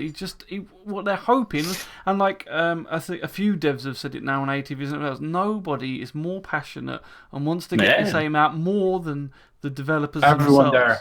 There. Yeah, and they feel most disappointed when they don't get it. I even had something on the Google Doc somewhere where there's like one of the blokes doing the bug fixing. Are we using a Google Doc? One of the blokes was doing a bug fixing, and he basically turned around and said, I've got this bug. The ship keeps dropping its landing gear when it's in space and picking it up when he's on the land. And he goes to show it, and he looks at the screen, and then it just lands perfectly, and he goes, "Fucking hell, my bug didn't work this time." And he just got his hat, and he was like, "Oh." It's like that. It's a bug that he's there to fix, and every time he's done it, it's worked. And then the one time the camera's on his back showing him, the bug doesn't fix. And you can just see the passion in them, how they're just. And I do it from EvocArdi testing and everything else, how these bugs keep getting you over and over again. And you go to show something, it doesn't work. And then later on in the presentation, he was showing something. And he just basically turned and said, that was it. I think when the ship blows up, the debris comes out, but it wasn't spinning. So it just looked like Lego bricks coming out. And he just goes, "But we think we've got a fix for it. We've got a new build. It's going to be another late night." And that's it. Like, they're working their fucking asses off. They're and if you working don't, their ass. and like, there's games out there that you can say are a scam or that look a scam. At the end of the day, we are seeing progress. Whether you think it's enough progress or not, we are seeing progress every time that they show something. Oh my god! I had a discussion on a private TeamSpeak with someone a couple of days back. I don't know if Ramt is still in chat, but he can confirm that. It was a dude. He was going all this. When people go Illuminati on things, you know what I mean? I was like, dude, you need to fucking pull this cork out of your ass, and it's not a scam. Oh, but it's like the pyramid structure. I said, you must be high on fucking methamphetamines, man. You know what I mean? Look at where the project was and where it is now, and that with Chris Roberts' drive to bring this dream to reality. You know what I mean? It's not going to fail. I'm more concerned about the faith of the backers than the actual whether or not the game's going to get produced. I don't want that flying with me. I'm 100% sure the game will produce. It's just the backers seem to be losing faith in it for no reason other than they don't know the full story. That's all there is to it. They haven't heard it from the original pitch to the point where... And yeah, I understand the because that's the biggest crime I think CIG have had is the miscommunications. Yeah. They just don't get the point across as well. And they don't iterate it on every week, which they shouldn't have to, but... They should. They need to by the reaction of backers. Back in early on, I know exactly how the production is going. I have no concerns that it's going to come, that it's not going to come. Sorry, but the faith that I see that the backers actually going like this is just that's what's scary. Yeah, it's not the game production. It's just the backers losing faith in it. I don't see why. Then they shouldn't have put the money you know in what you're going to get, right? You know what you're going to get. You're putting your money into a project that could go AWOL, Of course it can. You don't ever invest more than what you're willing to lose. That's why you're stupid. That's the way it goes. You're happy to lose in it. Yeah, you put what you think you can. But the more faith you put in a project like this, the more it feeds Chris Roberts. Let's be honest, to deliver. And that's why I think he's been cranky lately as well. When we were all a bit down and a bit like, it drives him. It fuels him. Our enthusiasm fuels Chris Roberts. I've noticed that. You know what I mean? Yeah. When we're all positive, Chris Roberts is all out there as well. When we're all negative, Chris Roberts is like, "Oh, you guys can shut up." It's like it fuels him. And I think don't back the game. If people are watching and haven't backed yet, if you don't want to back into a game that is still in development and isn't there yet, wait till it comes. Wait till there's more. Wait till 3.0. Maybe that convinces people, but. I've put my money in knowing that it could go AWOL. I've invested in pixels. You know what I mean? And if you don't That's what I invested in. If you don't like it, you think it's a scam, get a refund. Simply, if you can't wait for it, get a refund, and then when it comes out, go and buy it again. That's the strangest thing. All those people that are getting refunds or saying that it's a scam and it's not going to work, they're going to be one of the people that will pick up the game as soon as it's released. Instantly. I think on the final point of that, I think someone said a while back that if it was a scam, then Chris Roberts is probably one of the worst scammers ever because if it was a proper scam, he would have taken that money, went out and gone, not sitting there doing he wouldn't keep employing more people, employ 400 staff, increase the game and everything else. You just don't do that if this is a scam. So that's pretty much... He has too much of a recognizable face to flee to some kind of tropical island as well. We'll find him. You know what I mean? But no, this is his life dream. He's not here to scam people. He's here to deliver something, and he wants to do that before he dies. Let me know when you guys are finished. Finished. Listen, can you be a bit more positive, please? I I'm 100% like it's done. Like for me, it's the conversation is finished. It's great. It will be fine. Okay, so next question is from Not Grated Cheese, and he says, "Do you think it would be worth buying the Star Citizen camera for FOIP? From what I can tell, it only benefits over other webcams are better low light performance. The 60 FPS is a plus, but other webcams are now doing 1080 60 FPS." I think it all depends on what webcam you have now and whether or not it's going to be any good. Until they get the tech Price. and you can see if your webcam can handle it or not, then is it worth upgrading your webcam to something a bit better or actually buying? I would like to buy the webcam just to have the full experience. I want to know how much their one's going to be first. Yeah, that's true. I think that's I the think big it's- issue, is cost. Really. If at the end of the day, if it comes in and it's like 120 quid, and like, oh, well, how much is Trek IR? Probably about the same. Isn't it? About the same money. 60-ish. I'm honestly, I will probably go with the Trek IR because I know that it's a proven, guaranteed to be a fantastic Trek IR, and that's ultimately all I really want to use. If I want to spend that kind of money, so I'm hoping it will work really well with my 920 Logitech 1080 HP thing, which I think should hopefully be good enough. But if I have to upgrade, I'll do it, but I won't do it straight away. I'll wait and see. Yeah, see what the benefits are. Yeah, I'll wait and see first. I don't Get want to spend Tracker. any more money. It's more robust, much cheaper. An like IR, saying- yeah, but I wouldn't get it over this thing unless we know Oh, the no. costs. I think it I will. need to see it It first. will come down to cost. I think, and Yeah. I mean, otherwise, I think if you use it as a webcam, in some ways, these other webcams that we got there, it depends on how you stream or what you want because they are widescreen and you don't necessarily need that. Whereas this webcam, it says it focuses more on the face, so it will be less having wide view on it as well. So it does depend a little bit on your needs and what you want. Yeah, closer frames. In the era we live in at the moment, I think a lot of people already have a webcam anyway, right? You know what I mean? Yeah. Qualities vary and light sources vary, you know, because I don't get me, I have exactly the same camera as Madness has. My light is shit and it makes me look shit as well, you know what I mean? But I think with by the time the game comes out or when we're closer to release or implementation of this product, everyone has a damn webcam anyway. So if it works, why would you get it? I think it's more of a gimmick because it says RSI, you know what I mean? Would you get the first? Like, I'm not being funny, but who gets the first iteration of anything anyway? I mean, you got to be crazy. It's either going to be. Well, you have people that bought the Oculus Rift, Madness, and you know what I mean, and they went from first iteration to get the third generation. Get the I'm like generation. that. I'm like that, you know. I don't like to get the It first. is true. Okay, so I wait. do you have anything to say on that, Zach, or just make sure? No, I think I've obviously voiced my concerns about the prices earlier. So He's got his Track IR already. He's sorted. Yeah, he's golden. Okay, so the next question is by Headclot, and he's saying, has CIG commented about mod tools and private servers? This was a stretch goal that I really want to happen. Yes. It's not going to happen, I think. No, Chris is a big fan of the modding community, and they are very keen to work with them. So yes, there will be something for sure. But has something been said? You really think that, man? No, they have mentioned it. They've spoken about it. It was mentioned a long while ago, wasn't it? But nothing new. There's nothing new on it. If you found anything on it, if you wanted to dig out on it, I'm sure I could dig it out at some point somewhere. But Chris is a big fan of the modding community, and there'll be something somewhere. So yeah. I think it'll be on a really small scale if they allow modding. Like, there's no way they'll be able to do the full universe. What they'll do is they'll have private servers for people to use, which will not be affected by that won't affect the economy or anything in the main universe. But if someone wants to mod something for the main PU branch, they will have to be vetted by employees to make sure it's law friendly, to make sure it fits within the game law story, you know, and that could be an interesting. I've seen people already get hold of the CryEngine tech and do some weird shit with Star Citizen, assets and stuff. So, and do some great stuff, some like home videos and like some really weird. Like you go, oh my god, that's like a Bengal from like the first one. If they're quicker than CIG, that's going to be a joke. No, it won't be.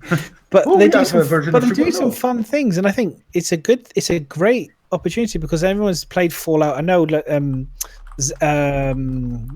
Ryan, you've been playing Fallout, and you have some mods on your Fallout, don't you? Fallout 4, which you were showing off the other day, which were beautiful. Beautiful. So But there's a lot of talented people out there, and it would be a shame not to give them the opportunity to at least mess with it. I'm a very, very big fan of modded content. You know, in the Euro Truck Simulator, there's a big modding community because they didn't have all the licenses in the beginning, so you saw a lot of trucks, etc., etc. Fallout, Skyrim. You know, I spent more time modding Skyrim than eventually playing it, and I'm totally for the modding community. It's tough in an MMO though. Player unknown. He created the armor mod, which is now Pug, which most gamers. Mods are more likely to be a different thing. But it's what I said. It's what I said last week. There are also people making pink elephants and putting it in. You know what I mean? And that's the other side of the medallion. And in a single player game, you can choose your mods. Speculation anyway, so we'll move on. Basically, there's been no new information on it. Okay, so we'll move on because it's getting late. This next question is from Crazy Streams. We'll just go around with a quick, just say a date or whatever it is. When do you guys predict 3.0 to arrive, estimated as is expected? Okay, Tuesday. So I'm thinking CitizenCon. December. Yeah. Live build October. I'm going to cop out on this one and say before the end of the year. Salt, you can say yours. Oh, I'm teaming up with Manus here before the end of the year. I don't want to put dates or times on it anymore. You know what I mean? I'm going to do what Chris Roberts should have done at the beginning, which was say 3.0 will be out in 2000. It will be out when it's out. That's my answer. I think. 2000. Never ask when questions is the moral of Star. Just say the year. Soon, trademark. Next question by Starburger. Will you guys use head tracking for gimbaled weapons? I've not tried it, so I don't know. No, I won't. No, I don't use gimbal weapons, mate. Fixed all the way, baby. Yeah, same. To be honest, yeah. I've tried it with a track IR. It really, because you've got dead zones in the track IR as well, because you don't want like a full free movement when you're moving around. It's slow, then it's fast. It's slow, then it's fast. So it makes it really difficult. Yeah. I think the head tracker is a great device, though. I wouldn't want to miss it. Okay. Next question, Tom Reckoner. Where will the public chat window be located? On the Mubbly Glass? On the Mubbly Glass. On the Mubbly Glass. No, on the Moby Glass. I think that needs to be the new name, man. The Mubbly Glass. Well, isn't it already on the Moby Glass at the moment? No, it's a separate screen, isn't it? It's you press. No, I mean, on the previews we've seen, isn't it on the Moby Glass? And it's not. I don't know, actually. I don't remember. We didn't see a chat, did we? Didn't see public. Maybe they'll just do away with chat. It would make sense if it was. They must have a chat somewhere. I would have thought. Yeah. How are you otherwise? I would say probably on the Moby Glass. Warriors, you know what I mean? You have these keyboard warriors that wanna ram on that keyboard and smack their faces into it. You need to feed them a bit as well. You know what I mean? It's what Manus said in the beginning. You see it now. You know they're constantly in that chat. Going up and down, and some people are not confident enough to go on voice. You know what I mean? Yeah, how are you going to call Madness a hacker without actual chat? I think it might be either on the chat, or they may even just leave it as it is because you can hide it. Like you can hide the chat, so they may leave it like. But then I don't know with the because at the moment the whole point is using the VoIP and the communication tools. So, if you start using chat as it is now, it kind of defeats the point of needing to contact someone through radio signals and stuff. So, it may be that they don't, apart from maybe local chat, they might not want that in the game. Remember what we've seen on one of the videos where one of the guys got this call in from someone and said, "Hey, buddy, imagine you sitting in a ship, Madness, and you're shooting someone, and 2 minutes later, the little thing rings on the Moby Glass, and someone's sitting there, hey, asshole.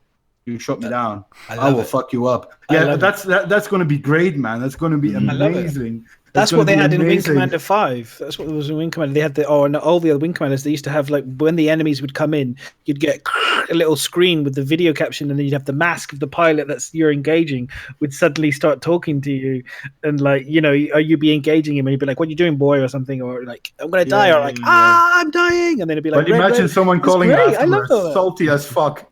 Salty as fuck. I know, but then you could just shut my Aurora down. You can just look at you. Or you could flick up the camera. You could flip the camera back up and just do that. It was on about chat.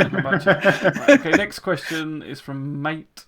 It says, "Any opinions on Ering telling us that ships will be viable with Alpha UEC in 3.1?" I think. Any what about it? Opinions.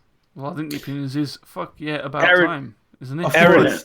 Aaron was saying it, and then Disco was like, cut him down, like, no, don't say that, because Aaron was like, you'll be able to buy ships with AUEC and 3.0, and then Disco was like, see him like having a heart attack. 3.1, not 3.0. No, he did. Aaron was saying 3.0 in that interview, and he meant to say 3.1. Yeah, it was like no, and then you can see them backtracking quickly.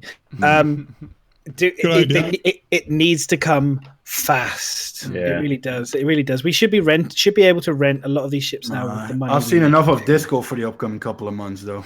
We should, and Pop-Tarts.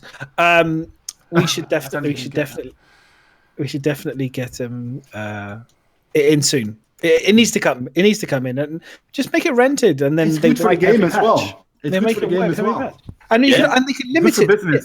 They can limit it to ships. They could start off with, say, you can only get the starter ships, and a few other ships, and then maybe some of the exclusive ships that aren't out. You still can make it a ship of the month thing as well, like they do with the subscribers. Okay, this month you can rent this, and this ship, or you can buy this, and this ship. But don't forget, guys, just because it's purchasable doesn't mean that you can all go out and buy one. If they start implementing it in 3.1, as in only if that's available, there might only be 10 of those available or something like that. So they might start building in the slow building. And they will be gone again. You will have timers. That's what I mean. It might be linked to trading, bringing in stock, bringing in resources for it. It doesn't just mean we can all go out tomorrow, make a load of money, and buy the ship that we want. It may well be linked to that sort of mechanic. I think it will be temporary as well. They will say, okay, you can buy the ship for AUEC. But only for a certain amount of time, for example, because they will always give you that incentive. Well, till the next wipe, I suppose. Till the next wipe, or something like that.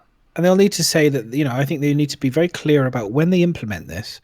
It needs to be very clear, very well stated that these ship prices, for example, will change. They're not fixed. This is going to be, this is just, they need to be very clear about that, because obviously people get used to certain prices, and then they'll get funny if the ship suddenly goes up another, 20, 30 million or something. Or they could say, the ships are going to fluctuate between areas because of demand, supply and demand as well. The supply of Auroras could be dirt cheap in this system, but in another system, Auroras could be really hard to get hold of, so they cost like twice as much. Yeah. So they've got all that to think about as well. They've got all that to think about as well. Hopefully, for 3.1, the initial release of ship buying, renting, whatever, they will be based on the economy. Fuck. Drinking out of a really heavy bottle. Jesus. Right, okay, so the next question is from Max1958. What did all of you think about the guns just disappearing? Is a waste of time. What are the gun racks? I don't really know what he means. What are the gun racks for then? In the stores.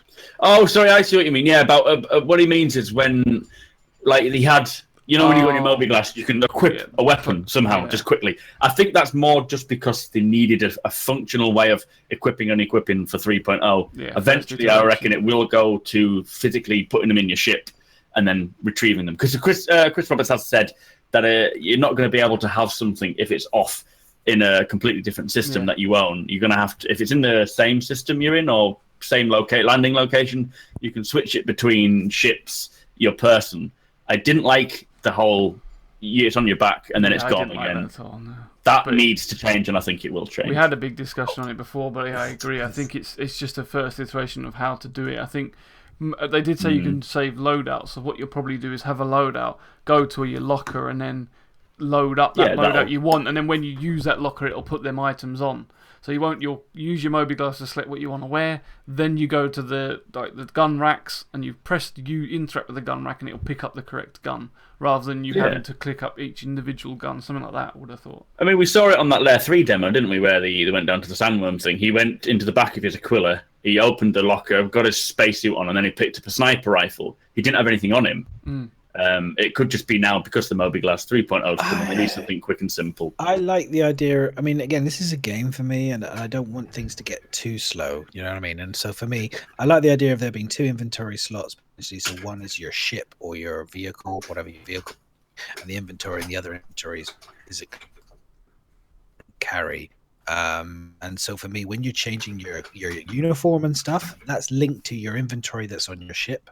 So whatever suits and stuff you've got on your ship, it's physically carried in your ship, you can physically change, and then you have to go back to your home base to change your stock or whatever that's in your ship. For example, fly around, so you could have like a heavy armor, an explorer suit, you could have some casual clothes and a bit of chinos or whatever, and you have a certain number of inventory slots for your ship, or not physical space on your ship that can carry. You can buy some things, take some things, and you can. So when you're in a store, you buy it, it physically goes into your ship's inventory, and then when you're equipping it through the mobi-glass, it's just changing your clothes based on that, rather. It's a mixture between fun and realism, isn't it? And if it's too real, it's just like, fucking hell, I've got the wrong spacesuit and I've got to go all the way back to my ship to get the right spacesuit on. That would just be a pain in the ass. Yeah, you got to be able to just go. Done. Well, I think you're going to have to go to a locker to put it on, but I think what I don't want, which I think Maddie's on about, I don't want to say, shit, not only have I not got my spacesuit, it's on another planet. So you'll have your most inventory and you'll be able to just pick what you want, but I think you'll still have to go to a locker to pick it up. There also may be the case that, like with these gun racks, is you may have both options. You may have an option to equip it through the mobi-glass, or just literally walk out your Ursa rover, see the gun rack and go, oh, I want to pick that gun up, and just interact and pick the gun up, rather than go through loads of menus to do it as well. So it might be a double way of picking up a gun. Sorry, go on. No, I was going to say, when you pick up again, if you're maxed out on inventory slots, you're going to have to drop something. It'll say, you can't carry this on my body. I have no more hard points to carry this gun, so I'm going to have to put down either my assault rifle or my sniper rifle or my handgun or whatever the specific hard point required to carry this weapon will need to be put down to carry it. I can't just magically carry. And they've said this before. I think CIG's been in our chat. Sherman's been and said they will not have a Zelda magic bag where you can store thousands of things. But for me, if they are going to do the magic bag effectively, it would be through the mobi-glass and it's connected to your ship. Yeah. And you need to be, within a distance of your ship, proximity on the other side of the planet, and then be able to change your clothes. So you need to be either in the station or within a certain distance of your ship to be able to effectively. Otherwise, if you run out of oxygen, you just swap to a different armor suit that's got oxygen in it. So But the other thing with the gun racks as well is if you're on someone else's ship and they've got gun racks full of guns, it's not in your inventory. So that would be another use for them, because they might say, "We'll use one of my guns." You've come exploring with me, and so you might use somebody else's gun rack, and you go and pick it up. It wouldn't be you wouldn't be able to equip it through your inventory, so you might be able to do that with suits and everything else. So I think what you said, Madness, is right though. It's going to be hard point based, so your certain suits will be able to carry an amount of weapons. I don't think the option of taking the weapon off and it just being in your magic pocket is going to be a case. Yeah, we've got that now, haven't we? No. Yeah. Star Marine. You can't. If you look at the two different options in Star Marine, you can't have a grenade on one or a grenade on the other. So yeah, and what you do have, they did say as well, this is a good point, going back to like grenades and things, you will be able to tell a particular inventory of an actual soldier. So if you're scouting ahead to see someone approaching a wreck and they have a sniper rifle, a couple of grenades, a smoke grenade, you're going to be able to relay that back to your team and say, well, he's got this, he's got this, he's got this. Nothing else, unless they have things in the pockets like a sidearm or a medical device, what they have on them is going to be visible, and when they use it, it will go. They have said that's going to be a thing. So hard points on your armor, on everything, will be an actual point to it. It's not just going to be magic bag done. 3-point wall will be different, though, I think. You have to think about, I'm hoping, for example, you'll find derelict ships, for example, and then maybe in the crates there'll be like a really cool gun or something, or maybe on the wall there'll be a gun that's slightly broken or something, or a rare piece that you can kind of collect and take it back to either be repaired or whatever. I think a good way of arming your whole org or crew is by finding crates of weapons and thinking, well, we'll keep that. I know what my org has said they're going to do is, like dragon kill points, where you earn so much rep or whatever, coinage or whatever, depending on the org, and then every time you salvage something, it'll get stuck in an auction, and you can use those points, which you earn from taking part in raids and so forth, to buy, to bid on those items. So if there's a really particular gun and you all found it as a group, instead of just being like, well, I found it, I want it, it's going to be, well, we'll put it in the middle. If you've spent a lot of time playing with us, you'll earn more creds that way. You can use those creds to bid on it. An internal auction between the org. So yeah, for ships, items. That's cool. That's a good way. That's a quite things like that. It's quite a nice. They do it often. MMO raiding does that.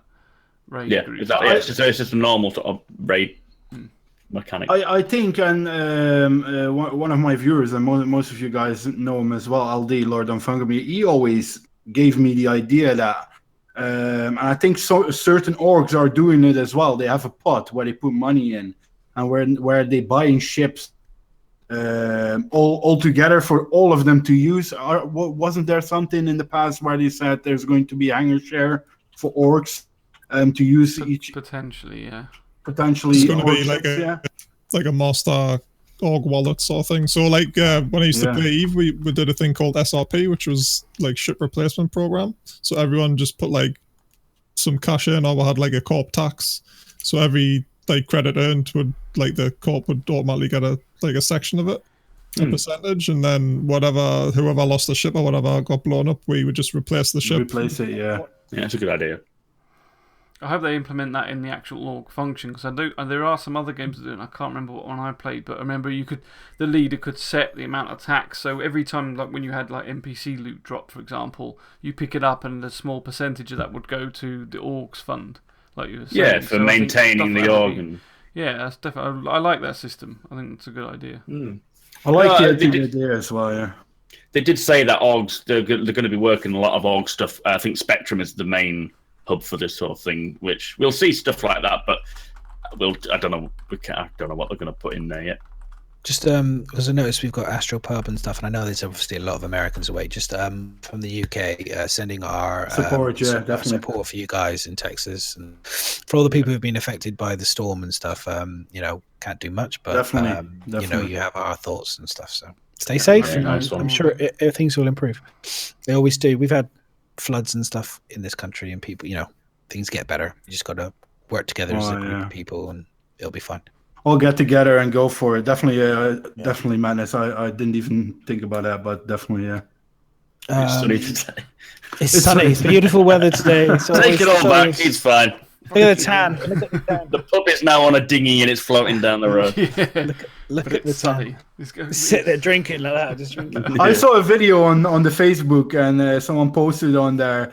The whole world was like upside down about Texas, and then you saw Texans, and you saw a guy on a how do you call these little things? The water scooters. Jet ski. Yeah. Oh, jet ski. On a jet ski going through the street up and down. You know what I mean?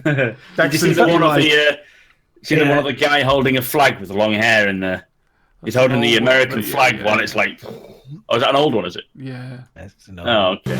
From another that was just a fun one. I think Astro did that on Twitter. By the way, sorry, my sources were wrong. Good stuff. Any more questions? One more. One more. Cool. From Tom Reckner again, and he said, should CIG stop attending Gamescom at least until they reach beta? No. Never. Best way to spread the word of Star Citizen to new backers, and also to network with other games, other developers. It's all about spreading the word, and that's the best form of advertisement. It's free. Well, it's not free advertising because they probably paid to go there, but really worth their while. Definitely. Yeah, I'm second that basically, pretty much. Just keep going, keep showing off, because they've always got new stuff to show. Everybody still enjoys seeing it. Should they not go to Gamescom? What? That's the question. Yeah.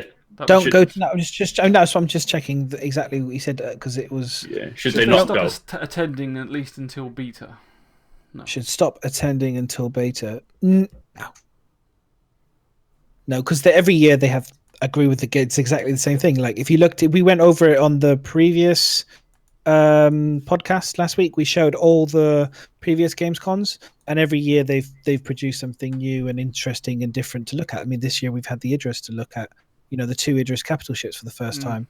We had the 3.0 days presentation to kind of get all excited about and see all the new ships and stuff like that. Of stuff to look at. We had the new face thingy that they've added. Recognition, yeah.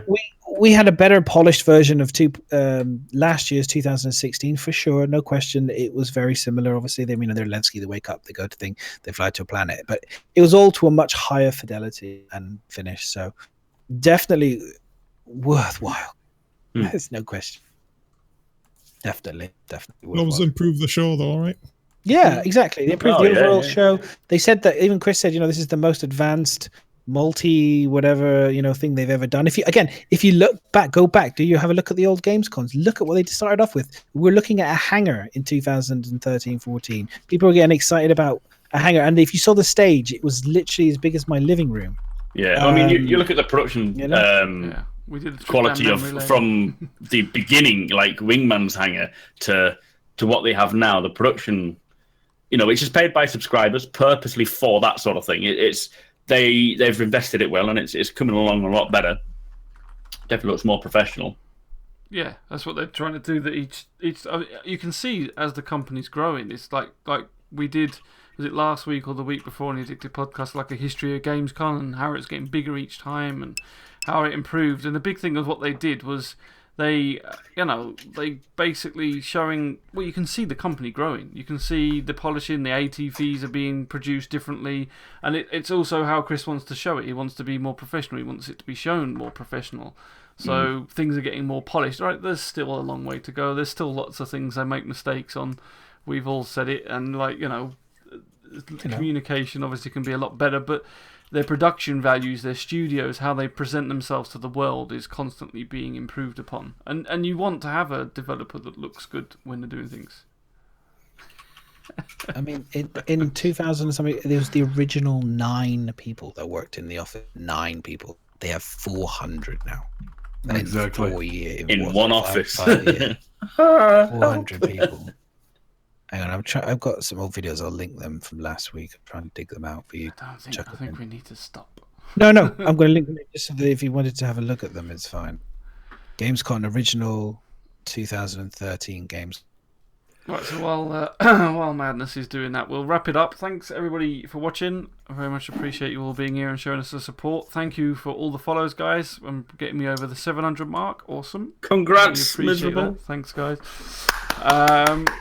I'm going to be away for the next couple of Mondays. I think Sol may be hosting next, unless he wants to pass it to.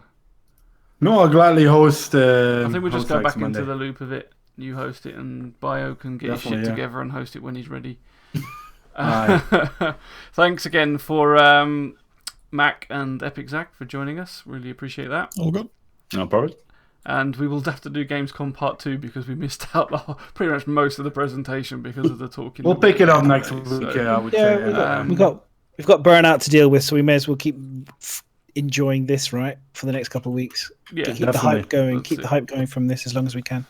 So yeah, there's going to be a bit of that. As always, we are going to put in the vodcast up on our Addicted channel and our own individual channels as well, and we will also be putting an audio only one up on SoundCloud.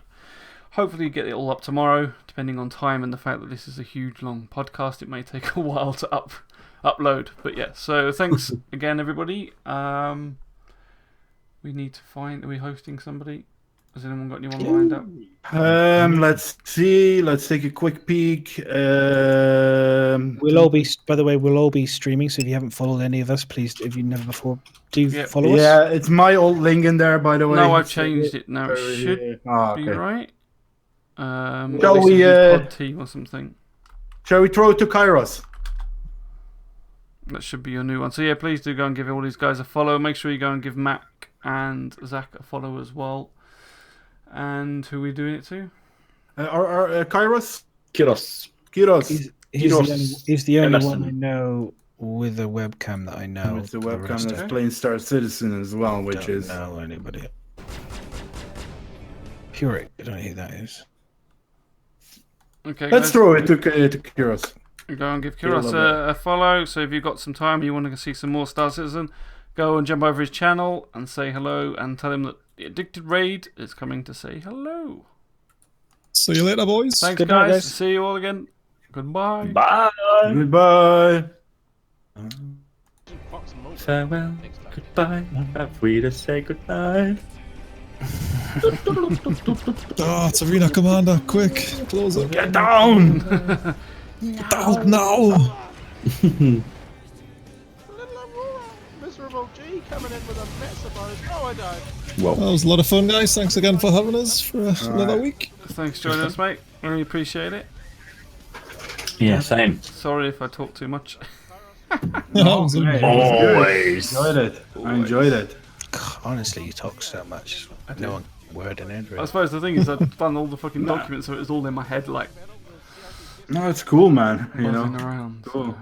We all talked a lot of shit as always.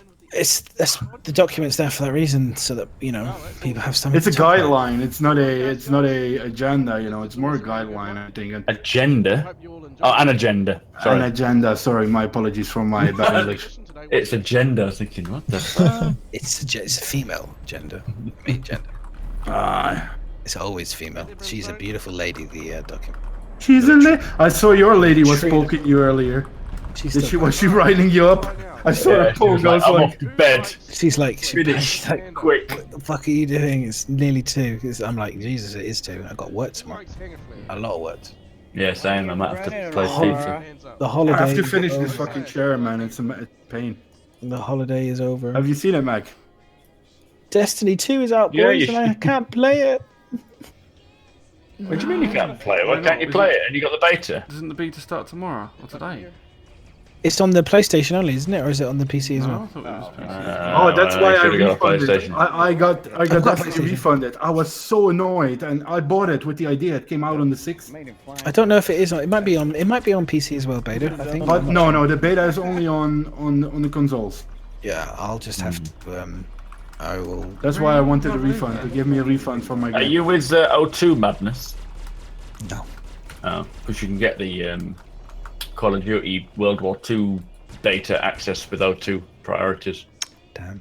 There's a lot of betas. I mean, I'm still going to. I've got this mining game I'm going to play with Miz if he's got it. Oh yeah. Oh yeah, you told me about this, man. The Deep Rock. So yeah, I showed it to you. You weren't interested, dude. Yeah, you know what it is, madness. It's not my type of game. But I'm definitely gonna watch you guys play it. Yeah, Are you talking about Destiny 2 there, the beta? They were. Because you can download that. Yeah, you can Destiny download 2. that right now and try it. the beta is available for PC, right? PC Yeah, it's is open wrong. beta. It's Yeah. open beta for.